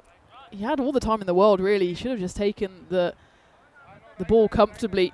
It was Mohammed Malik Kel running to the stumps, did everything right here, and you can see just instinctively there in real time, you get the sense that the bails were already on the way down before the ball was in the hands. So I think it's a good call there by the umpiring team. It's a big let-off for the German side, as that was almost their captain back in the hut. And insult added to injury there, with the final ball of the over clubbed away for 6 runs.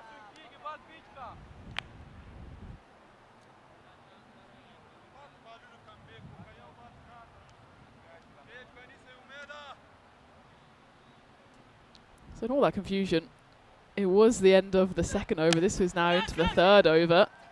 Iftikhar Kankel. So here the first ball of his second over then goes for 6 runs. The confusion on the run out was the final ball of the second. In the end, they go for a 1. Hamid Wardak, I think, ends up running about 3 by the time he goes there and gets sent back. He's can count his lucky stars, though, that he wasn't on his way back to the dugout on that misfired run out. In the end, though, it's a 1, and then it's a 6 at the start of the third over, followed up by a 4.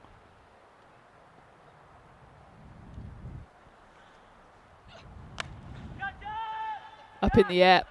And this might be a catch, as it's taken cleanly. This time it's Mohammed Malik Kel who makes up for the slight mistake he made in the previous over with that run out. This time makes absolutely no mistake, as it's chipped up in the air by Shahan Aga.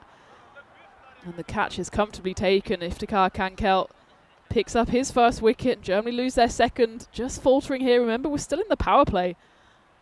30 runs on the board, but they've lost their second wicket here. And well, Shahan Aga, we know he's an explosive player. He's shown that at all levels on the network, but he's just not quite been able to get going today. Admittedly, in game 1, he only had the 1 ball to face. He did hit that one for a 3. In the second game, he scored 19 off 7, and on this occasion, he falls for 18. So certainly not up to the high standards he would set for himself, the German wicketkeeper. And the gamble of pushing him up to open has not quite paid off, as both German openers now back in the hutch. Jamshed Khan and Aga have departed. Shabaz Khan comes in number 4 for Germany.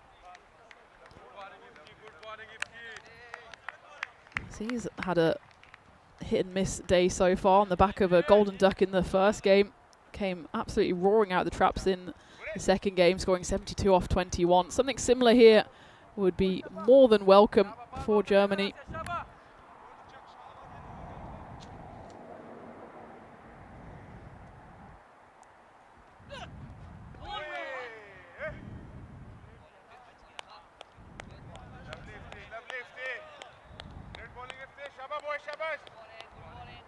Remember, Germany at the same time here, they've proven that you can be 2 places at once. They're playing in a T20I over in Malawi against Tanzania. I know that one's in full flow. I just don't have the computing power or the number of hands required to see what the score is on that one. So if anyone in the chat, I know Stephen was saying he was watching both, let us know what the score is in Germany's T20I. As the score here is 31 off the power play. So the poorest power play so far for Germany of the 3 they've had. And significantly as well, losing 2 big wickets. Jamshed Khan in particular was a big blow. Well, they've been nothing if not consistent, have Germany. But Belgium will certainly feel that they've got the better of the power play here. Just on that run out then at the end of the second over, it's one of those ones where I'm sure you guys agree in the chat, once you've seen enough cricket, especially if you're live at the ground, when you see a run out like that and you see the hands are close to knocking the stumps, you can almost smell it straight away. You think, I smell a rat here. Not that there was anything untoward, it was just Malik Kel was so keen to knock the bails off. As soon as you see it though, you think, that doesn't feel right. So it was a good pick from the umpiring team to make sure they double check that one. And of course, Hamid Wardak was the lucky recipient of a second life. But it's interesting, these kind of things you get a gut feeling for after a while, having seen and played in a large number. Scarcely can count the amount of games I've been involved in. And after a while you just think, no, that's wrong. And as it transpired, it's the same with runouts. Isn't it crazy how the human eye, of course now we have the benefit of technology, we can go frame by frame. But of course you have the world-class umpires, but I think even if you just have a armchair cricket fan and you show them runouts in real time, I think more often than not you make the right call, because you just have a gut feel for how the ball comes flying in at the same time as the bat going over the crease line. But maybe that's just the cricket badger in me coming out. Lovely shot there by Hamid Wardak. the captain, trying to get his side back on the straight and narrow here, having had a bit of a tumultuous power play there, losing the 2 wickets and not really getting too many runs on the board. It's back-to-back boundaries here. That one is an even nicer hit from Hamid, goes all the way for 6 runs. It's Shafiola Zakel bowling the 4th here for Belgium.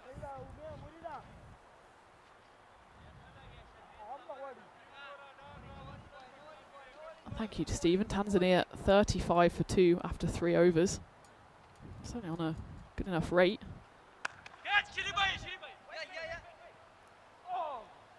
Remember, they are playing a T20 rather than a T10. Very similar to Germany here, who were 31 for 2 after 3 overs.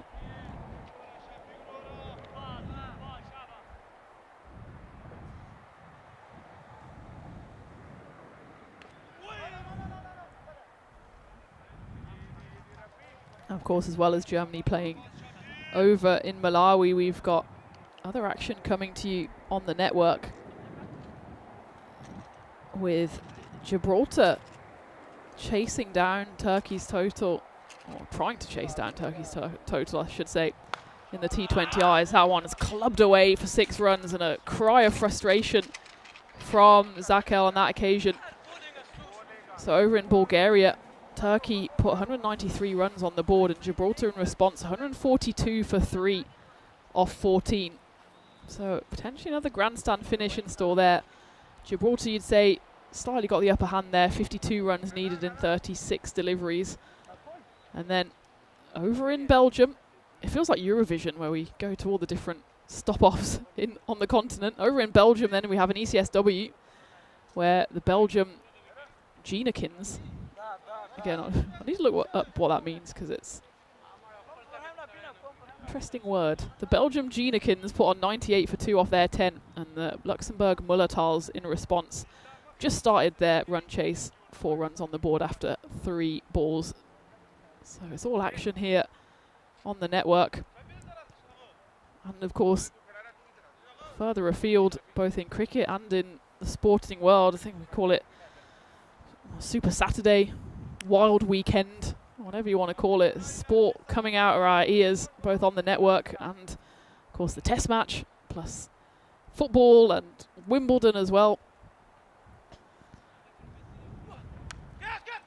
Calls of catch it, 3rd, and that's exactly why you need a good catcher at the 3rd boundary, as that one skews away off the bat of Shahzaib Khan.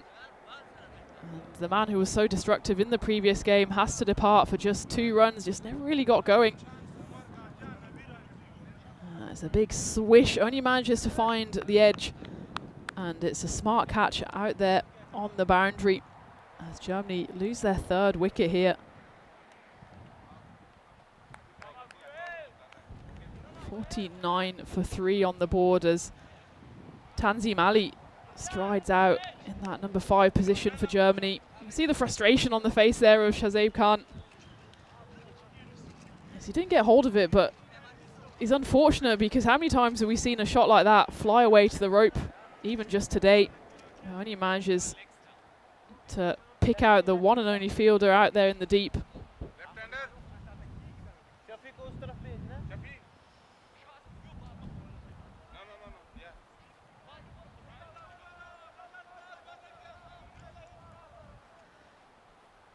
So will be the left-handed Tanzim Ali, who joins his captain out there in the middle. That catch taken by Shahzaib Hayran out on the 3rd boundary. Rafiola Alokzai into the attack and bowling with some heat here. Breaks his back on that one as it flies through to the wicketkeeper. Speaking of Wimbledon, I was able to go to Wimbledon for the first time last Monday, I think it was. Feels like a lifetime ago. I think I've been to about 13 countries since then. That's an exaggeration. It's the first time I've ever been to Wimbledon. I did the Australian Open earlier in the year. Clubbed away 6 runs. That takes Germany into the 50s, 55 on the board. So I did the Australian Open in January in the height of the Australian summer, and I just had a ground pass, which means you can go to all of the courts apart from the show courts. And I saw one very exciting set of tennis. I can't even remember who it was playing. It was a home favourite, so it was an Australian, so it was the rowdy crowd in, as you can imagine, in Australia. And after one set, it absolutely tipped it down for the rest of the day. So I can at least say I've been to the Australian Open, but I managed to see one set. So I was already a bit concerned going to Wimbledon, thinking, oh, well, you know what happens. Anyone who has been to the UK or lives in the UK knows that as soon as Wimbledon starts, so does the rain. But I didn't have that problem this time around, as Monday ended up being the hottest day at Wimbledon on record. We had court 1 seats as well, so I was able to see Sabalenka, the #1 seed for the women, who of course just lost in the semi-finals. Able to see Emma Raducanu, the home favourite. And, well, we were just lucky that we had seats in the shade because it was so unbelievably hot. I didn't envy the people who, they must have thought they had the best seats in the house because they were right on the centre line. And a couple of rows from the front, and they thought, oh, we're in the action here. And they just got absolutely cooked for what must have been about 8 hours. And I was there sitting pretty smug right in the nosebleed seats in the shade with my little hand fan. But it was a pretty cool experience. And of course, Wimbledon then, I was on the very first day there at the All England Club, and I've had a PIMS or two as well, which did lead me to take out a mortgage because they weren't exactly cheap, but you've got to do it.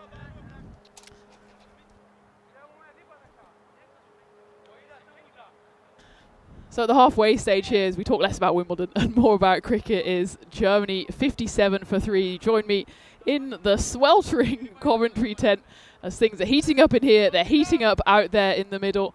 Germany have certainly got a bit of a restructuring job on their hands here. They've lost early wickets. They've lost big wickets as well. Importantly for them, though, their captain, Mohammed, is still out there, having had that reprieve on the run out, and he just needs someone to stick around with him. He's got Tanzim Ali out there, who hasn't had too much of a bat so far. Didn't play in the first game, featured in the second game, but he's got the chance with the bat now. And Germany need to see if they can certainly get to the 150 plus, because Belgium showed in that first game that something around 150 is pretty easy chasing territory for them.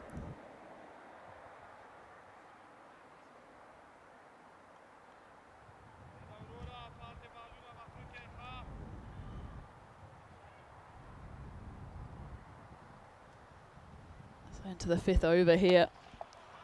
And this one will have the legs on it as well, despite Iftikhar Kankel right in front of me on the boundary rope here.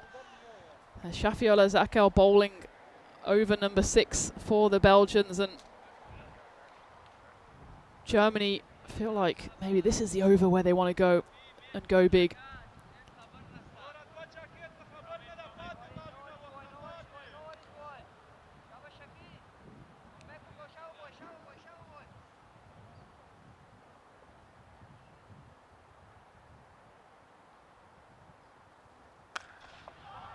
And it's 6-6-6. The devil is out here at Krefeld as Hamid Wardak. He's taking the bull by the horns here for his German side. Again, using all of that crease to allow his hands to fly through that one. Shafiola Zakel is in danger of being on the receiving end of a big, big over here.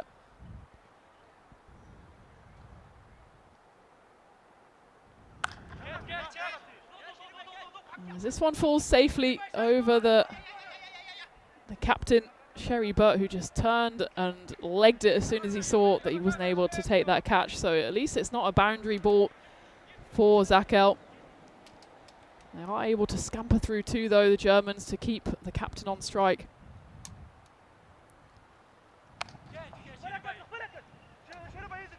Up in the air. Will the captain take it on this occasion? Yes, he will. It's captain to captain, and the Belgian skipper, he has the last laugh, as previous delivery went tantalizingly over his head. On this occasion, though, he covered good ground, did the 43-year-old, to pretty much take it behind the stumps in the end. I'm not sure it was entirely his catch, but he absolutely made it his catch. Ultimately, it doesn't matter who takes it. for Belgium as Germany lose their 4th wicket. It's a big wicket to fall as well, as the skipper Hamid Wardak goes for 37 off 11. A shake of the head from him. He knew he just had to keep on going though at the rate he was going at to try and get his team up to something respectable. In the end, just leant back on that one, lost his shape and loses his wicket as a result.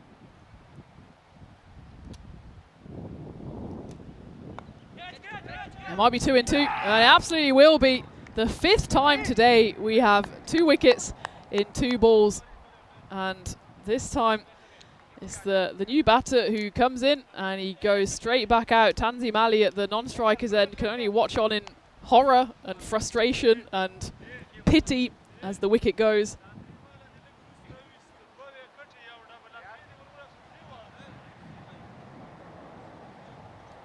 You say it's a pretty important wicket as well because it's Jivan Bat who did the damage in the first game. He's really, I think, suffered by the fact that he's been dropped down the order. He did so well at number 4 for Germany. The next game he was put in at 6 and admittedly he only faced 4 balls, but he remained not out on 8. And this time then he's put in again at 6. It doesn't pay off in the slightest as he falls for a golden duck, which is Germany's 5th of the day. Shafiola Zaka will be the 2nd bowler of the day, marooned on 2 wickets in 2 balls, won't have the chance for the hat-trick. As that was the end of the over. So 77 for 5, Germany. At the end of the 6th. And no one really setting the world on fire there for Germany. As we go into the 7th then, it will be bowled by Rafiola, and surprisingly been brought back on, having gone for just 8 runs in the first over he bowled. Yeah, people in the chat asking what Pimm's is. Lily asking, is it a liquor? Well, I'm not going to Google it for you, Lily. All it is tasty. It's a gin, I think it's gin-based liquor. And you have it, it's a summer drink in England, and you have it as a cocktail with almost half your grandma's garden in it. So it has like herbs and cucumbers and whatnot. And I think you mix it with ginger ale. I'm not really a cocktail aficionado. I just know how to drink them. But I think it's a long drink. Yeah, it's got lemonade, garnishes, apple, cucumber, the like. And I mean, if you make them at home, they're beautiful. You have to have them at Wimbledon, but I think, as Jules said, it was £10.20.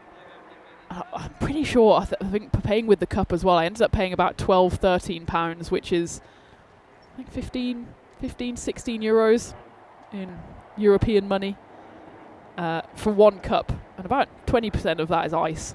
Speaking of ice, the ice spray is coming on here for Rafiola Aloxai. But, you know, when in Wimbledon, when in Rome, you have to go for the Pimm's. I actually didn't go for the Wimbledon strawberries. So the 2 traditions at Wimbledon are Wimbledon strawberries and cream and Wimbledon Pimm's. But the strawberries, I mean, I don't want to rain on the parade, but it was like 6 strawberries and a bit of cream for £2.80. So like €4. And I just thought, I know what strawberries taste like. And having already spent my left kidney on Pimm's, I thought I'd draw the line at strawberries. But yeah, if you haven't tried it and you're of drinking age, I'd absolutely recommend having a glass of Pimm's.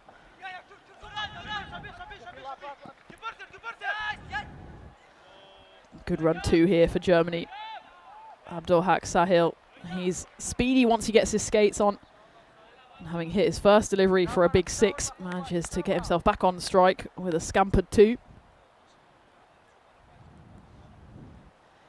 I think Pimm's a similar vibe to Aperol. So you get the bottle and it's just the liquor, and then you've got to mix it with different things to create the magic. I've never tried Pimm's straight, neat. And I think it's the same as Aperol. It's not something you want to do. Apparently it's introduced way back in 1823 as a drink, so steeped in tradition.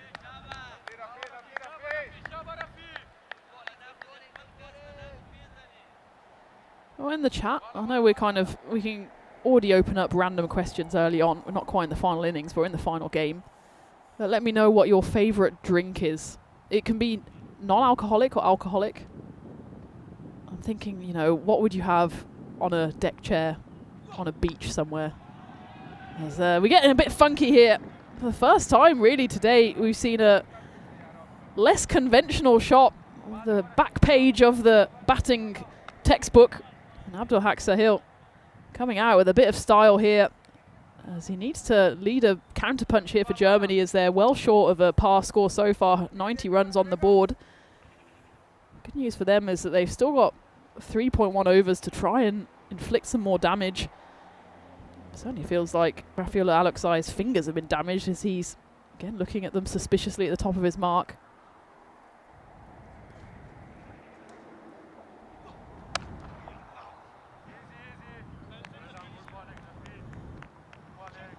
I will say about Wimbledon, you can bring in your own food.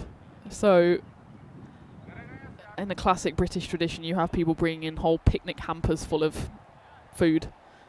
I think it's similar to Lord's, where you can bring in your own food and drink. More of that in a sec. In the meantime, take a look at what's happening over in Belgium tomorrow. So we've got another 4 games to bring you, 2 final games in the group stages before the qualifiers. Of course, it's only 3 teams. It's the 4 teams, sorry, that you see there. Genikins, Eiffels, Belforts and Mullertals. 4th team will drop out. The 2nd and 3rd place team will go into the qualifier to match up against the 1st place team in the final. All still to play for over in Belgium tomorrow, and of course all still to play for here in Germany, as we've got another 4 games of action to bring you. Whatever happens, we'll be going into those final few games with still everything to play for. So I think at Lord's, as is classic for somewhere like Lord's, you can bring in your own food, and I think you can bring in 1 bottle of champagne, because you often see it, especially in the members, that especially around lunchtime when they bring out all the food and drink, you see champagne corks flying onto the pitch. And you have the same at Wimbledon as well. And at some point, I can't remember, it was the last couple of weeks, one of the line judge or the umpires at the tennis had to warn the crowd and had to say, can you please stop popping champagne corks while the players are serving? And if that's not the most British expression I've ever heard, then I don't know what is.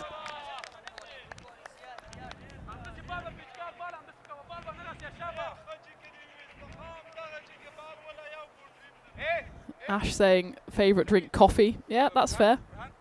I must say I've never been a coffee convert. I can have if it's a nice coffee that doesn't taste of coffee, if it's got cream and chocolate in, then I'm all on board. But I'm not one of these people that cannot function without coffee, which I suppose I'm happy about. Lily saying homemade lemonade with fresh lemons and a hint of ginger. Well, no to the ginger. I'm not a ginger fan, but homemade lemonade, I'm all about that. Although sometimes I've seen how lemonade is made, and it's kind of like seeing how a sausage is made. The amount of sugar that goes into lemonade is frightening. But that's why it tastes so darn good. Malik Kell bowling the 8th over here for Germany. Just hasn't quite got his run-up sorted so far.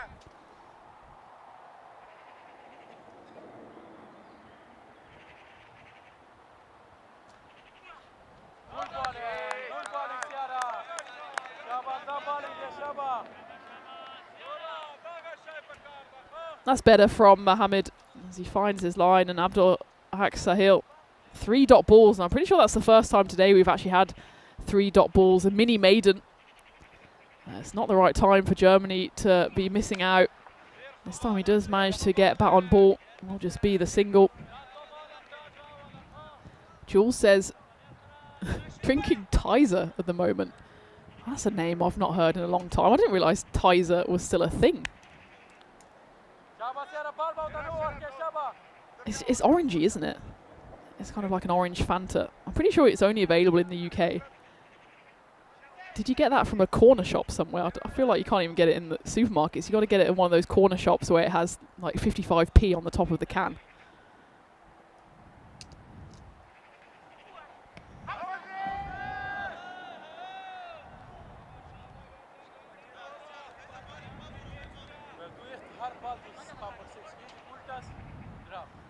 Jules saying he's taking a kettle and a stove to Rains Park. Well, you can set up near the commentary tent.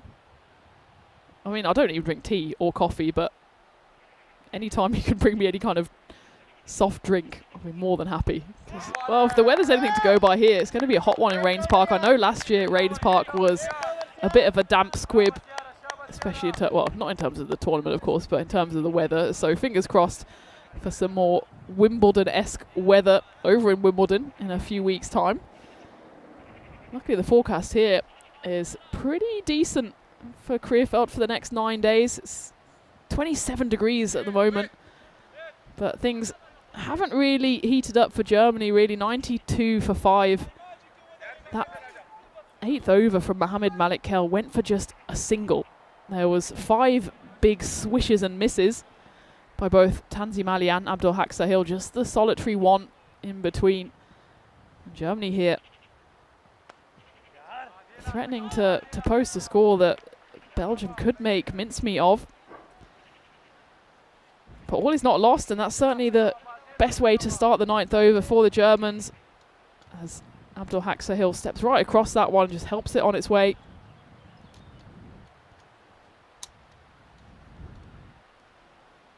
Jules says bought a case of it from Farm Foods. The cans have 69p on the top. Okay, well, it's not far off with 55p, but cost of living, isn't it? Inflation. But yeah, it's a good old school drink.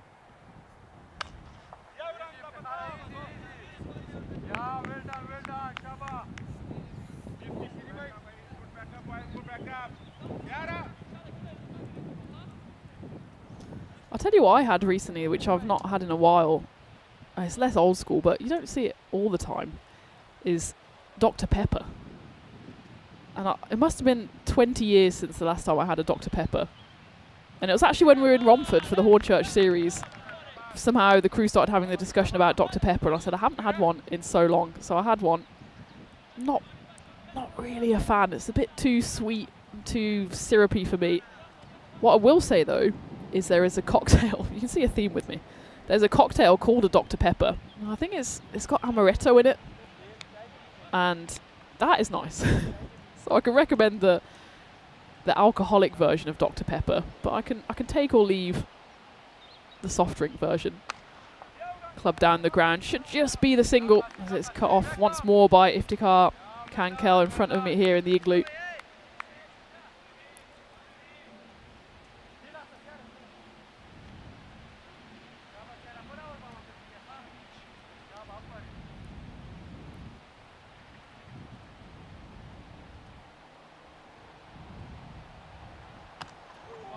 This is excellent bowling by Belgium, not letting Germany get away at all. Just the one boundary in the previous 11 balls for the hosts.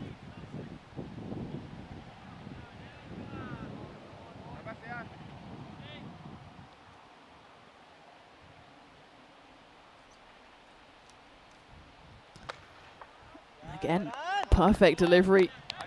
Brilliantly executed Yorker, which is the end of an outstanding over from Sherzai Hairan, who finishes with figures of 1 for 17 off his 2 overs, including the 9th over that goes for just 7 runs. So in the previous 12 deliveries, Germany have scored just 8 runs, 1 boundary and 4 singles. It's just not enough, as they're still 1 shy of those triple digits. 99 for 5 going into the final over. Just a quick update from over in Bulgaria as well, as Gibraltar looks like they will be notching a win against Turkey, who are looking to make it their 3rd ever T20I win, but Gibraltar need just 3 runs in the final over. Again, another final over thriller brought to you on the network, as Germany need a thrilling final over here to get them up to something defendable, as that one is smeared away by Abdul Haq Sahil. Plays it off his knees in the end. Great piece of invention by the German battery. Gets his side into the hundreds then, 105 for 5. Remember, Germany won the toss and decided to bat. Doesn't look like it's necessarily paid off for them yet. And that's an outstanding catch in the deep. Flying forward was the fielder, And the ball was dipping on him. It was hit firmly off the bat of Abdul Haq Sahil. And it was an outstanding grab there by Burhan Nihaz late in the piece here for Belgium as Germany lose their 6th wicket. Worth taking another look at this one though, as Abdul Haq Sahil thought he'd at least be safe. But there's a fingertip scraper there from Nihaz. Certainly one for the highlight reel as Belgium pick up their 6th wicket. It's 6 and out for Abdul Haq Sahil. Nice little cameo nonetheless from him. Germany needed something. They at least got the 26 runs off his bat, off just the 14 deliveries. But his innings comes to an end with a real highlight piece of fielding out in the deep by Burhan Nihaz.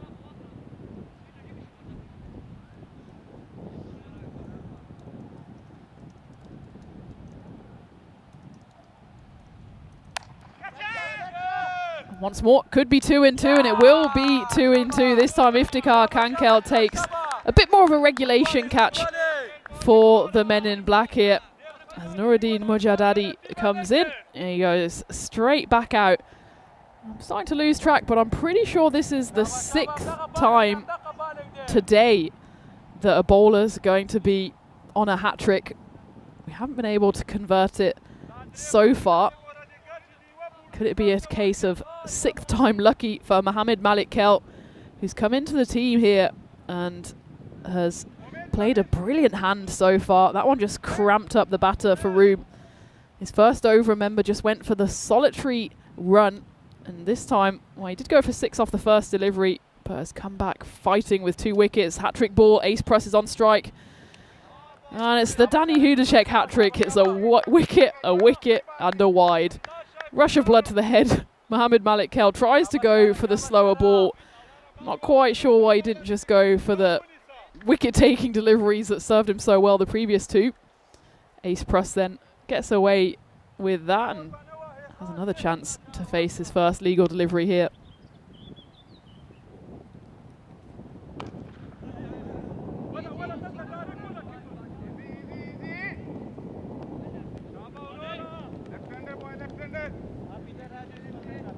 Doesn't quite get hold of that one, does Ace, but enough to get him to the other end. So there's just the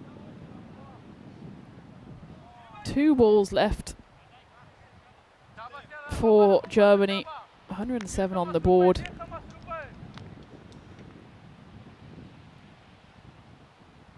Mohamed Malik Kel, outstanding figures for him so far.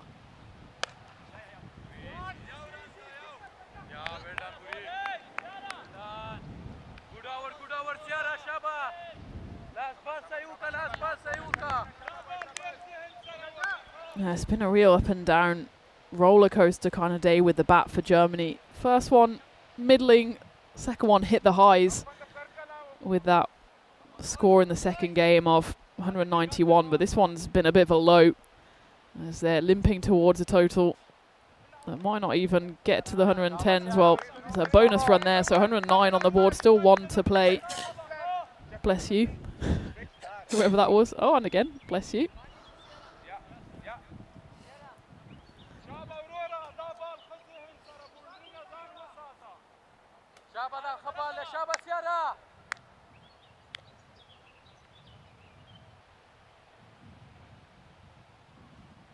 Final ball then coming up for Germany. Can they get 110 plus? Yes, they can, as that one squeezes away off the inside edge of Ace Press. Doesn't matter how they come though, as Germany move to 113. So the target for Belgium would be 114, certainly below par, you'd imagine. Remember in that first game, Belgium made pretty light work of Germany's total of 155. This time, they're a good 40 odd runs short of that. And you'd imagine Germany need a performance over a lifetime with the ball in hand to try and keep the Belgians at bay. As we take a look back at the highlights, and it certainly highlights if you're of a Belgian persuasion. Change of a bat there for Jamshed Khan, but the new one didn't really seem to pay off as he got to just 8 runs before he holed out to the captain, Sherry Burt, with a smart catch in the covers. Shahan Agar, he was boosted up to open the batting for Germany. That one didn't quite pay off either, as he was caught by Mohamed Malik Kel. Firstly, though, Hamid Wardak escaped in pretty lucky fashion there, as Mohammed was a bit too quick to try and whip the bails off and only managed to dislodge them with his fingers, but he had some making up to do and did it in just a few balls later, catching the German wicket-keeper. And then Hamid Wardak, he had to carry on at the other end as he saw wickets fall around him. Shazib Khan, who did so much damage in the previous game, he holed out to Shirzai Hairan, and that brought Tanzim Ali to the crease. He didn't really get going though. He finished on 11 off 12. Hamid Wardak, the captain, then fell to another catch by Sherry, but that was certainly the catch of the day so far. One of the highlights of the day. Outstanding piece of fielding by Burhan Niaz to dismiss Abdul Haq Sahil, who was in fact the only other batter apart from the skipper Hamid to get 20 plus score. In the end though, Germany just really limped to the 10 over mark, losing wickets at regular intervals. You can see it's always a case of can you build a partnership, and really Germany weren't able to do that as they lost wickets throughout the 10 overs, and Hamid top scoring there with 37, and only really Abdul Haq Sahil made any kind of contribution. Another 2 golden ducks to add to the collection, to the 4 that Germany suffered in the first game today. Certainly something that the Germans will want to work on. As for the Belgians, hats off to them. It was a solid bowling performance. Just the 5 frontline bowlers used by the guests. Mohamed Malik helped into the team and straight into the wickets. Outstanding figures of 2 for 15. Shafiullah Sakel, slightly more expensive. He also picked up 2 wickets though, and it was wickets apiece for Kankel, Hairan and Alokzai. And you can see there, the fall of the wickets shows exactly what Germany's problem was, and that was that they just weren't able to get any kind of partnerships going, and then lost those 2 wickets in 2 clusters as well, which meant that any momentum they had dreams of building were shattered by the Belgian bowlers. But it's only halfway through, and we've seen smaller scores defended on the network. It's certainly though an uphill task for Germany if they want to finish day one with their noses in front of Belgium. As for Belgium, if they chase down the 114 runs needed for victory, then they will finish the day with a 2-1 record, going in, of course, to the final 4 games between these two sides tomorrow. So it's the final innings of the day. Make sure to bring in your random questions as I fly solo through the final innings. And it's going to be an interesting one as Belgium look to make it 2 wins for the day. Can Germany stop them? We'll be back here in about 5 minutes' time as we go through the run chase here in match 3 in these ECIs here in Krefeld.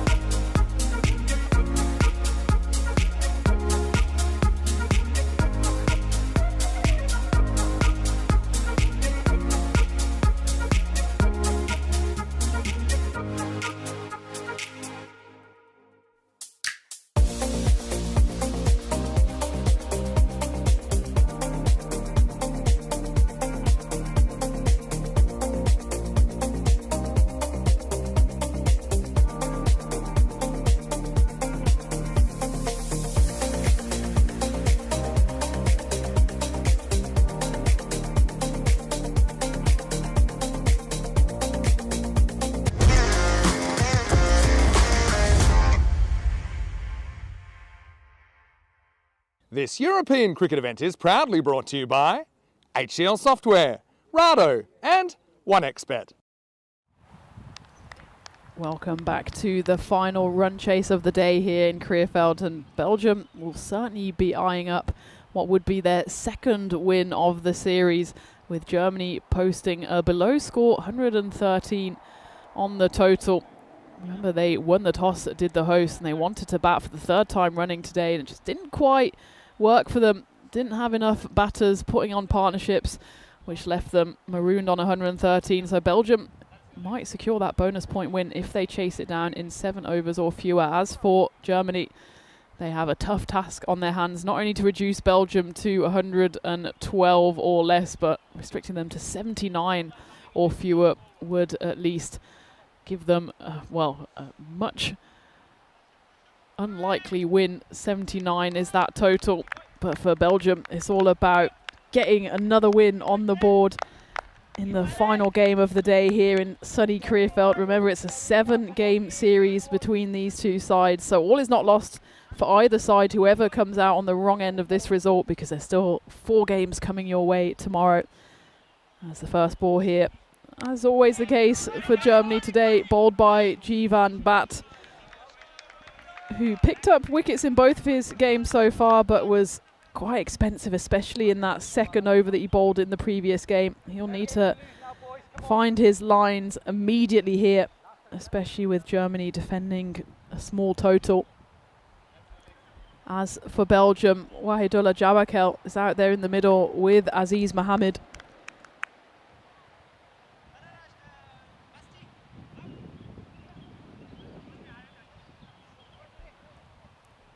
Remember, Aziz Mohammed scored a big century in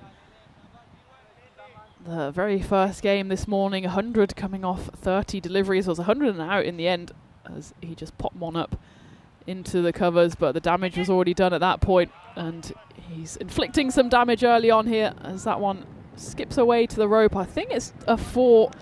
Gonna have to look to see where this one lands. The hand comes off the bat. It's not the most elegant of shots that Mohammed has played today.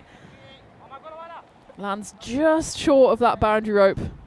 Again, we're talking in that first innings about cricket instincts, and from a good 70 metres away, he just had the feeling that that one didn't quite go to the rope, especially because Aziz Mohammed didn't quite get a hold of it.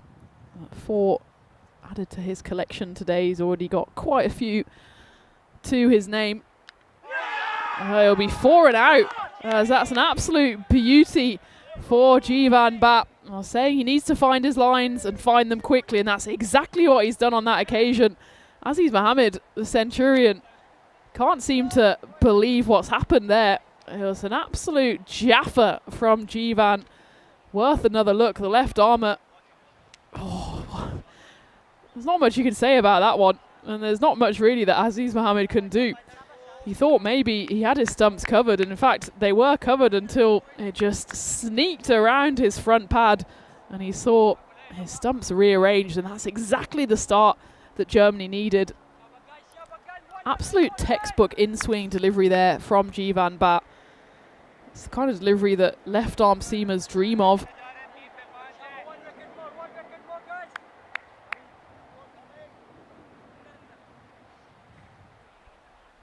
Germany have the big early wicket that they so desperately needed, and it's the massive wicket of the Centurion Aziz Mohammed from the first game. Jivan Bat and his German teammates really up and about here. You can imagine one early wicket's not enough. They need several, and Bat is on the money here.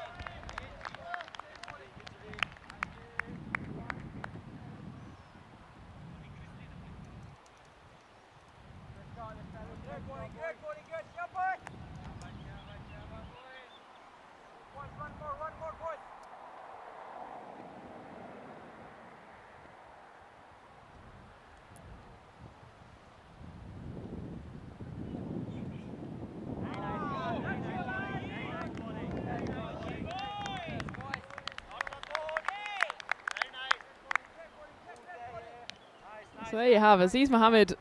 Well, it was actually a race to number 50, wasn't it, with the Centurion over in Turkey, well, in Bulgaria for Turkey. Pretty much around the same time, I think. Aziz Mohammed, well, he'll be more than happy to be on the board. He'll be less happy by the fact that he's already back in the dugout here after 3 deliveries. Sometimes, even if you've got 100 runs to your name in a previous game, if you get a delivery like that, such as the one Jivan Bat bowled him, you just have to say, yeah, fair enough. That was a pretty good ball. It was good enough to get the first wicket for Germany. So Belgium 5 for 1 at the end of the first over. Perfect start for the Germans, as it's been 21 matches since a golden ball. And I think still for Germany, if you offer them the golden ball right here and now, they'd probably take it, because they're still up against it. 113 runs is all they have to defend. That's exactly the start they needed. Jivan delivering a wicket, and then Burhan Nihaz, number 3 for Belgium, facing up 3 dot balls. So the pressure's on for him. Waidullah Jabakel's only faced the 1 delivery so far, and he got himself straight off strike. He's facing here, going into the second over, with Awais Zafar bowling this one. First one just a bit of a wild delivery, but he's bowled excellently so far, has Zafar.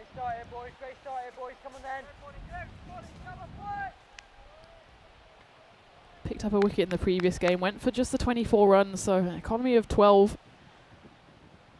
But even that's something actually Germany can't afford, and they certainly can afford to get some wickets, and that's exactly what they've done here. Waidullah Jabakel, the other opener for Belgium, he finds himself back in the hut alongside Aziz Mohammed. It's another sumptuous delivery here, this time by Awais Zafar, and again, worth taking another look at that one.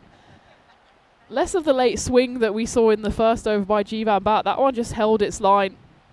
In all honesty, it was a bit of an ugly shot from the Belgian opener. But Germany doing exactly what they need to do, which is targeting those stumps, forcing Belgium into trying to swipe across the line. That's exactly what Waidula did on that occasion. Fell into the trap and got dispatched hook, line and sinker there. As Germany got off to the dream start here. Belgium 6 for 2.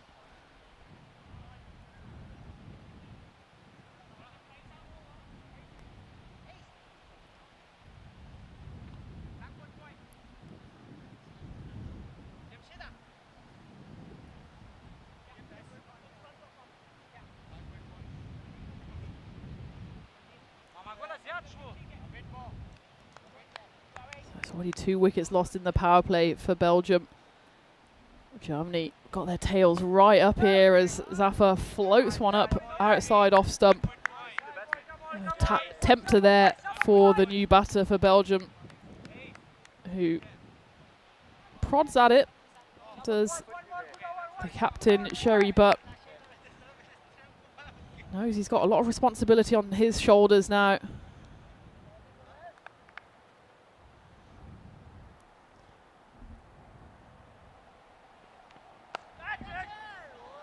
That one's elegantly slashed away though. Just a stand and deliver shot there by Sherry, the captain. Just too much width on offer by Awais. You can see, well, his feet there were pretty much blocks of concrete. He knew he could just flash his hands at it, especially with no protection out there in the deep. He knew that one would fly away to the rope.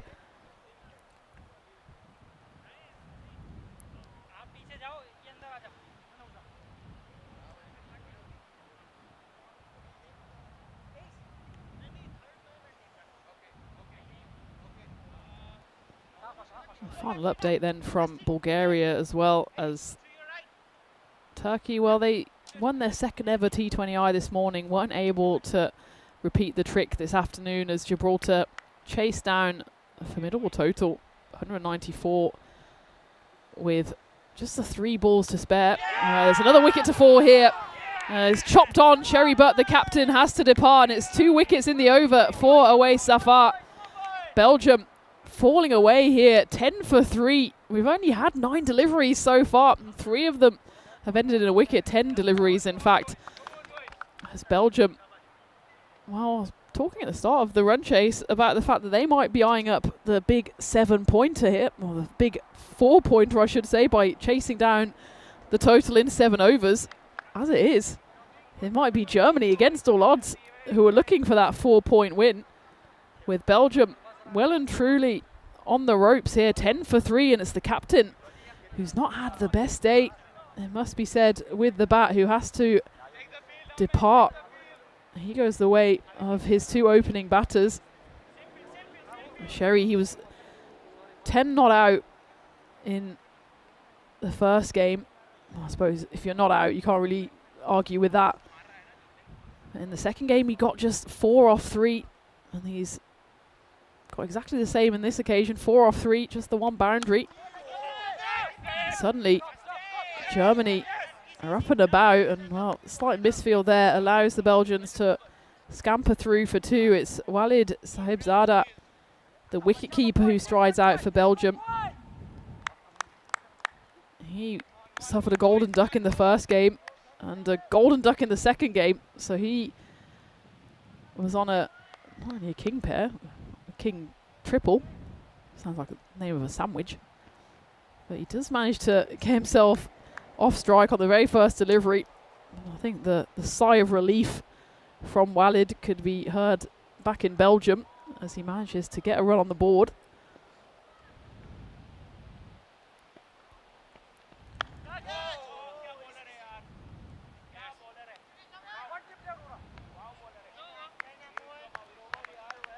It's another outstanding over from Germany, and from the hand of Awais Zafar, picks up 2 wickets and goes for just the 7 runs, despite the starting actually with a wide. And he comes back in emphatic fashion, and Belgium struggling here, 12 for 3 off 2. And you can see why this game is so important, because both sides have got a win to their name. One of these teams will go into the second and final day of action tomorrow with their noses in front, but we've got 4 more games to bring you tomorrow. The chances of the bonus point coming into play, as I said earlier, relatively slim, given that the forecast for tomorrow is positive.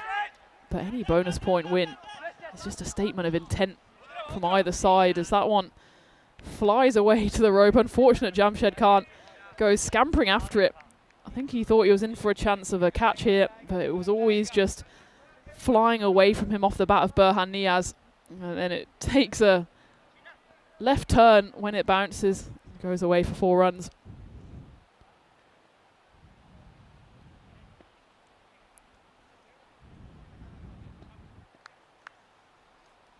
As Wayne shows his surprise in the chat that the win predictor has Belgium up at 69%, but I guess it's just because 1 or 2 big overs, 20, even 30 runs, and that's pretty much a third of the score already achieved in 1 over. But of course, Belgium here have already lost 3 wickets, and it's 3 big wickets as well.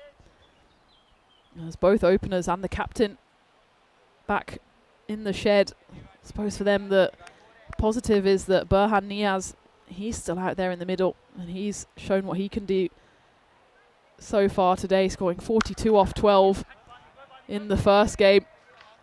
Followed that up with a quick fire 27 in the second, and holds the key, you'd imagine, to the run chase here for Belgium. And that's exactly what he shows on that pummeled delivery down the ground. Jivan Bap has come back on to bowl his second over here. His second over in game number 2 went just a little bit wrong, and he might have that in the back of his mind, but that is the second boundary he's conceded in 3 deliveries.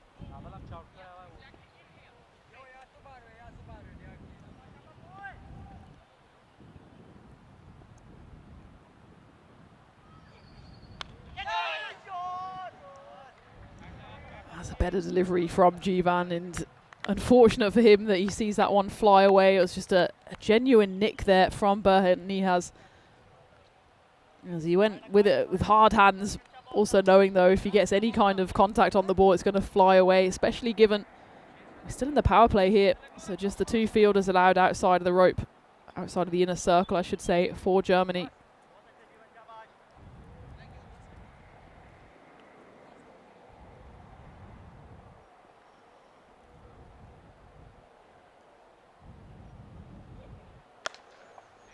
Well, that's not going to help the cause, and this is exactly what happened to Jivan Bat in his first over, as that one's going to be a 7-up.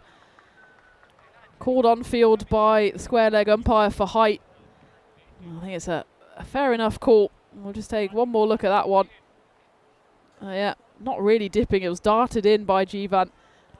It's the second time it's a 7-up for Belgium. And this is exactly why it's difficult to doubt that win predictor, because 1 big over and suddenly the momentum shifts once more to Belgium. 21 runs coming off the first 4 balls of this over. Jivan Bat getting words of wisdom here from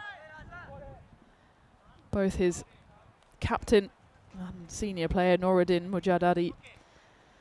I feel like in these kind of situations it's difficult to know what to say apart from don't bowl a rank full toss, but I think that's in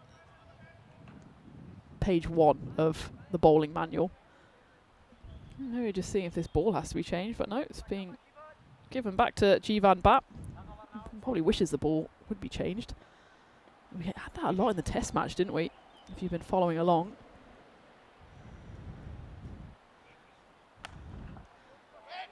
It seems to have become a key feature of the modern game, and without sounding all grandma, I don't like to see it with pretty much any time a bowling side, I'm talking more about test matches here, any time a bowling side goes through a little phase where they're just not getting the rub of the green, they always try and get the ball changed. I think yesterday in the England test match at Lords against India, there was about 2 or 3 ball changes on the same day, and it just slows down the game. And I think it was one yesterday where Shubman Gill asked for the ball to be changed. It was then changed. That was an excellent piece of fielding out there on the backward point ring, Shubman Gill asked for the ball to be changed. It was changed, and then he complained about the new ball because he was like, well, the old ball was swinging more. It's like, well, this is what happens. Play stupid games, win stupid prizes, but the Grizzlies here pretty much hold up to any kind of punishment that is enacted on them. As we come to the end of the power play then, and almost even Stevens really. Germany were 31 for 2, Belgium 34 for 3.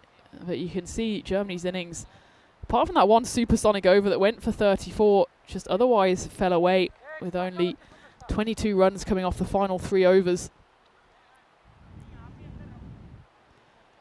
But still, if Germany can get the wicket of Burhan Niaz here again, the pendulum might swing. Jivan Bat once more suffers from a bit of second over syndrome, going for 22 runs after his first. Just went for the 5. Andy picked up that wicket, of course. Just wasn't able to repeat the trick in over number 3. As we go out of the power play and into the 4th over here, which will be bowled by Noor, who's marshalling his troops, remember, out of the power play, so they can have more fielders out in the deep. And they do have all 5 of them out. Deep mid wicket, long on, long off, covers, and deep point.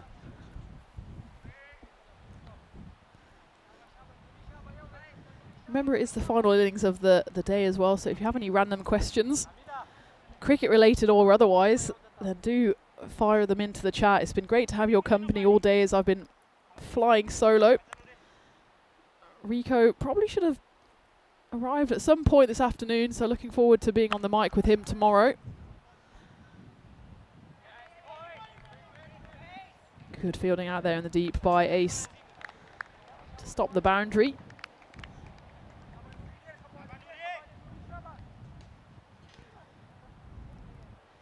So to finish the update that I was giving you from Bulgaria, so Gibraltar were able to win that game against Turkey, which has set up a intriguing final which will take place tomorrow morning between Gibraltar and Bulgaria. So Turkey are the unlucky losers who don't manage to get through to the final, but that'll be coming your way at 9 AM local time tomorrow, Gibraltar versus Bulgaria.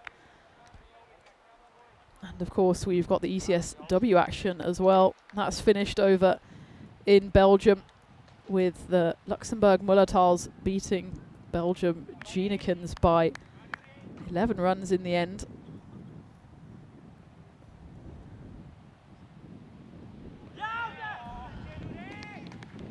With 2 more group stage matches coming away from that ECSW tomorrow before we go into the qualifier and the final. So that will be wrapping up tomorrow, as will the T20I action over in Bulgaria. But of course we're only just getting started here in Germany,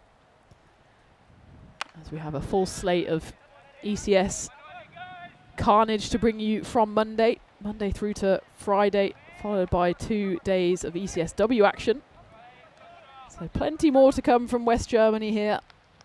Hopefully the weather will be kind to us and we can get you all 33 of those games coming your way between now and the end of play next Sunday afternoon.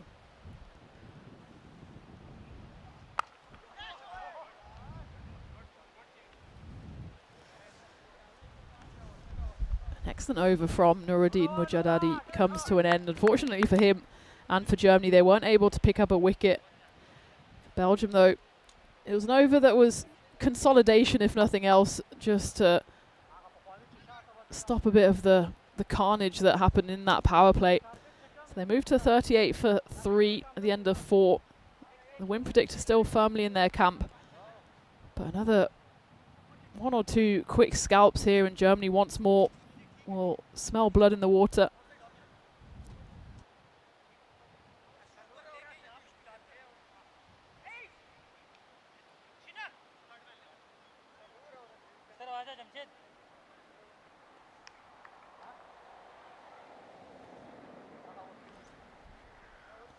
Fifth over here will be bowled by Awais Safar, coming back for his second then, after he picked up 2 big wickets in his first over. Went for just the 7 runs.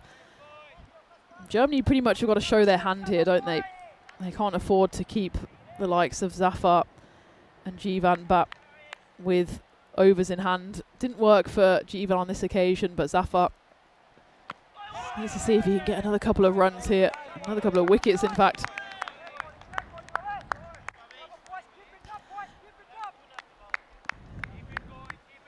Lily Panda, well, we had the favourite drinks chat earlier today, asking favourite sandwich with the caveat that grilled cheese is totally a sandwich. Well, I feel like you've answered your own question there. But, well, if grilled cheese counts, then I'm assuming bacon sandwiches count as well, even though they're more of a breakfast food. As this one goes up in the air, could this be the 4th wicket? Probably should have been, but it burst straight through the hands of the wicketkeeper Shahan Aga. He looks up suspiciously at the sun. Well, I hate to say, Shahan, but the sun wasn't really out 10 seconds ago, and he just didn't get there. Not really to do with the sun. I think he just didn't read the line of the ball or where it was going to land, and it's a lucky escape for Belgium. As I said, a couple more wickets. Suddenly Germany would have been back on top here. Especially don't want to give the likes of Berhan Niaz too many chances. On that occasion, it was Walid Zaibzada who was dropped, but Berhan Niaz gets back on strike and adds insult to injury there, as that one's clubbed down the ground for 4 runs. Yeah, back to sandwich chat. I think I'd go a bacon and sausage sandwich. It would be a roll though, so a crusty roll, bread roll with ketchup. And I'm going to argue that that is a sandwich, and I won't hear anything to the contrary. Jules says brie, bacon, and cranberry toasted sandwich. I mean, yes. Yes to all. One good thing about being back in the UK actually is the selection of sandwiches. Calls of catch it, but there's absolutely no one there in cow corner. So it'll be another 4 off the bat of Berhan Niaz. So if you're not familiar with the phenomenon in the UK of the meal deal, then you're very much missing out. So in all UK supermarkets and convenience stores, not all convenience stores, supermarkets, you have the meal deal, which is a sandwich, a snack, and a drink. And well, it used to be about £2.50. I think now it's probably about £4 something. And the selection of sandwiches is quite glorious. So sometimes around Christmas you have like a Christmas dinner sandwich. You get the classic kind of chicken and mayonnaise. You get the ploughman sandwich. There's the BLT, bacon, lettuce, tomato. As we have just a bit of an injury here actually, as it's Sebastian Lucker, who was into the team for the first time, and it was just on that first 4 that we saw in this over where he went scampering to his right, put in the big dive, and I think either he jarred his finger on the ball as it flew past him, or maybe jarred his finger in the turf. Either way, he looks to be in quite a bit of discomfort here, the youngster. Hopefully nothing too serious, as he's taken into the dugout for maybe a bit more treatment. Try and keep you updated on that as Farouk Arabzai, who's the 12th for this game, comes onto the field. So there is the update for the final game coming your way from Bulgaria tomorrow, and it's Gibraltar versus Bulgaria in the big final. As Turkey lose out, but they do come away from that series with, I think, a few more fans, and of course another T20I win to their name. So lots to build on for them, but for Gibraltar and Bulgaria, it's one more push to see who will be crowned champions over there in Bulgaria.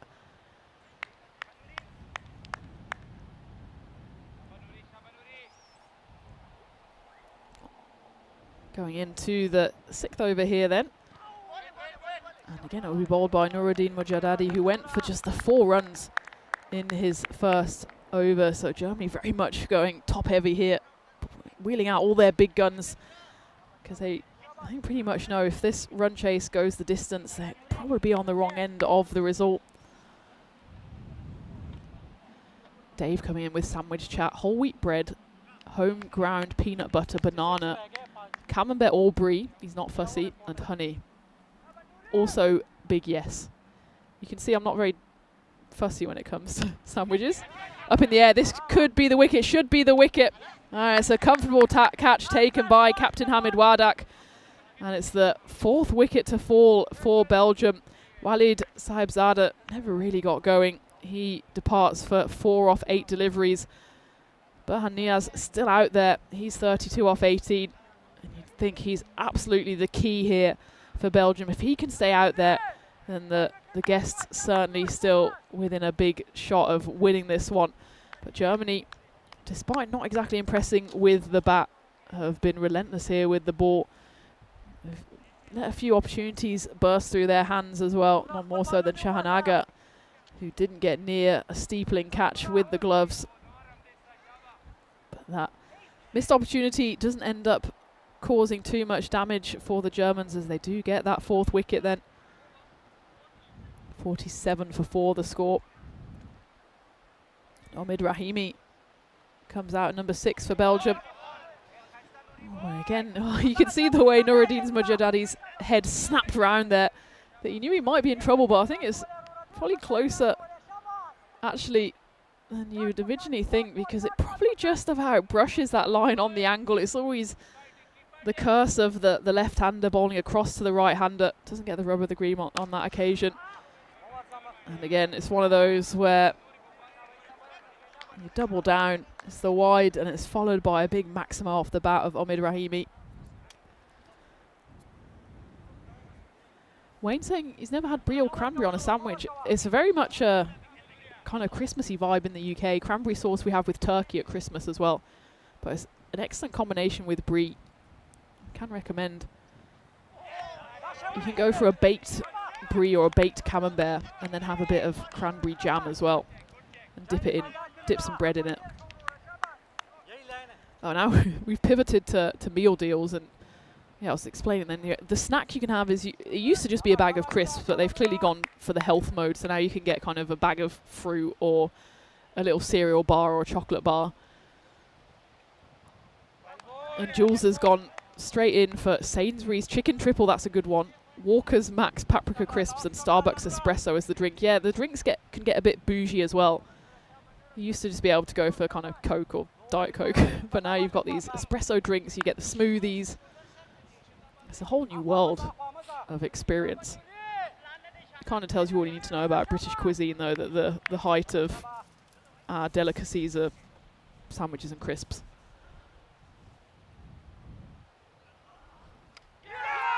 There's a big wicket, and it's Omid Rahimi who is able to score runs and score them quickly, who hits a big 6, but it's no more to add to his collection as Belgium lose their 5th. It's all the 5s. Someone take a screenshot of that.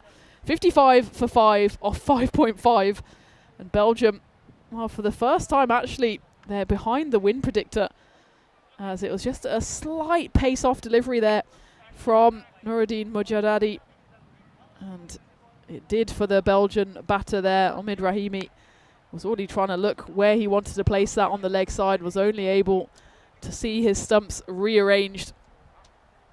So Belgium 55 for 5. And Germany well in this game. You can see the smile on the umpire's face. It was almost like that ball was played in slow motion. Everyone seemed to know what would happen, apart from the batter himself, Omid Rahimi, as he has to depart. That target still looking quite a long way off here for the Belgians.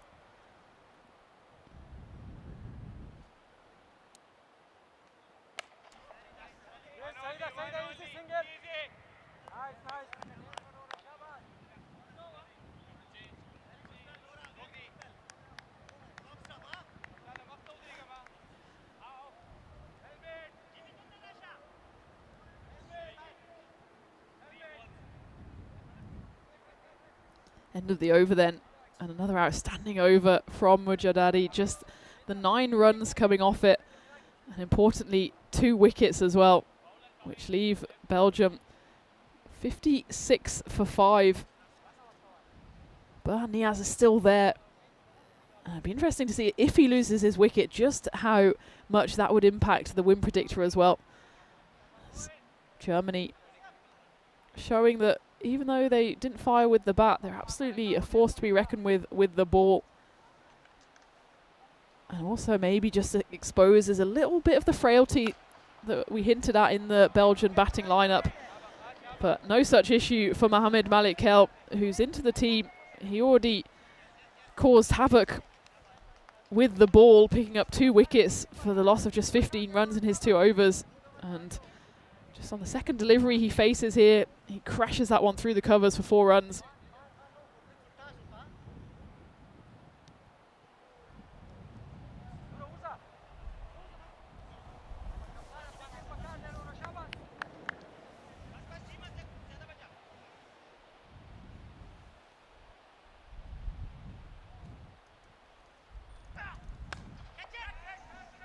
Calls of catch it, but again, it's going to go straight through the 2 fielders out there. They've got 3 men on the rope on the offside.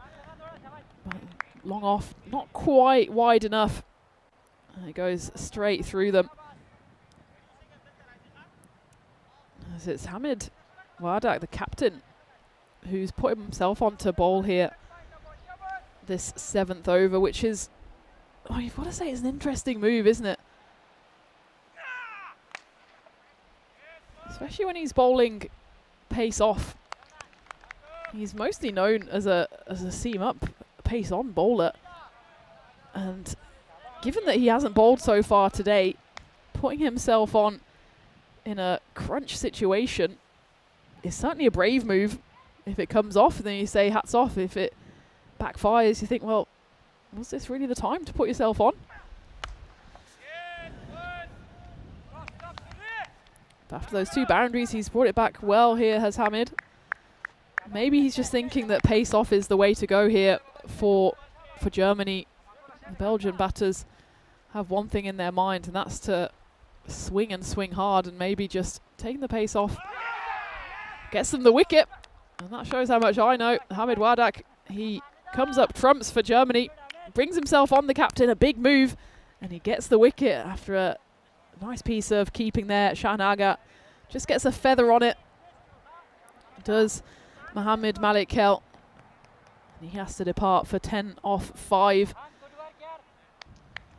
You can see there's no doubt about that. Hamid didn't even look back to see if the finger was raised. There was no doubt of it being anything else.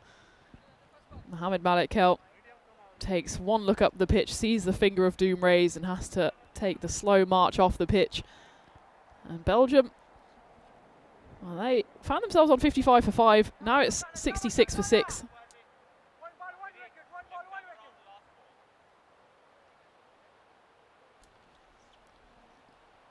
Rafiola Aloksai, the new batter.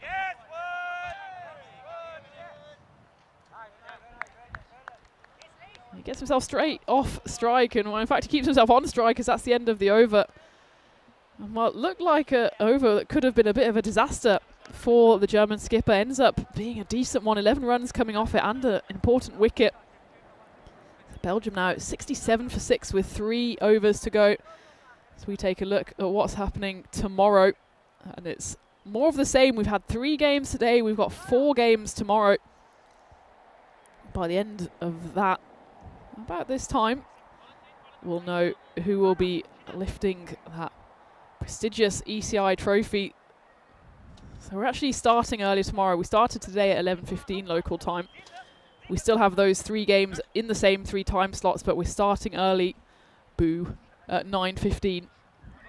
Of course, good that we're bringing you more cricket, but I can't say I was complaining about the line this morning. But 9:15 is the local time start for the first of the 4 games coming your way tomorrow.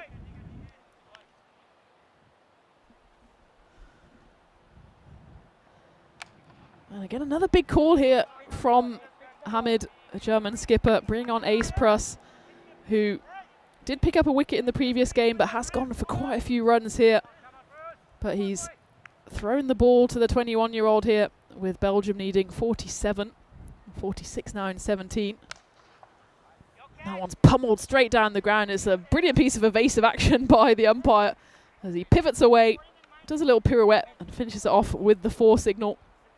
Again, just slightly over-pitched by Pruss, just doesn't allow the ball enough time to do its thing. Burhan Nihaz pummels that one away. Well, without sounding like a broken record, Niaz is absolutely the key wicket here for Germany. So much so that if I were them, maybe this is exactly what Jamshed Khan is telling his bowler here. Just maybe try and float it up, give Burhan even the single, and try and attack Rafiola at the other end.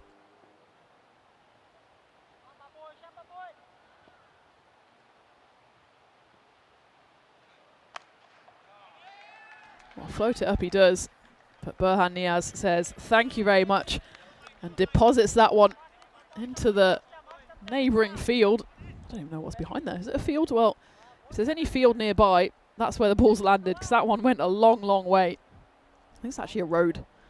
I haven't heard the screeching of tyres, so I think we're okay. Burhan Niaz moves to 43. It's not the quickest of 43s, coming off 21 deliveries, but it didn't need to be quick for the Belgians. They just needed someone to stick around to try to chase down that magical 114. That's exactly what Burhan has done so far.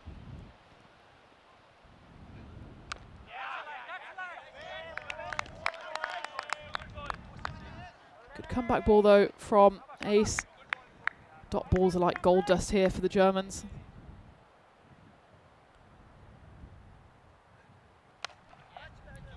That one's going to race away. Burhan Niaz almost single-handedly here is trying to steer the Belgian ship home. The highest score apart from him is actually the 10 scored by Mohamed Malik Kel. Otherwise, every single score has been single digits of the 6 batters that have come and gone, 5 batters that have come and gone so far. Only Burhan Niaz putting up resistance, and he moves to 47 off 23. We'll make that 53 as he gets enough on that to bring up his half century and to inch Belgium ever closer to their second win of the day. And Ace Prus, his over goes magical in the end, 21 runs coming off it.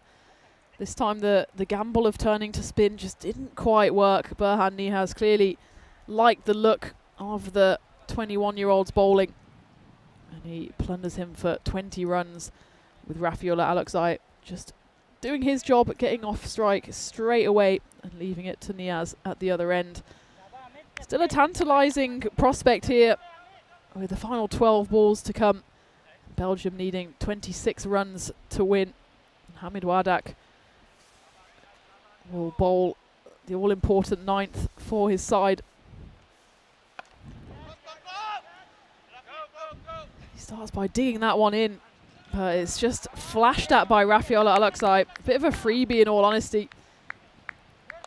Really, he probably thought if he can just get himself off strike and get Burhan back on strike, that's his job done, but he's done more than that. He's got a precious 4 to his name.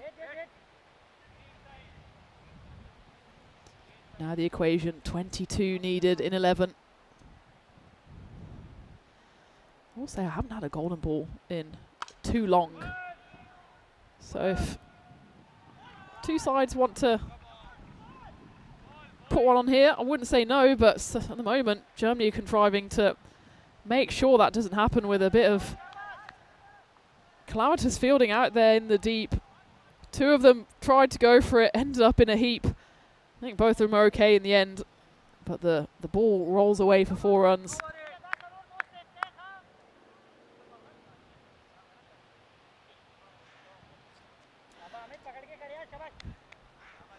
And that's really not what you need at this stage. Keystone cops fielding there by the Germans. And when your luck's in for Belgium as the next one skews off the side of the bat, but lands safely in between the 3 or 4 German fielders out there in the deep.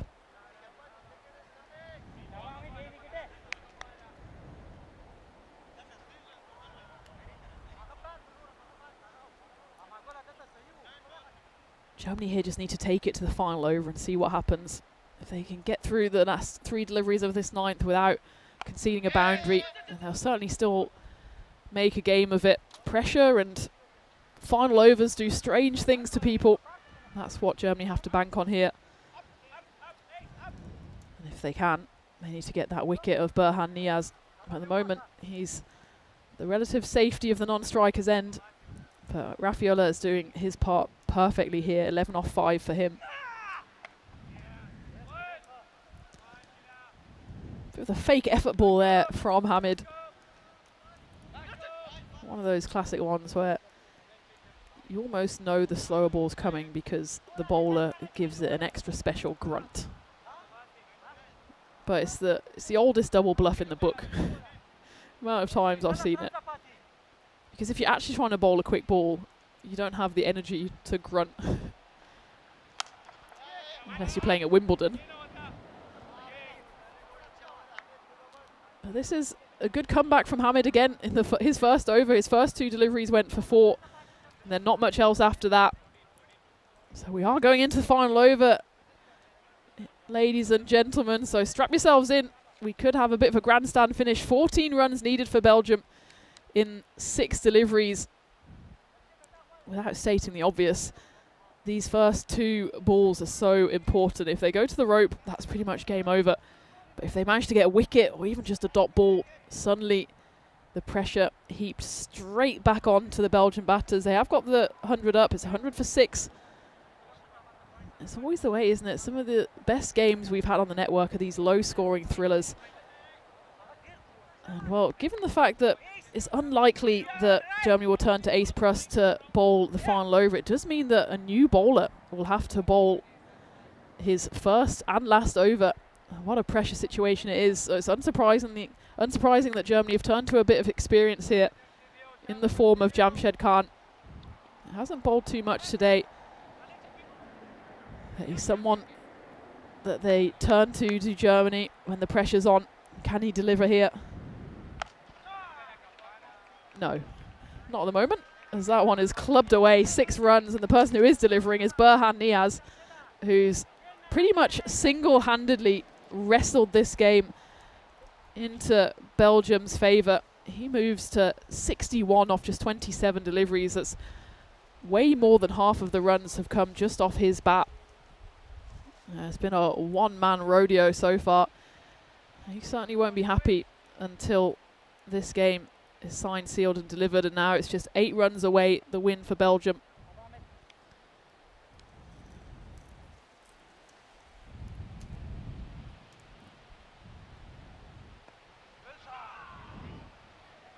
And now it's just 4 runs away, as the move to go to Jamshed Khan has certainly not paid off. It's always a difficult task for a bowler coming in cold, having to bowl the final over with not much to play with. And, well, without sounding like Captain Hindsight, I did say that the first 2 balls would be important. Had they been dots or wickets, it could have been a different equation, but 6-4 has pretty much sealed the game here, with Belgium now just 1 hit away.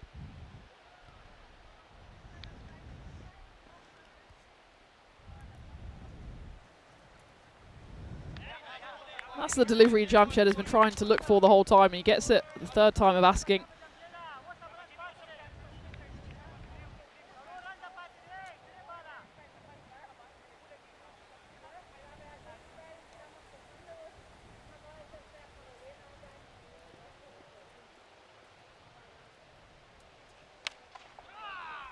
Down the ground, 6 runs, and that will be that. And it's fittingly Burhan Niaz who scores the winning runs as he finishes on an imperious 71 not out to guide his side to their 2nd win of the day.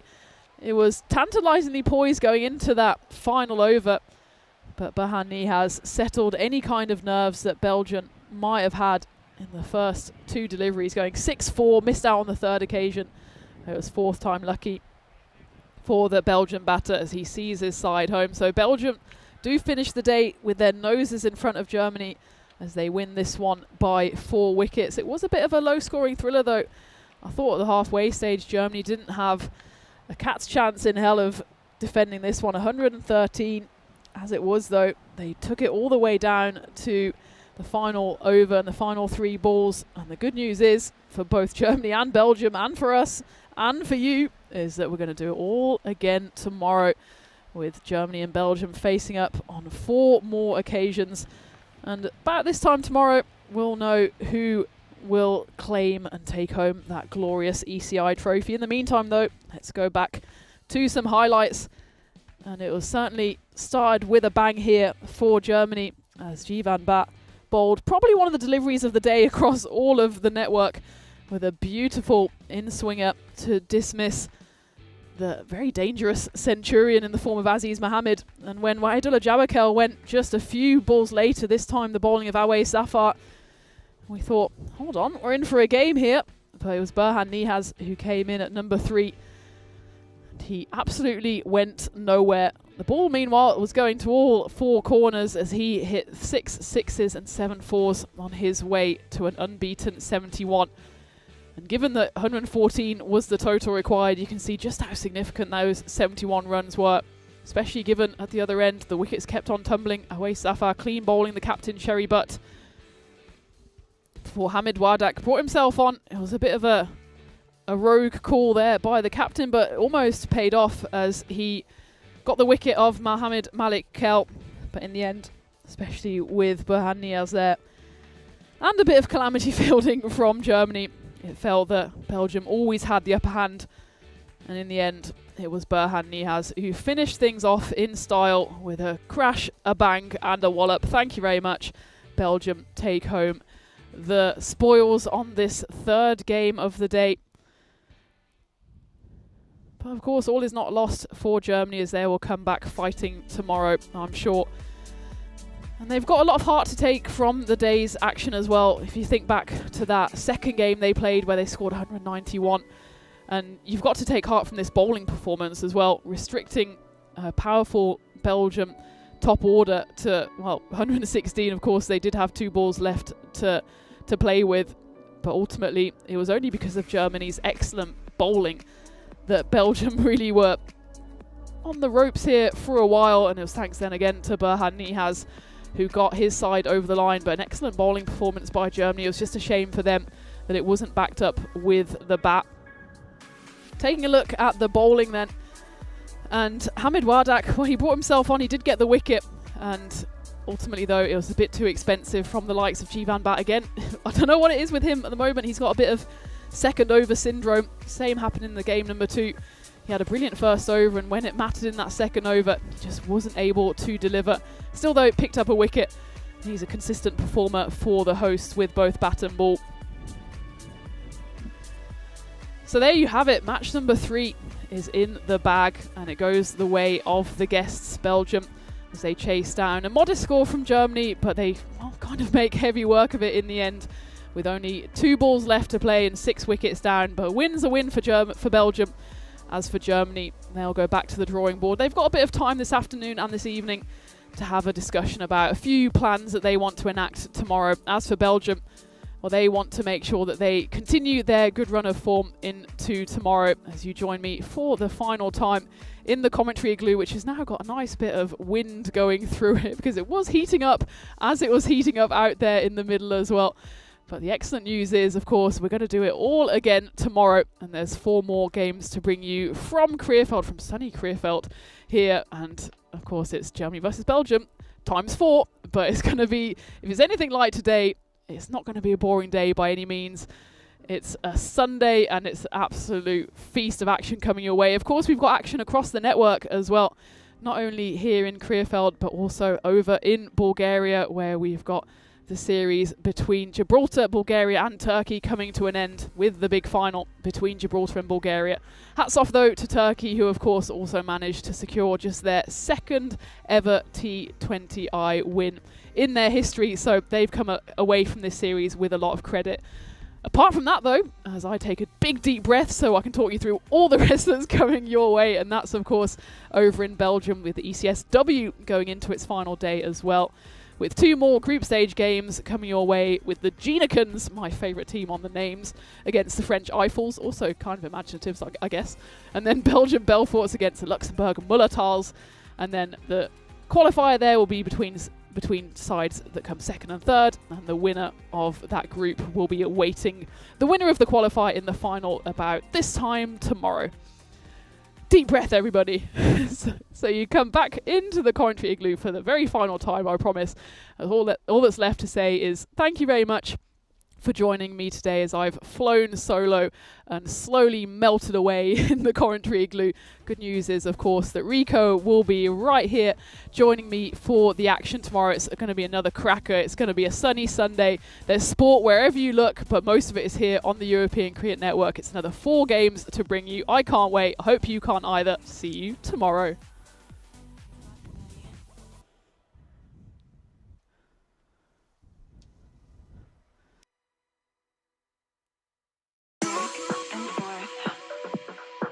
My body back and forth. Move my body back and forth. Move my body back and forth. Move my body back and forth. Move my body back and forth. Move my body back and forth. Move my body back and forth.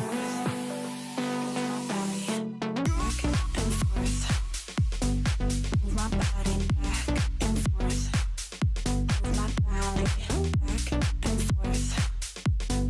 Move my body back and forth. Move my body back and forth. Move my body back and forth. Move my body back and forth. Move my body back and forth. Move my body back and forth.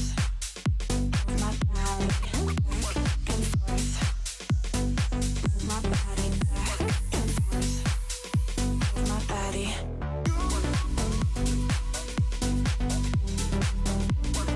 Move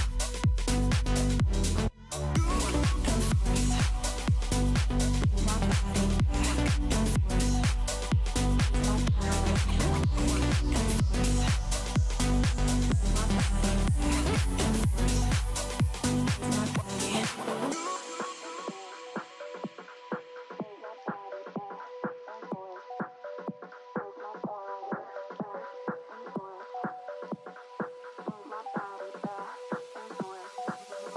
Move my body back and forth. Move my body back and forth. Move my body back and forth. Move my body back and forth.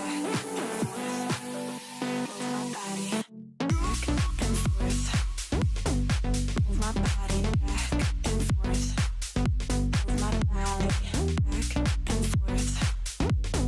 Move my body back and forth. Move my body back and forth.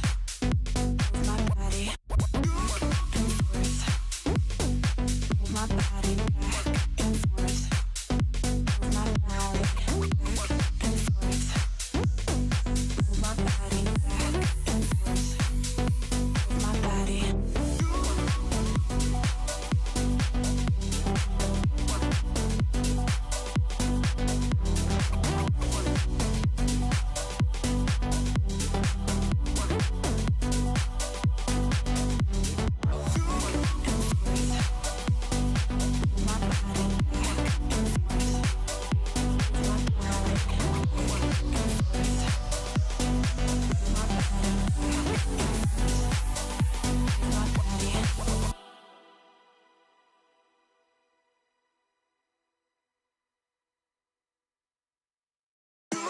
And forth.